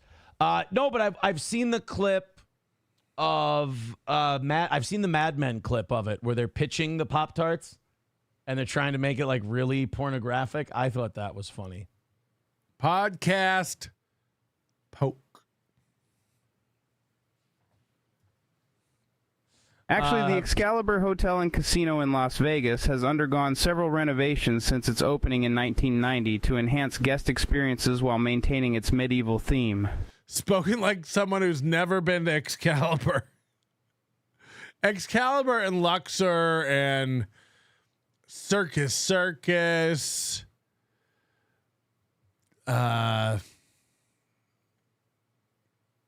Casino Royale, Harrah's. These are shitholes. The Strat is becoming a garbage fire. Pizza Shit calmed. Comfortably Numb called him down. He says, I do it with whites. I don't do colors and hot shrink. He can't take his finger off his cheek. Look at that shit. Shrinkage and bleeding. Okay, that calmed him down. Thank God. Thank God. We got Pizza Shit calmed down. Dill Pickles says, Vegas has fallen off a little. I still go a few times a year. We get decent comps. No, PAA podcast. I'm not going to go to a failed event that might have to change venues because nobody's going. That better not get out there. By the way, you can prevent nobody going by going to hackamania.com, Hackamania.com. Use promo code NLO. Save 10% on tickets to Hackamania May 9th through 11th, 2025. We look forward to seeing you out there. It's going to be a blast. We're going to have a great time. Carl and the gang from WATP, including Lucy Tights Box. We're going to have Rocco there with all the pals, the potato, maybe the orange. JT is even going to be around. We're going to have Biggest Problem in the Universe with Dick Masterson, Alive, This Little Piggy with hopefully Nick Rekieta. Who knows by the time that rolls around. We're going to have Dr. Steve doing Weird Medicine, the last Weird Medicine ever, live on stage at Hackamania. And who am I forgetting? I don't even know. But that's not the important thing. The important thing is you're there and you won't miss anything. Support Hackamania. We appreciate it. I don't know where these rumors are coming from that no one's coming. At least 7 to 13 tickets have been sold. I'm putting that as a bottom. Somewhere between 7 and 13 is the minimum number of tickets that's been sold. The maximum number that's been sold, I couldn't. That's too bad, by the way. Mayor Larry Vaughn with... He did the... By the way, like, he's on a loop. Isn't that the same fucking cope they had last year? No one's going. I heard they're not selling any tickets. And then, like, Gino would come on, and they'd both fantasize about going, and he'd say, like, it looks pretty cool. It looks like it's going to be good. And then Gino would look up how much flights cost and freak the fuck out about $400. Like, we've been through this. We've seen this movie before. 199 says, come out to Amity. The beaches are open here. I hear the 4th of July is the perfect time to go, Mr. Mayor. But what about that shark issue you had? Didn't like a couple people get eaten or something? Didn't like a couple of swimmers get eaten by a shark? How would you classify that? I'm not sure. Oh, this is great. Dr. Silverwolf says, I'm scared to take vacation this year. Every time I do, something happens. Kicked off radio, Twitch banned, YouTube suspensions. How do you guys know that every time I say there's 3 VIP tickets left, I don't just add more every time we sell one? Maybe we'll never run out. The only way you can be sure is if you buy the remaining tickets. It's the only way to prove that I'm not infinitely adding VIP tickets is for you to buy out the remaining quantity, make sure you can't purchase them anymore, and then see if I add more. That's the only way to really know. The only way to really know is to buy all the tickets. Every time something happens, I'm gone. Dill Pickle says, if I hit this time like I did last time, I'll sponsor the golf tournament. Pizza Shit was angry typing in all caps, so we're going to go to his next one. He says, I'm cleaner than all of you. Okay, now he's leaning into the bit. I like it. Now I don't want him to be unmad. Fallen says, why is everyone so angry? It's my fault. It's my fault. I'm sorry. Hold on, is it really Sketty Tooth John's birthday? If I knew you were coming, I'd have baked a cake, hired a band. Goodness sake. Pizza Shit says, I never legit hang out with people because I'm not gay. Wait, you have to be gay to hang out with people? I'm worried Pizza Shit is Jesse PS now. No Pen 15 says, that's a weird flex, Pizza Roll. Taste Fairy says, come to Hackamania and leave with bed bugs. The good news for them is they have nowhere to go but up from last year. They couldn't even fill the place.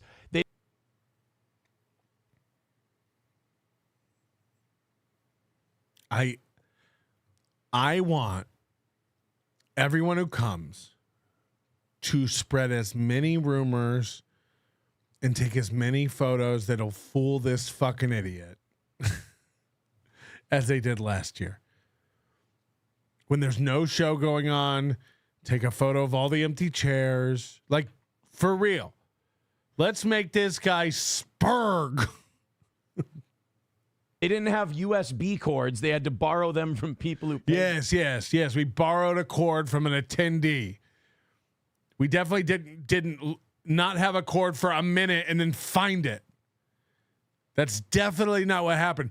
We had to go out in the crowd and go, spare a cord, sir. Do you have a cord, sir? Please. We can't do the show unless you have a cord, sir. To show up, and everyone left with bed bugs. So and the bed bugs were real. Everyone got bed bugs, right? Right, Cardiff's kids. Cardiff's kids actually took the bed bugs home. That they became Cardiff's kids, and she raises them now and bottle feeds them. Oh. It can only, and they're having it in like the poorest hotel in Las Vegas. So. Now, this is what's funny. The poorest hotel in Las Vegas is, again, check out Excalibur. The Plaza is the home. This is why it's great. The Plaza is where Oscar's Steakhouse is, and that's the restaurant. You can go back on Steel Toast timeline and see this photo. That's the restaurant where him and April went out in 2023 in December and took photos of every plate that came out because it's the fanciest food they've ever had in their life. But, and by the way, I don't think they were staying there. They traveled to it. It was a destination. This big fancy night out. Dinner at Oscar's. And now it's a shit hotel. Now it's a shit box. Got it. By the way, the downtown Grand, where we told everybody to stay last year, is way shittier than the Plaza. Just for reference, there's nothing about this year that isn't better than last year. So they're doing all right. Mayor Larry and Bond. Again, I would just I would challenge the mental fortitude and the well-being of anyone who has to repeat these things, like everyone knows the bed bug thing was like a troll. He has to clutch it, and it makes him feel better. It makes him feel better. You don't have any actual wins. We saw your show. Look, we had problems with the stream 100% last year. We saw your live show. Your live show you knew was going to be so embarrassing you didn't even bring a camera. You were like, we're good. This doesn't need to be recorded. Talk to the people who went. That's who I care about. Talk to the people who went and ask them if they had fun, if it was a good time and a good hang. That's all I give a fuck about. That's what we want to do again. That's what we're headed for. Of all the different Aarons, Sophisticated Traveler Aaron is my favorite. A guy who's never seen the ocean and who doesn't have a passport, who's exactly what I want to listen to. Yeah, but he's going to Florida, maybe Nashville. You don't know Herb. I learned at gay conversion camp to touch my face every time my hands were cock hungry or needing to do some Fago tree. They said, wave the gay away, Aaron, wave them shoulder sticks. That boy has a wild style, I tell you. W-I-L-D, wild. Reminds me of those Jungle Yellows when they did the Napalm Shuffle. Jesus. Yeah. Flamin' Hot Charlies can dance, I tell ya. Jungle Yellows? Come out of the yell room and take me to Circus Circus. My mom said my dad joined one. The fact that people keep calling this the yell room is funny for a reason that you don't know yet. But you'll know soon, I guess. The yell room. How can you leave out the Oyo? The Oyo is the old Hooters. And before that, it was San Remo. And that's a real old school shit box. That's a really shitty hotel. I went to a Baptist church and asked them about you in Vegas. They said they never heard of you and that Vegas was not good. Vegas is not good. I've heard terrible things. Terrible things. Anonymous, people are flying from all over the world for a weekend in Vegas. What a bunch of losers. Yeah, again, like, if you do actually expect your people to come out from around the world to an event, you want to have it in a place that's like a destination. You know, people come here, they do everything. They go to the Punk Rock Hall of Fame, they go to the Mob Museum, they go see a Cirque show, they go see a band that has a residency. The Aerosmith is here, the Eagles are here right now. I think oh fuck. Maybe you want to go see who's the fucking guy? I can't even think of the names now. Anyway, the point is there's concerts and shows and activities and art exhibits, and like, you go to Minneapolis, you're already in a land of goddamn nothing, and then you have to travel an hour to get to where Aaron lives. Like, a guy who doesn't have an ego, a guy who's not full of himself, completely delusional, doesn't have he would at least go, we're going to find a venue in Minneapolis, in the city, to have this event. If I lived somewhere that was in the middle of buttfuck Egypt, if not in a tourist, one of the biggest tourist destinations on the goddamn planet, I'd move it. I wouldn't have it at my house. Aaron's whole thing is about, he don't want to spend money and he wants convenience. Why wouldn't you have your meetup in the closest big city at a minimum? No. Make them come to Stearns County. Make them come to Rockville. Where's your show? Rockville, Minnesota? Sounds fucking awful. I've heard terrible things. I can't. I really can't. Coach Lev Kamar, I don't know. My hotel booking cost me like $80 a night. This is a roadside motel. Oh, wait, it's a plaza, a travel plaza. That's actually what it's named after. It used to be the bus plaza, the bus station, and the train plaza in Old Vegas. It's actually like one of the oldest, if it's the oldest hotel site in Las Vegas. It's the history of it. Who are you kidding, Patrick? We are all going for free meals at the Heart Attack Grill. All the free meals belongs to us. Whoa, buddy. If you weigh over 350 pounds, you can get a free meal at the Heart Attack Grill. And I hear Tuki's interested in that. And I think he's going to be putting weights in his pockets to cheat the system. Coach Ubiquity, where else can you see Wayne Newton? Exactly. Or the place where Celine Dion used to cry about her old man husband. Tim Bollinger, bed bugs are underrated. My kids love playing with them. I hope I get some again this year so I can save money on souvenirs. Don't even joke about that. So bad. Coach Ubiquity said, something tells me Aaron has never had a pre-departure beverage. Something tells me Aaron has never had a pre-departure beverage. Coach class. Yes. Now, come on. He's heard terrible things about Vegas. With 199 says boating accidents. The reports were amended. Oh, well, if it was a boating accident, what the fuck? Pray by 12 says, if you invite Sean, where would you recommend him to stay? Holiday Inn on Highway 15, the Hilton in Waite Park, Comfort Suites in Sauk Rapids, make fun of the plaza more. Comfort Suites in Waite Park. Eat my ass. Holy shit. Holy shit. This guy's going, Vegas is shit. I've heard terrible things. Again, if you think this isn't about me and Hackamania, you're out of your mind.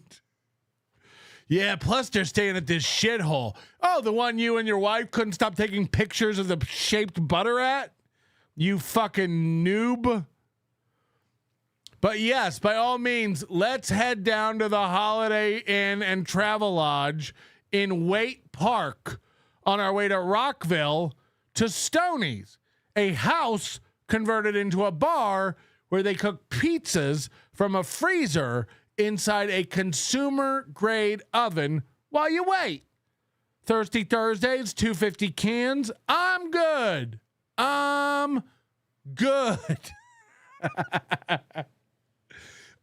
there's the Comfort Inn. Oh, baby. Oh, baby. Really razzling and dazzling, Gino and Kiki. Distant third. But I'd go that big ass, that huge Holiday Inn off Highway 15, or the Hilton that has Maverick Steakhouse. Maverick's Steakhouse. More steak than you've ever seen in your life. Ketchup extra. That one's pretty good, too. Comfortably Numb says, you have a friend in me, pizza shit. He says, LOL, yes, I have no friends. Oh. And then Comfortably Numb says, you have a friend in me. Well, let's see how pizza... you know what? I'm not going to leave yet because I'm interested to see how pizza shit responds to Comfortably Numb extending his hand in friendship. Yes, let's wait. Let's wait. God forbid you do any content for your members, but let's see how pizza shit gets out of this pickle. Loaded Wrench says Sean can stay at Aaron's house. I mean, if he wanted to, I think he'd want to be by himself. Oh, no. Oh, no. I'll have to get my stairs checked by a structural engineer. And that's not me saying, like, no, he can't or anything. That's just me saying, like, there's going to be kids here and stuff. During your anniversary show and golf tournament, there's going to be kids here. What? Why? Are you saying that when you get your kids every other weekend, you're planning your Stonies event on the weekend you normally would have your children, and you're going to leave them at your house while you go play golf and drink with Oz? Sean can't stay here because there'll be kids here. I wouldn't if I were him. Red Fox Mad says this works best for stains. Tide simply. I'll pay to get a picture of Aaron Imholte's guest room. I want to see the wallpaper. I want to see the carpet stains. I want to see all the posters. Oxy liquid fights stains and odors with twice the Oxy fighting power. Did you just print that off of a commercial script? I feel like you did. Yes, he printed it. Oh, man. Oh, we're having guys, are we having fun? Are we having fun? PAA, that's very nice of you, and I know that you're a fan, and I know you're being very generous, but yes, Chris Dyer of PAA Podcast. We know you're a big fan of the toe, and we know you're just new boot goofing. But no, I will not go to that sick, twisted shithole hackamania. It is kind of a gathering of dorks, no offense. I mean, as if we don't all remember him and Gino going like, it looks pretty cool. We should go. And then not being able to afford it. The biggest thing you have to talk about is me. And no offense, I even get sick. He's the same as like he got it in his head. I don't think he knows what it is at all. He thinks the whole festival, Hackamania, the whole 2 days is about Aaron Imholte. He thinks that. They're going to do This Little Piggy, which is obviously a show about me. Then, of course, Vito and Dick are going to go up and do Biggest Problem in the Universe, which is definitely going to be about me. And then the next day, of course, you've got Weird Medicine, which will, of course, be about me. Dr. Steve can't shut up. And then NLO, which will be all about me, right? The buttering. And then Carl's show, WATP, which is every episode is about me. It's all they talk about. And then Tukey, which never shuts up about me. Oh, God. It's all about me. Right. Shout out ECIG Benny. Benny told me that my show was too hot and didn't want the attention. Hey, I understand best. Healing the game, I make Melton feel like Steely Dan. It's true. It's true. Let me talk this out, chat. So seeing as I've only left Minnesota on trips to New York and Las Vegas, I should broaden my horizons. For my next 2 trips, I'm going to New York and Las Vegas. Oh, boogers. Oh, boogers. Ugh. Of talking about me. So it's basically a misguided love fest of me. It's a little stalkery. It's a little weird. We all get together in Vegas to stalk you. Wrong. Just poke fun at it from afar like we've been successfully doing for a while now. Of course. Pizza Shit says, sorry, guys, had to go do a bump. I'm back. Oh, there's your new buddy. Comfortably numb. I'm glad we stuck around for that. Dr. Silverwolf says, hi, Silver Maze here with OxyClean. Loaded wrench. Use a splash of Dawn for greasy clothes. I don't have greasy clothes. It's just laundry stripping. It's something you do with your clothes. Yeah, I just learned about it 24 hours ago. How are you so ignorant? He called people ignorant. SP told me about this thing. Is it Nelson Brothers? Nelson Brothers Restaurant and Pub invites you to dine in relaxing Northwoods atmosphere. Enjoy our... But Hackamania's at a shithole. Got it. Got it. You sit at chairs and tables that look like they were carved out of George Washington's coffin. But Vegas is a shithole, and you've heard terrible things. But you whisked your stupid wife here every chance you got. No? Didn't you bring your wife here 3 times, including to get married in this shithole? Huh. Carlos says you can bring him on when he's here and start drinking at 6 a.m. like the Gino episode. No, that actually sounds great. That Gino episode was a fucking blast. Are you kidding? I'd do that again. Well, yes, I'd love to do a show with Gino again. Gino? Guys, I got some great ideas for anniversary weekend. Twister. Golf. Afternoon comedy. Oh, boy. Oh, boy. Oh, you know what would be fun is if we got... Oh, what? What? What would be fun?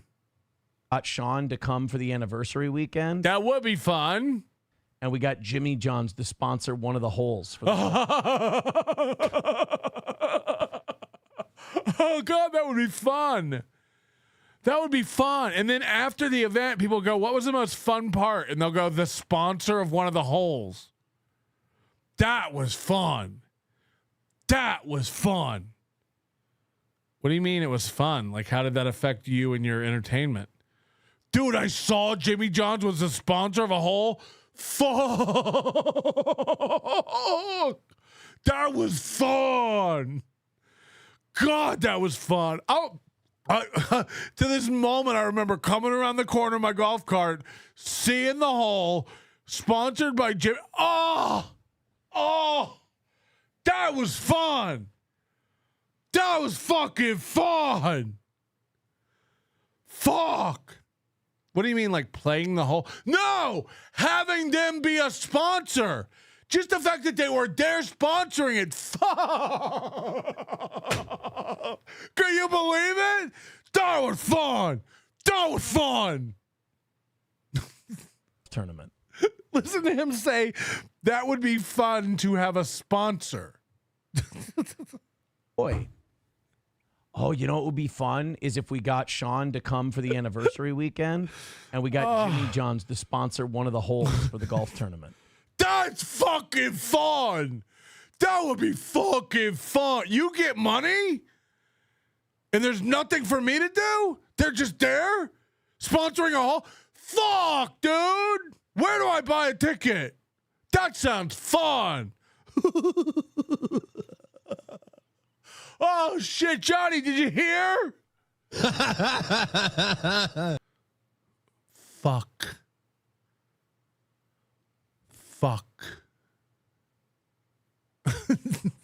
And that could be the Sean hole.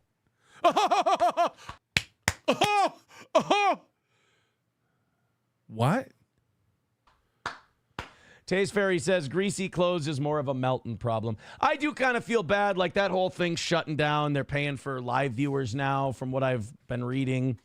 They really don't have anything else to talk about. They took a big L. Remember, they had their big announcement that was going to change the narrative. That totally changed the narrative. That was a big L. Fucking shit all over that. That went nowhere. Nobody's talking about them. You couldn't write it. I mean, I've always said, I said it a while ago, when you make the show. So I guess Melton was losing his mind because Jimmy John's is sponsoring one of the holes at the golf tournament. Yeah. That is what happened. Melton couldn't handle it till we got Jimmy John's to sponsor a hole.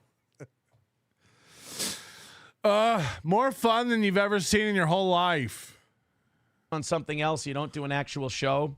You're on a time crunch. You're going to fall apart at some point. And I'm not going to act surprised, but this is... He told you this would happen. This show's shutting down over here. Guys, this is our last show. It's our last show. Thanks for helping cheer me up and get me in a good mood on our last ever show ever. Period. Ever. About the last hurrah. This is the peak. Well, I think the peak was...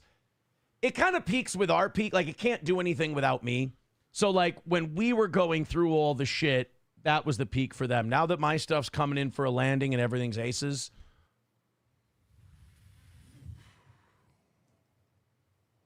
I got to just see if everything is aces.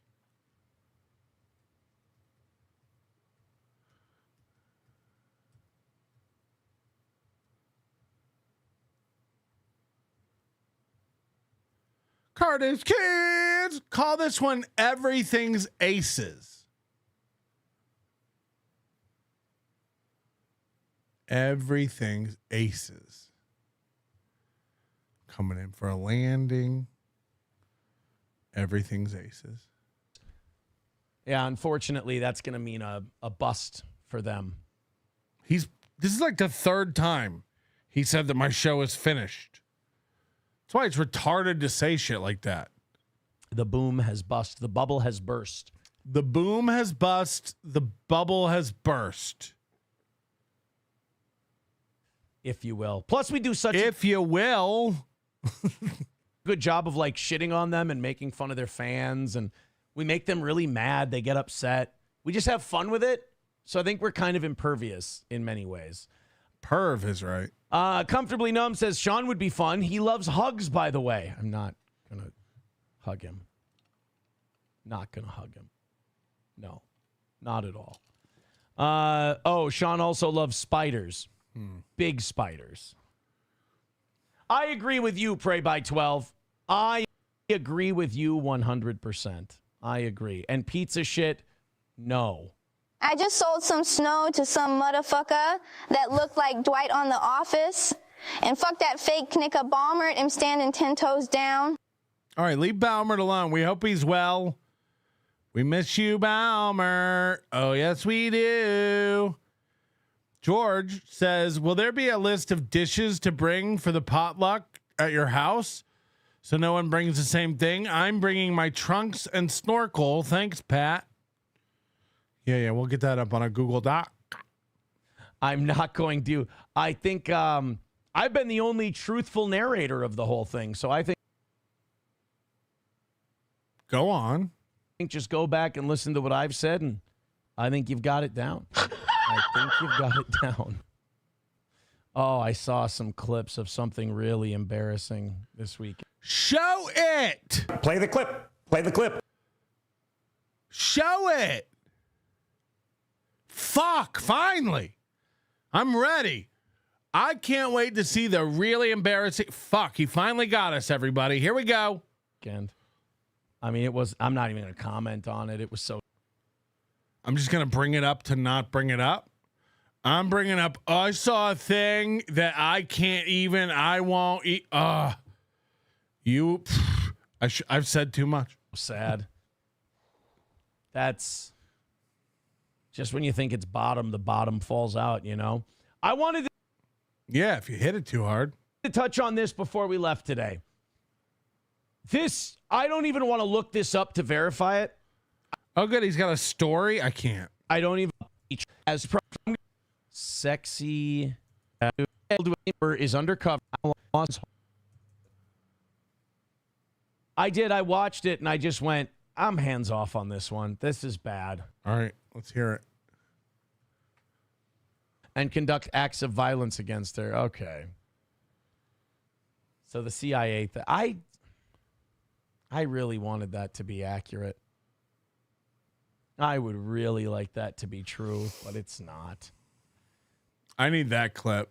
I need that clip. I just want him going, I'd really like that to be true, but it's not. So we can play it every time he brags about numbers or money or how he's doing or how everything's coming in for a sweet landing and it's aces. It's not. Yeah, Dill Pickle says it was painful, comfortably numb. It was really painful. Yeah, I don't want to spend any time on it. It's just, I watched it and I just went, I'm hands off on this one. What are they talking about? Does anybody have any idea what they're talking about?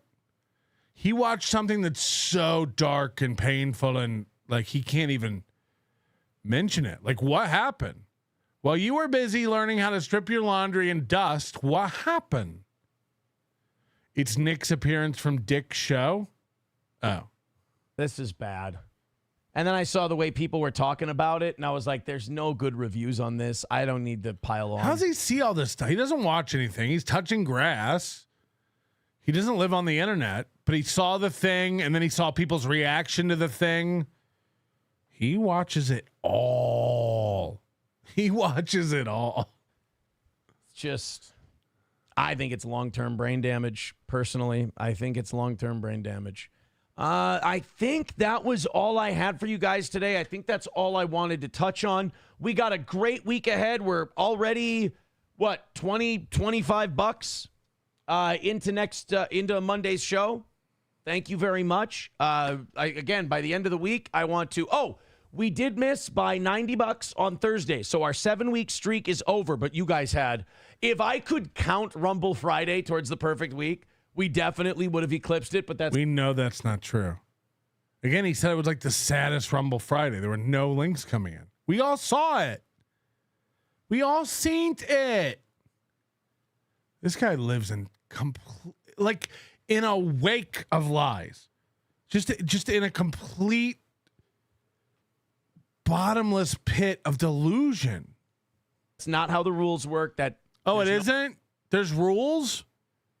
You come up with everything on the fly. Why isn't it how the rules work? No goal on Rumble Friday, so you can't go over. You know, it's we had a very good Rumble Friday. I'm very happy with last week. Thank you, guys. I've been very happy. These last few months have been incredible. Keep it up. We start a new streak tomorrow. How's that? Well, at least if you start a new streak, you can always do laundry stripping. Start a new streak tomorrow. Take it easy, guys. I appreciate you being here. Remember, if you got gifted a membership, go in and auto-renew it. It really helps the show. We are at a high watermark in memberships right now. Let me see if I can verify that with face recognition. Helps the show. We are at a high watermark in memberships right now.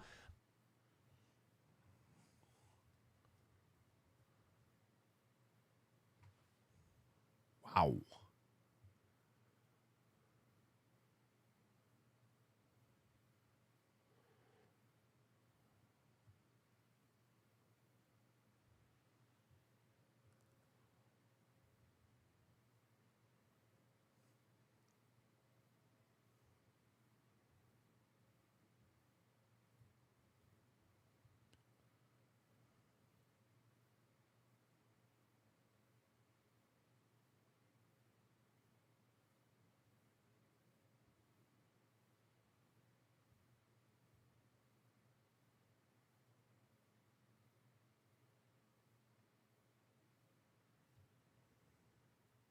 I don't like the look of it. Holy. Carter's kids. All of the greatest comedians in the world think I'm funny. Tell them, Godfrey. Ooga booga booga ooga booga ooga. Patrick the the chocolate man and his waterhead friend killed our doggy and stole your library card. Call this one high watermark. So thorough, Joe Burrow. Aaron has been burdened with an uncontrollable left eye twitch. If anybody wants to hunt Easter eggs early. Jesus Christ, Coach Patrick. When are you going to clip freeze frame and add it? When you zoom awesome song, by the way, won a few fights to it in the 80s. When are you going to clip freeze frame and add it when you zoom? Freeze frame. Freeze frame. Somebody send that. And another thing that bothers me is that Melton's show is closing up shop.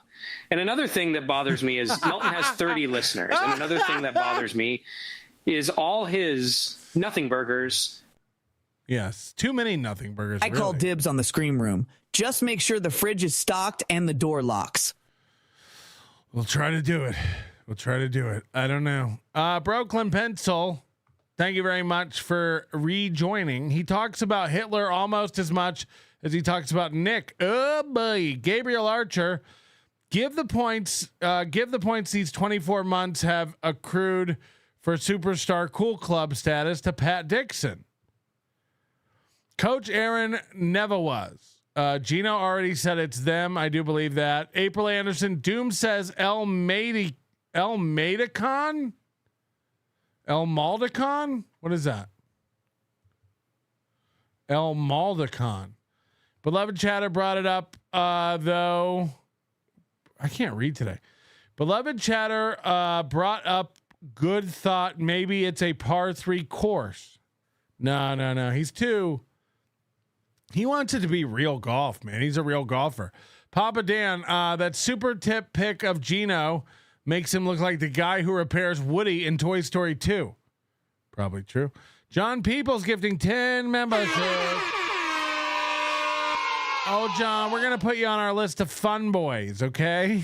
We're going to call it Superstar Club Fun Boys. Danny Crook, all of this for 24 haters at most, he claims. McGoose, thank you for becoming a new member. 1-2, cool club points are non-transferable. Yes, they're like loyalty club points at a casino. So that's where we are, if you were, as it will. I think once we get over 500, and I think we're at about 498, 499, then we start taking every recurring membership off the goal every day.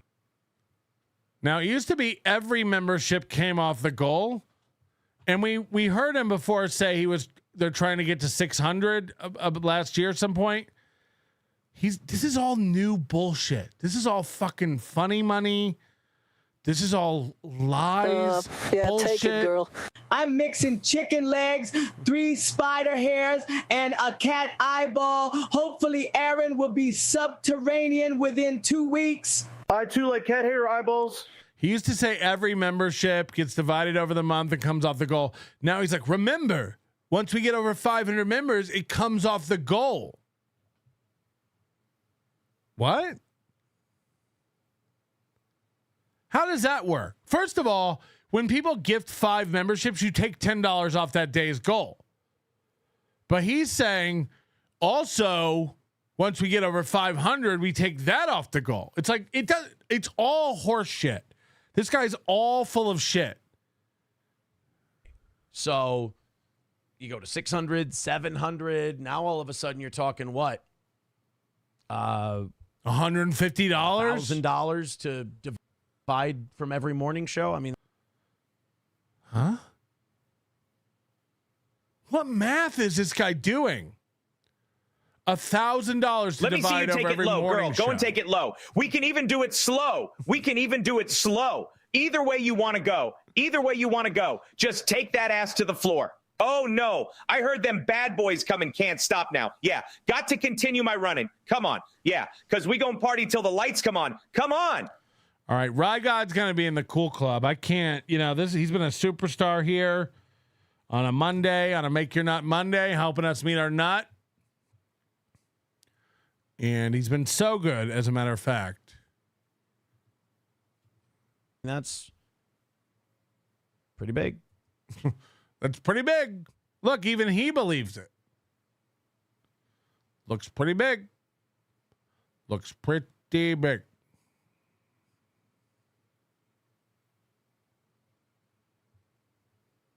Oh, boy. Now, look, I could play for you the executive producer of today, which is April LaRue. And look, boy, did we turn this show around.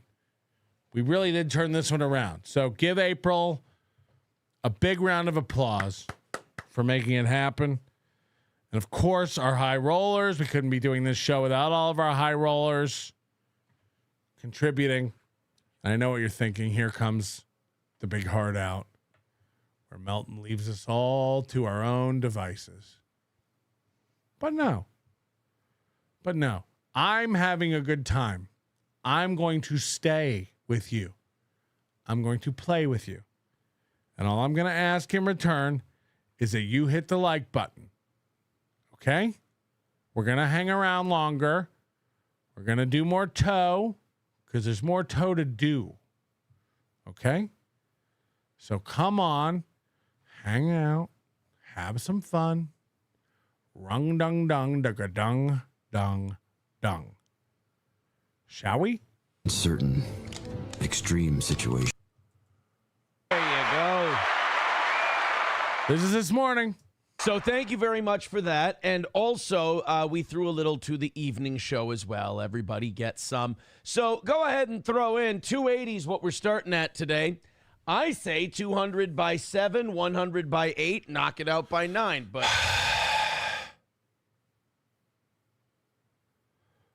fuck. We know that's not going to happen. I'm still going to wish. Johnny is here. Good morning, sir. I can't. Good morning. How are you? I was taking bets in my head as to whether or not you'd be muted when you tried to talk, and I lost. Okay. So this is where he can pretend to be a winner all he wants. He is seconds into his program, and his mindset, and he's saying it out loud, is that things aren't going to go right. I expected your microphone not to work like usual. Fuck, it did work. Oh. I would love it if we would hit these milestones for the goal, but I know we won't. He's seconds into his show and has already enunciated out loud 2 tent poles of failure that he expects. Sound like a winner? Sound like a guy who's in his right mind who expects to have another W? I know, right? Yeah. I wanted to win. I wanted to get that one right. I thought it would be funny, but hey, you lose, you lose. Hey, our 6-week perfection streak ended last week.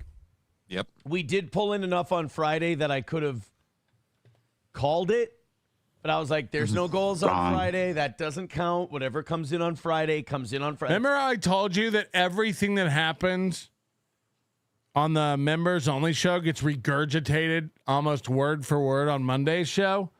So basically members get nothing. Like, it's sad enough that he's like, I'm going to be doing an extra hour on Rumble every day. But you'll only give members 30 to 48 minutes every week.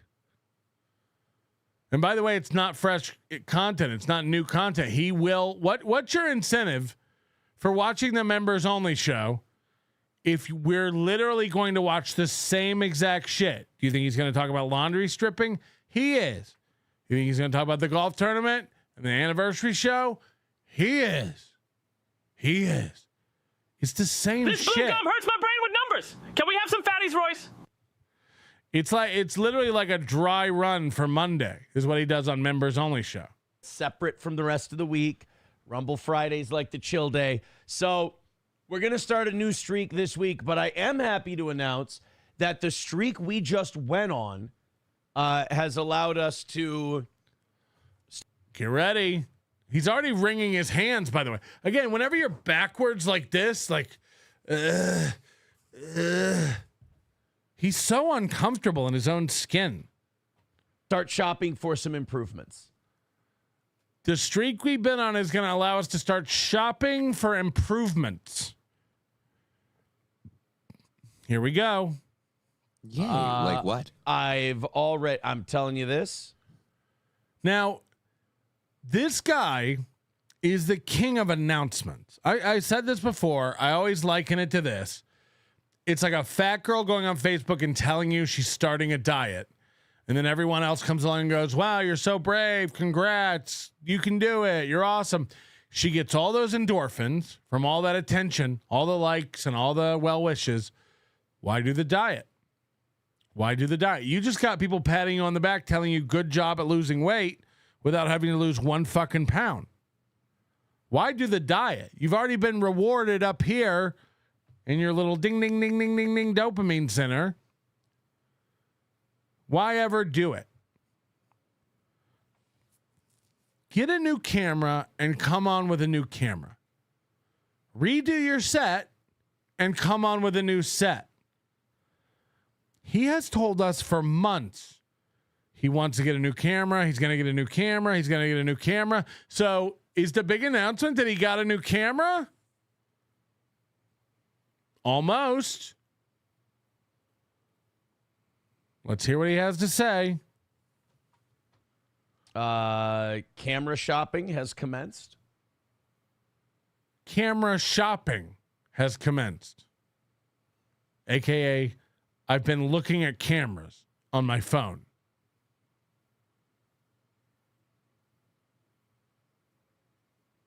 Now, are we supposed to be excited about that? Aaron's shopping for a camera. Ooh, let me give money. Update the camera. And then a whole new backdrop. For those of you who really like this backdrop, we're going to keep some elements of it. The whiteboard, the dolls, the letter, maybe Mike Lindell. I don't know. It's hard to tell. We're going to keep some element. We're going to keep the popular elements of the backdrop. The Nazi coin, my World War II book. But the sign is going away because a new sign is being made for us. Okay. And I've been seeing the pictures of it, and holy shit. Holy shit. Holy shit. Am I really going to love this new sign? Some of this stuff we might be able to keep. There's also going to be a new color behind me. Chat check. Huh? Are you guys okay with that? Look at these massive heaving bosoms on this man. You're repainting, huh? It's going to be... Dude, it's going to be crazy. Ever since they made fun of me for not wanting to paint, we're painting. Ever since they made fun of this sign, we're getting a new sign. Ever since they said I couldn't get a new camera, we're getting a new camera. Everything about Steel Toe is about to change, except the show. That we're keeping the same. This will be your destination for finding out what happened on The View. Who's doing what at the Daily Wire? Okay. You won't believe what this random black did. Remember the time Hitler? That's a favorite segment. And of course, everyone's favorite gathering, water cooler talking point, the goal. It's all staying the same. It's all going to be the same show, but you'll see it in a higher resolution with a new sign. Don't ever say we're low effort around here. Don't ever say we're low effort. I'm spending your money and someone else is making a sign. Hello? We're doing it. We're doing it. Just Joel, thank you very much. Thank you for the extra big sauce on a dreary Monday. I appreciate that. I've had a really shitty day myself. And boy, this has turned it around. I'm in a much better mood than I was when I started.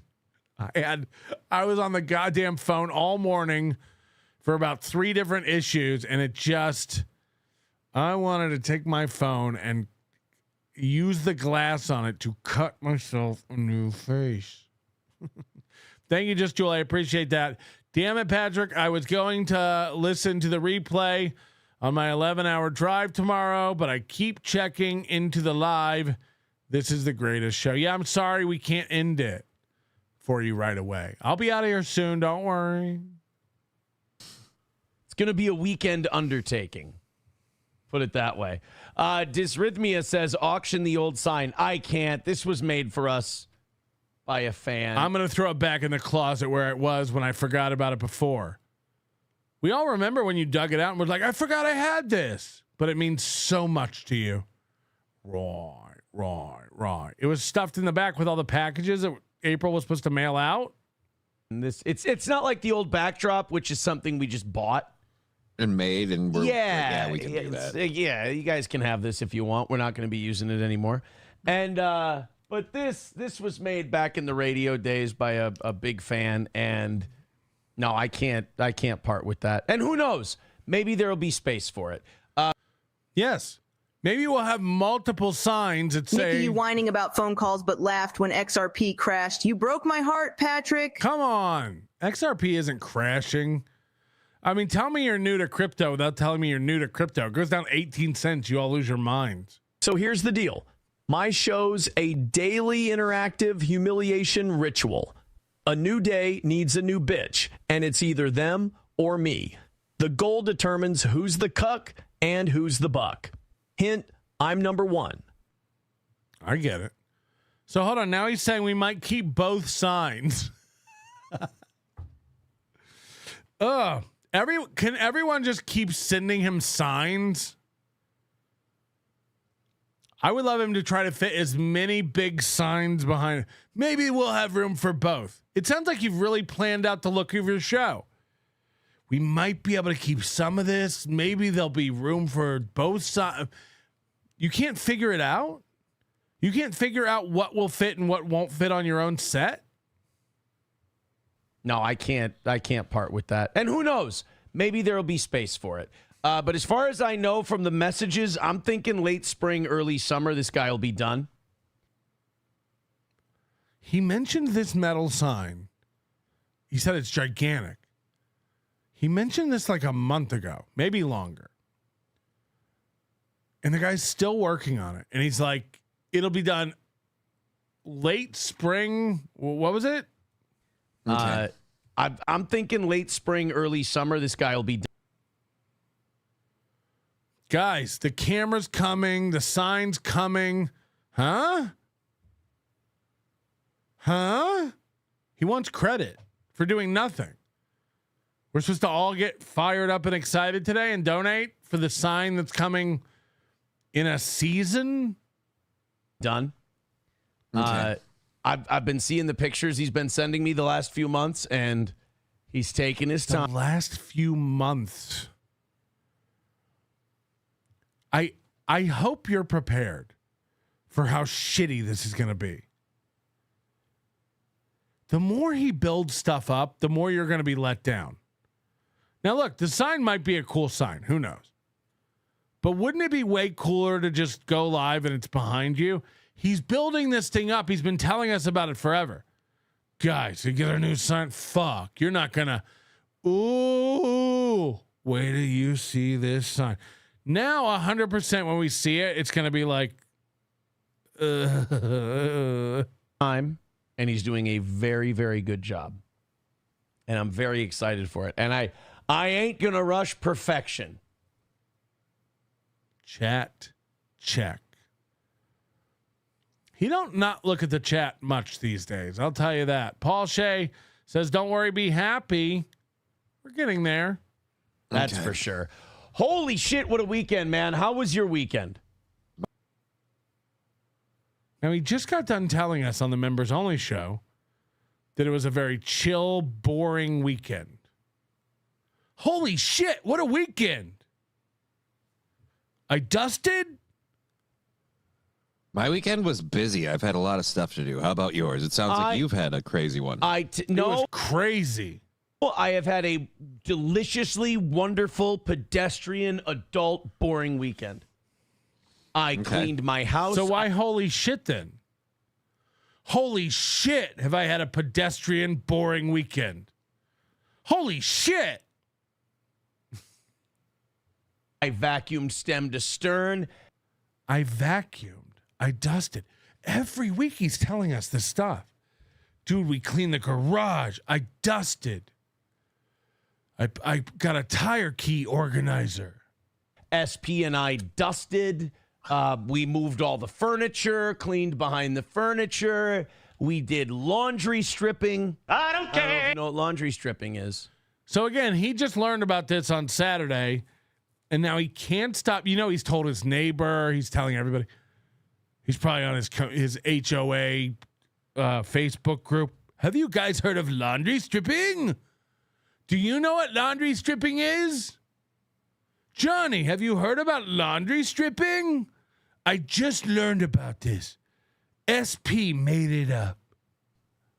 No, it sounds like a weird way to get her naked, but go. You put a tub with water, borax, my wife, borax, baking soda, and some other shit. We're going to ignore that Borat joke. And you soak your clothes for like 8 hours in them, and it strips all of the like built up laundry detergent and everything else that you have in your clothes, and it freshens up your clothes.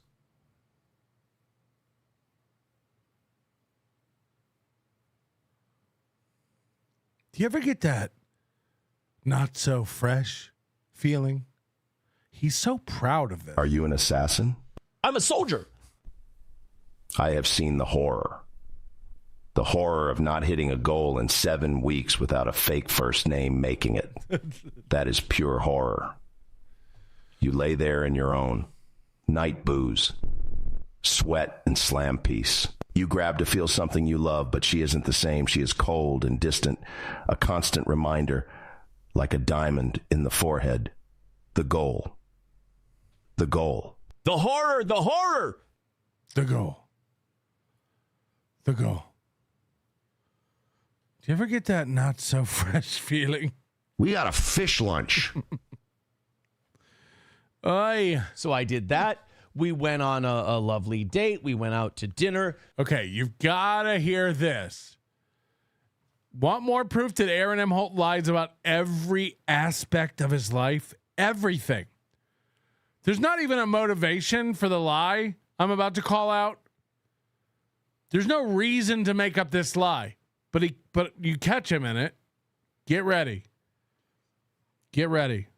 First of all, we are going to have to look at a restaurant menu here in a second. We came home. Dude, I did some old man shit. I was so happy. So we went to La Casita on Saturday at like 5 something. We went to La Casita on Saturday at 5 something. Let's give him the benefit of the doubt and say it's 5:15. Remember this. Remember these details because you're going to catch him in a lie. Let's say it's early. Let's say it's 5:15, which is a very cool time to go out to dinner. And we got home and we put on some movies. And then we got home and we put on some movies. Plural. We went out to dinner and then we got home and put on some movies. Remember that. Would you like to know the movies? I'm guessing they're Lifetime movies, but yeah. It was. Would you like to know the movies? Okay. Oh God, what was it? Something my Amish stalker boyfriend or something. Is this Amish? No. Wait, because you're gonna say it's retarded. But wait, there was a girl. Yeah. And see, it used to be you just meet a guy in college. Yeah. Now you got to find a fucking Amish guy and go buy his book. Yeah. So, but if she can't date him, who can she date? Yeah. Right. All right. Well, I'm going to go watch this movie. You take care. Yeah. All right. So it's this movie. It's like not without my Amish boyfriend. It's my stalker Amish boyfriend. Yeah, here it is. Here's- Okay. That's exactly what it's called. So this girl is like, she's an English girl. Not like British, but like that's what the Amish call us normals. Mm-hmm. They call us the English. So she's going to a university. She's got a best friend. She's got a dad. Her mom died, unfortunately. And there's this creepy ginger fuck named... This is his opening content, by the way. This is his opening content. Let me tell you guys about a Lifetime movie I saw. Abram. His name's Abram because for a Lifetime movie, that's what an Amish name would be. Is Abram. So Abram meets this girl while he's on Rumspringa. But he's like, it's an older Rumspringa.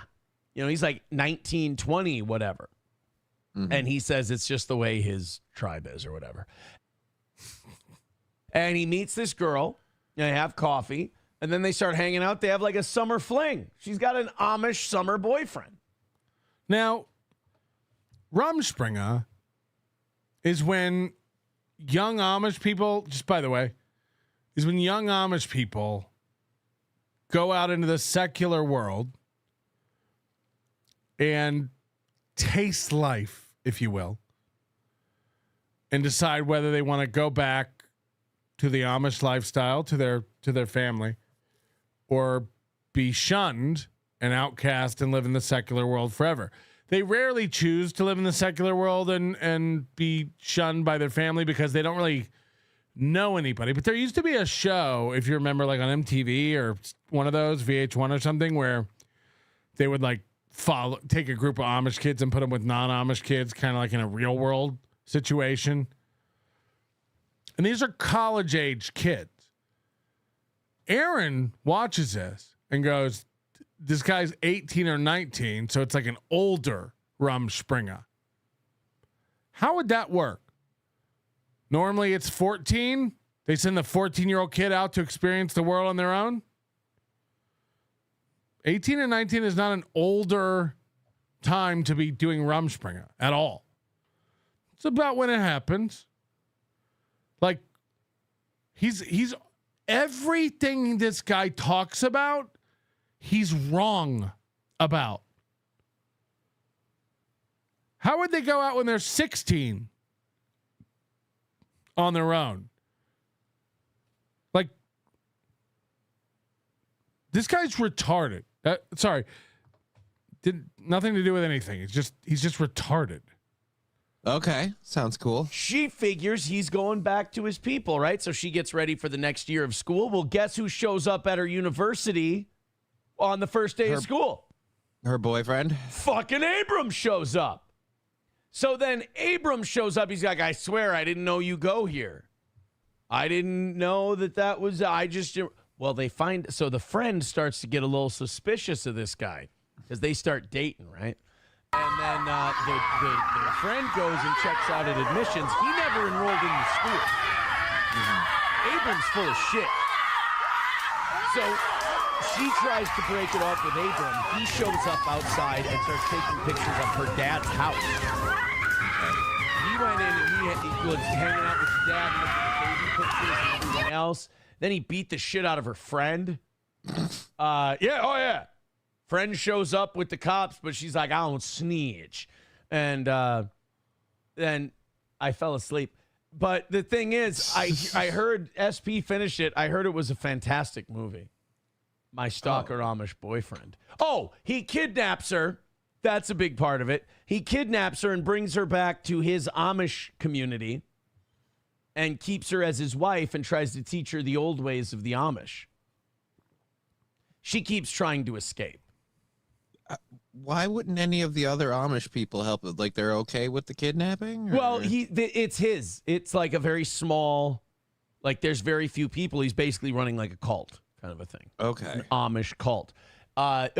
Speaking of cults, and there was another one where where a sister was looking for her sister, so she goes undercover into this cult she went into, and they find all kinds of crazy shit going down at the cult. That's what I got. The cult. That's what I got. All right. That's so when I say that Saturday I had a great weekend, that it ruled. I was asleep by like 8:30. Now, I don't know how time zones work where you live, and I don't know if they affect the actual passage of the hours. But let's game this out. We went out to eat at 5 something. Again, let's be generous. Let's say it's 5. Let's say it's 5. How long does it take to go out to eat in local bumfuck Minnesota? Let's say an hour. Drive there, sit down, order, get your food, eat, get home. Let's say an hour. Let's say they're really fast. Didn't we put on some movies? There was one about an Amish, yada, yada, yada. And there was one about a cult and a sister and a fucked up cult. And then I was asleep by 8:30.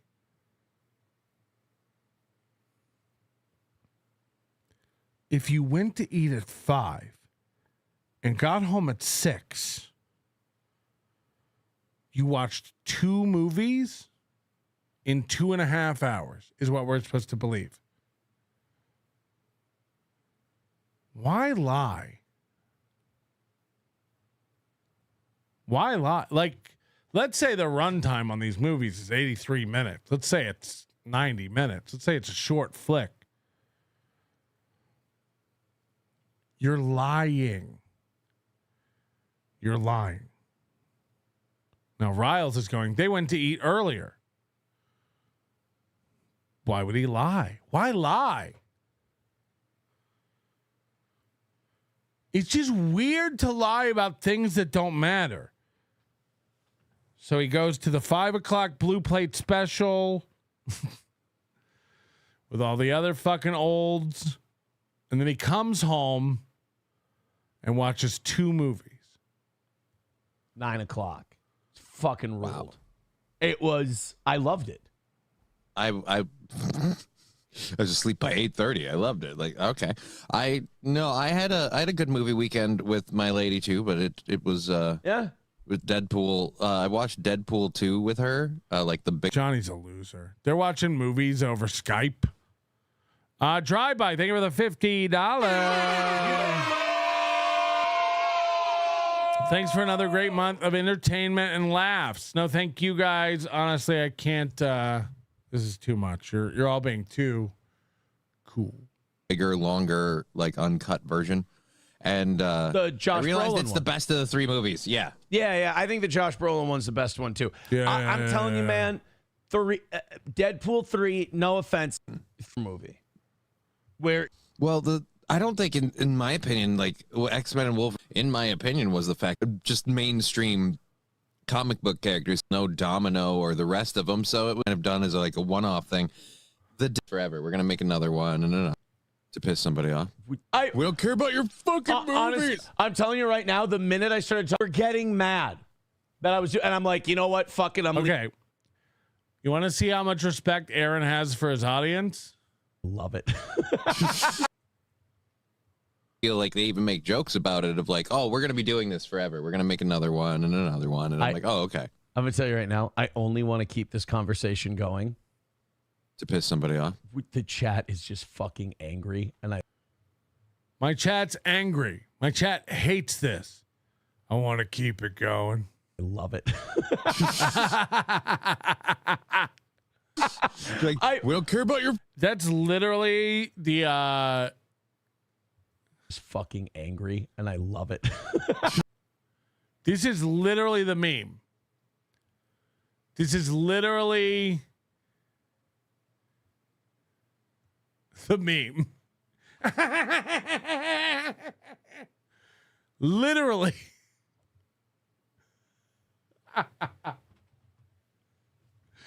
Holy shit. Holy shit. I mean, like if you put it side by side. I don't know, what is this? Angry cool sticker. Angry cool sticker. Angry cool sticker. All right, so look up the Leonardo DiCaprio.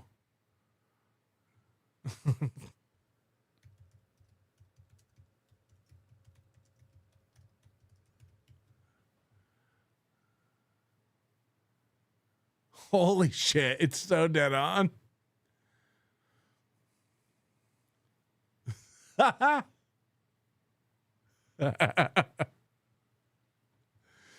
Oh, it's literally that.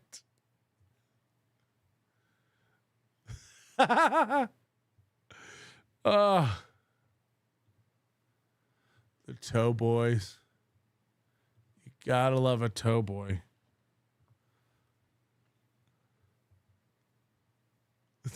Put a glass in his hand. Holy shit. To piss somebody off. The chat is just fucking angry, and I love it.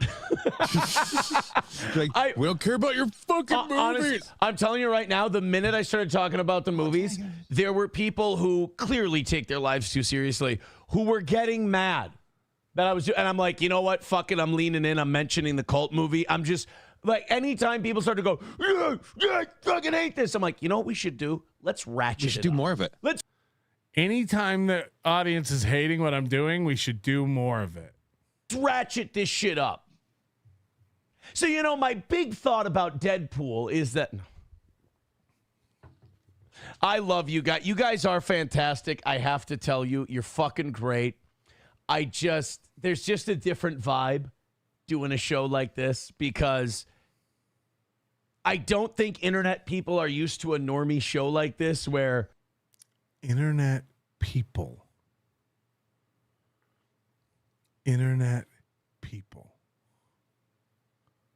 Oh no. Yelp pictures of La Casita aren't very cool. Oh yeah, we got to look into La Casita. Also, he's got some open sores on his arm. We kind of have the perspective of outside life. So, right. Like the idea of taking this so seriously that you get upset and then us just picking and poking at that. And like, he's constantly telling everyone in his audience how upset everyone's getting about what he does, but he never has any proof of it. I love that aspect of what we do. I do too. It's enjoyable and educational. It's so fantastic. Clapogram Graham says, Aaron, you're so full of shit. You love this crap. That's what I'm saying. I love this part. I love that you guys just get, like, some of you get irrationally angry. Cynically insane, losing his fucking mind. He's written nothing but, like, hostile. Dude, it's 6:11 in the morning where we are. Right. And cynically insane has lost his fucking mind and is just full of hatred this morning. And all I want to do is poke and pick and just kind of rip at him a little bit. Like, imagine this being you in the morning. He goes, you have no show without begging or us ripping on you and you spinning it. This is you ripping on me? Dude. Minutes into his show, he's already arguing one-on-one with chat members. He's so insecure. This guy is so fucking lonely and insecure. Dude, you've gone cynically insane. And we're making fun of you for it. And you're acting like this is normal. I saw a clip. I don't know if it was on the Steel Toe Boring Show Reddit. Let me check. It was like about money and it was like him and April saying they may have to cut another one of Corey's days and the audience shouldn't make fun of them not making money because it's very real and it could hurt the show. Oh yeah, this is it. Pretty well, I will admit we've taken them in. Yeah, watch this. So Aaron loves to pick and prod and get you. He loves to watch you squirm. Watch this fucking desperation. Watch this sad moment of steel toe history. Bank.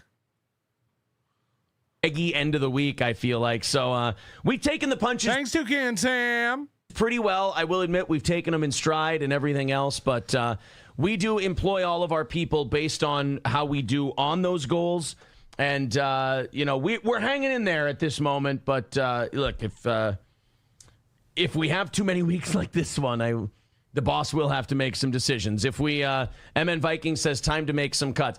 Hey, MN Vikings, do me a favor. Let's not make jokes about shit like that. Hey, could you apologize to the kid's mother about the trans stuff? We don't joke about that. Hey, the drug usage stuff with April. Hey, we don't really watch that.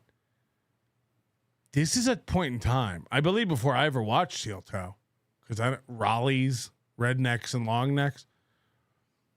Hey, don't joke about not making the goal. Can you imagine? A time? Hey. Don't joke about us not making money. Easy. Hey, could you do me a favor? No. Have too many weeks like this one. The boss will have to make some decisions. If we, MN Vikings says time to make some cuts. Hey, MN Vikings, do me a favor. Let's not make jokes about shit like that. Let's not. I'm funny and I like to be funny. I like jokes. But there are some things you can't joke about until I joke about them and get in trouble. And then I say, hey, man, nothing's off limits for jokes. But hey, MN Vikings. No. Let's not make jokes about that. Like, what? What a faggot. What an absolute fag. Let's not make jokes about that. On the joke show, where all the jokes go? Vikings says time to make some cuts. Hey, MN Vikings, do me a favor. Let's not make jokes about shit like that. All right? I know. That's not something we want. It's not something. Look, those jokes hit a little too close to home because I'll be honest with you. We took that day away from Corey. We made some cuts there. We're not that far away from doing it again. So how about you take it? Like I said, we've been taking the punches in stride. Take it easy.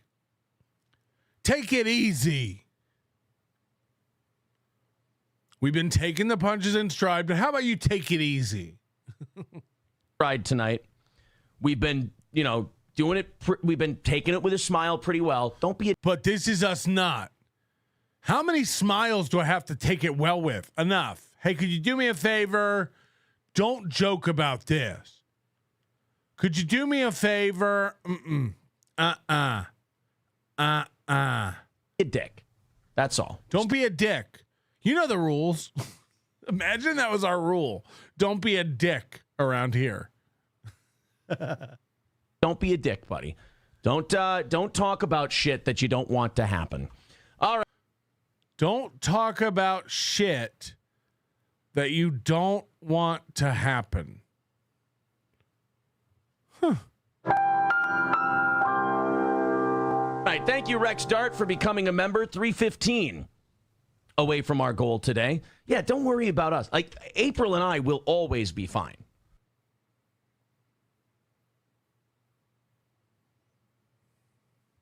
Like, we'll be good. We've got a big enough audience that the two of us will always be okay. April, you said no. The lie detector determined that was a lie.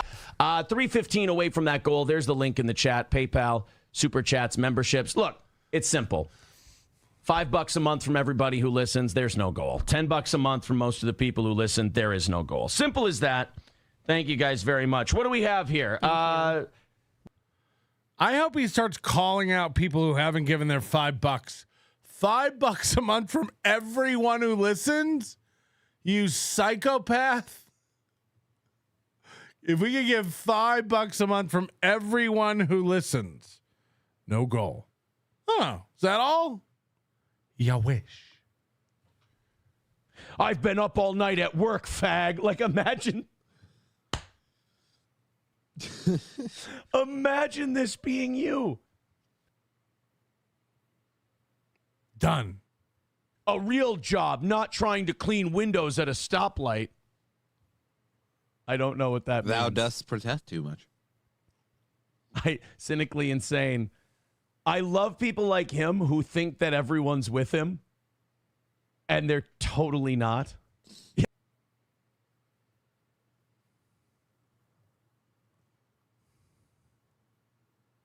Yeah, Sam Show says there is no we. Cynically Insane says, we are here to chat with each other and rip on you. And the first comment he gets is Sam Show going, there is no we.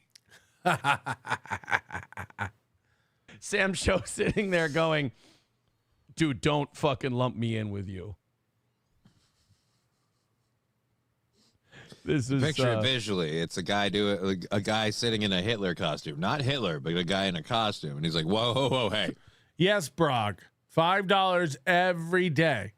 If every listener gave $5 every day, this would be life-changing amounts of money. The Smoking Lesbo.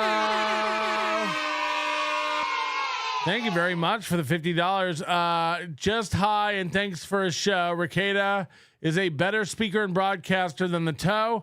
I went back and Nick before the crazy was very eloquent in layman's terms. Yeah, what happened to that guy? I hope he's all right. I always say Quadfather. Queefer Cumia get super tip Stutterland. No, dude. Google the Ray Liotta laughing meme. I will not. I won't. You can't make me. Don't lump me in with you. Yeah, that when I Sam got my own bit going on over Sam here. Show goes, dude, I'm fucking not Too I'm not, rich for my blood. I'm not with this I'm out. crazy fucker. There's no way. Dude, when Sam Show, Sam Show. You know how it gets. Bigot on Socialist Media, thank you for starting us out tonight, or this morning. I'm on Cynically Insane now. With a gifted subscription. Thank you very much. Guys, do not send money to this show right now. Cynically Insane will go even more crazy. Get it? Get it? It's like a reverse psychology. It's like I'm doing reverse psychology. I have so much stuff to do today, and I love when we hook a crazy one because I just get to hold Burn on a bunch of time on that. I can and we got hold more that stuff later. until later. Yeah. MSO's fucking with him. MSO writes, I bet he's wearing a better shirt, just setting him up to say more. And sure enough, Cynically Insane, not getting the bit, goes, yes, I am. Without man tits, too. I may be in a... Oh, boy. What is this show? What the fuck is going on? He thinks he's going back to radio. I may be in a Hotler costume, but at least I'm standing up. Sam Show? No, Cynically Insane. No. Yeah, because of the Hitler costume thing was Sam Show. Buddy. Shut up. Sam Show would never misspell Hitler. Right. Ever. That's like, disrespectful. That's like when one of those swastika vandalism things is fake because the person didn't draw it symmetrically, and that an actual white supremacist would draw it properly. Right. Otherwise, it's disingenuous. And then Cynically Insane tried to correct himself for wearing a Hotler costume, and he just put the O in caps and wrote, does he think a swastika is symmetrical?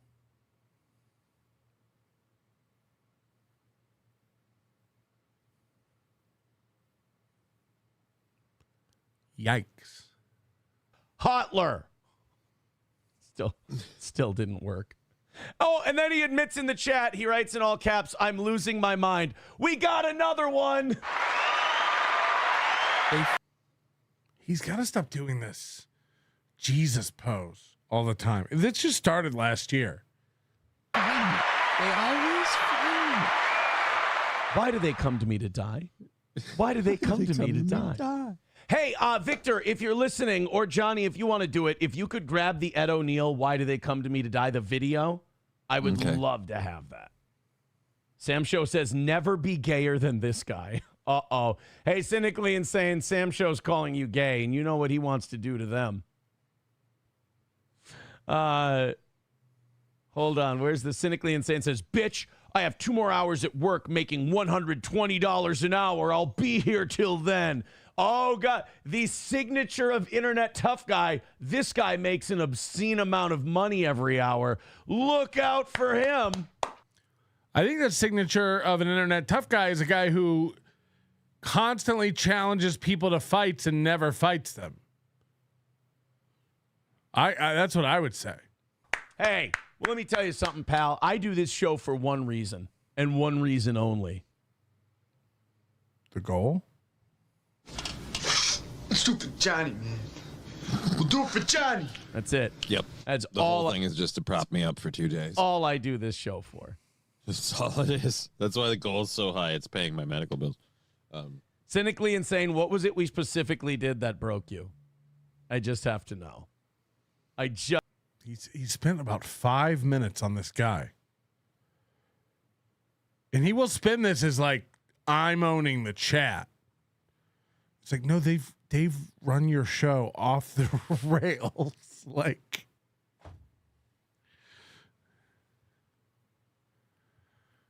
just need to know what we did to break this man. Was it the movies? Was it the Lifetime thing? Yeah, I mean, what was it? And look, people say like, oh, the Lifetime stuff is boring and shit. Look what we get out of it. Look what we get out of the Lifetime shit. We broke Cynically Insane. A lesser show would have just talked about the weirdness of the Amish guy and the whole thing. And no. We immediately saw some gold and we farmed it in them there hills. All right, here's what we're going to do with Cynically Insane. We're going to give him a break for today. Ready? Okay. This won't drive him nuts at all. Come back tomorrow, buddy. Can't wait. so he does this a lot now lately. Like he'll get in a fight with somebody in the chat. The truth is it's throwing Aaron off. Aaron can't focus. His autism is too great. So he cannot focus. And then he'll ban the guy he says he's owned. We owned your ass. You're just sad that you got taught. So we're going to ban you. Okay. Okay. Wait to see you. All right. Aaron's tranny attraction with $199. I can't. Johnny's fake laugh, by the way, is becoming. Come back tomorrow, buddy. Can't wait to see you. All right. Natural. Aaron's tranny attraction with $199 says gay stories are the norm of this show. He isn't OG. Exactly. If you're OG, you know. If you don't know, now you know. If you come here looking for gay internet shit, you're in the wrong place. We do other. When you call everything gay all day long, every day, I'd probably say this is a fucking honey hole of gay internet shit. If you just come here looking for gay. If you come here looking for gay, we got you covered. Holla at your boy, as they say. As it were, if you will, as they say. Mussolini diff with $5. Mussolini diff says, I only have the ability to do simple manual labor. I hate that steel-toe Joe guy that doesn't have an actual job. I'm so angry. New boot goofing. Yeah, I think that might be part of Cynically Insane's problem. I talk about this all the time. I love getting to do this show for a living. It's fantastic. If the cosmic justice that I get to do this bullshit to pay my bills is that in the last 5 minutes we have to ask for some money, holy shit, what a fucking trade-off. Cope. Nick used his silver lawyer tongue to convince me if your lawyer told you to eat cum, you would. Just ask Cardiff Electric. He knows cum like nobody's business. Promo code cum for Hackamania.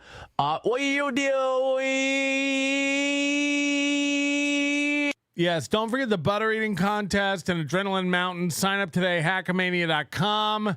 It's getting down to it, folks. 39 days away, May 9th through 11th, 2025. Promo code NLO or cum or what have you. Hackamania.com. We would love to see you there. Let's scroll ahead. When did they hit the goal today? I don't even know. Did we get a little baggy segment or no? I want to see, and then we'll get the fuck out of here. ID and registration stuff, like when you get married or whatever. If your name doesn't match the where you go down, it's officially midnight in the East Coast. If you, as it were, hence their 4th happy anniversary, ape, if you will, as it were. What was it? It's officially midnight in the East Coast. If you, as it were, hence their 4th happy anniversary, ape. Is it their anniversary? Oh no. Oh, let me put it this way: that woman that tricked it by doing things like making you prove who you are. Somebody has conspiracy theorists. There is nothing. Dollar says for Cucko the Clown. We're not doing Cucko the Clown. Johnny, shut the. We're not doing. It's an easy thing. I mean, we get you a suit. I actually know how to apply makeup, and I know other people who do too. We can make this happen. Anniversary show, maybe. If they can make him dress up as Cucko the Clown, I mean, I think we're already there, frankly, but. Leo with $1 says, if it's your name doesn't match your birth certificate, no one changes that when they get married. Oh, that is a bullshit rule. I'll call that out. You shouldn't be allowed the voter registry certificate.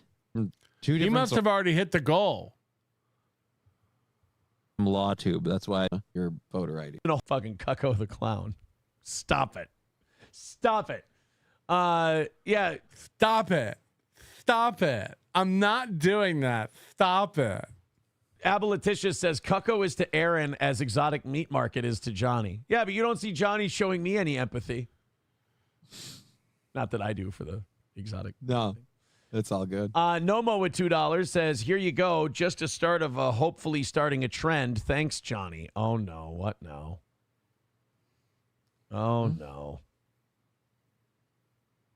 Bappa Shab says, it was Bappa Shab. He says, my greatest creation, Cucko the Clown.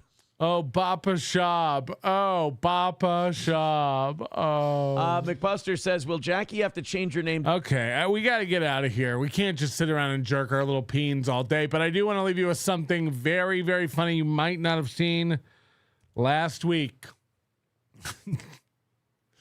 I think we covered it on the... I think we showed it on the members only show. The posted in the Toe Boys group, people are starting to get their steel toe merch. And this is the look. You might be like, okay, not a bad mug, but did you see that? Did you see this part of it? This part of the man holding the mug. It finally came, Aaron. I assume you're talking about the asshole you've been plunging with those fingers. Is that what came? 'Cause, you know,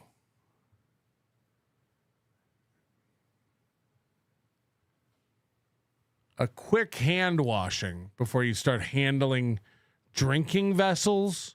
People think this might be SP. It's like Gold Vault's is fucking gross ass Jew fingers. Ugh. So Goldfolds and Baumert are gone. Do we think there's any chance those two guys might be the same person? As it were, if you will. Thank you for watching today. Hit the like button on your way out, please. And tell a friend about the program. Go back and start it over from the beginning. I'm going to edit out that whole beginning part where I was in a bad mood. Thank you guys so much for cheering me up. Take care of yourselves. Your manner is most unbecoming of a gentleman. Would you be high on cigarettes? I don't know if the comedy hasn't hit him yet. They're full-blown retarded or just high on cigarettes. question posed to stupid hoes who don't get it yet. Excuse me, miss, are you high on cigarettes? I don't know if the comedy hasn't hit them yet. They're full-blown retarded or just high on cigarettes. All the laughter that you dig, boy, if you listen to the show, boy, Patrick Melton faces have you stacking an low point. It's the low point, not the reason. The reason is fucking gold. Gonna make the taco pony party be a party of soul. To make you vandalize a van with a pedal sticker so bold the family probably get arrested before they get down the road. Or stupid motherfuckers just got NL loaned. Other radio shows are straight bitch mail prone. Talk shit on the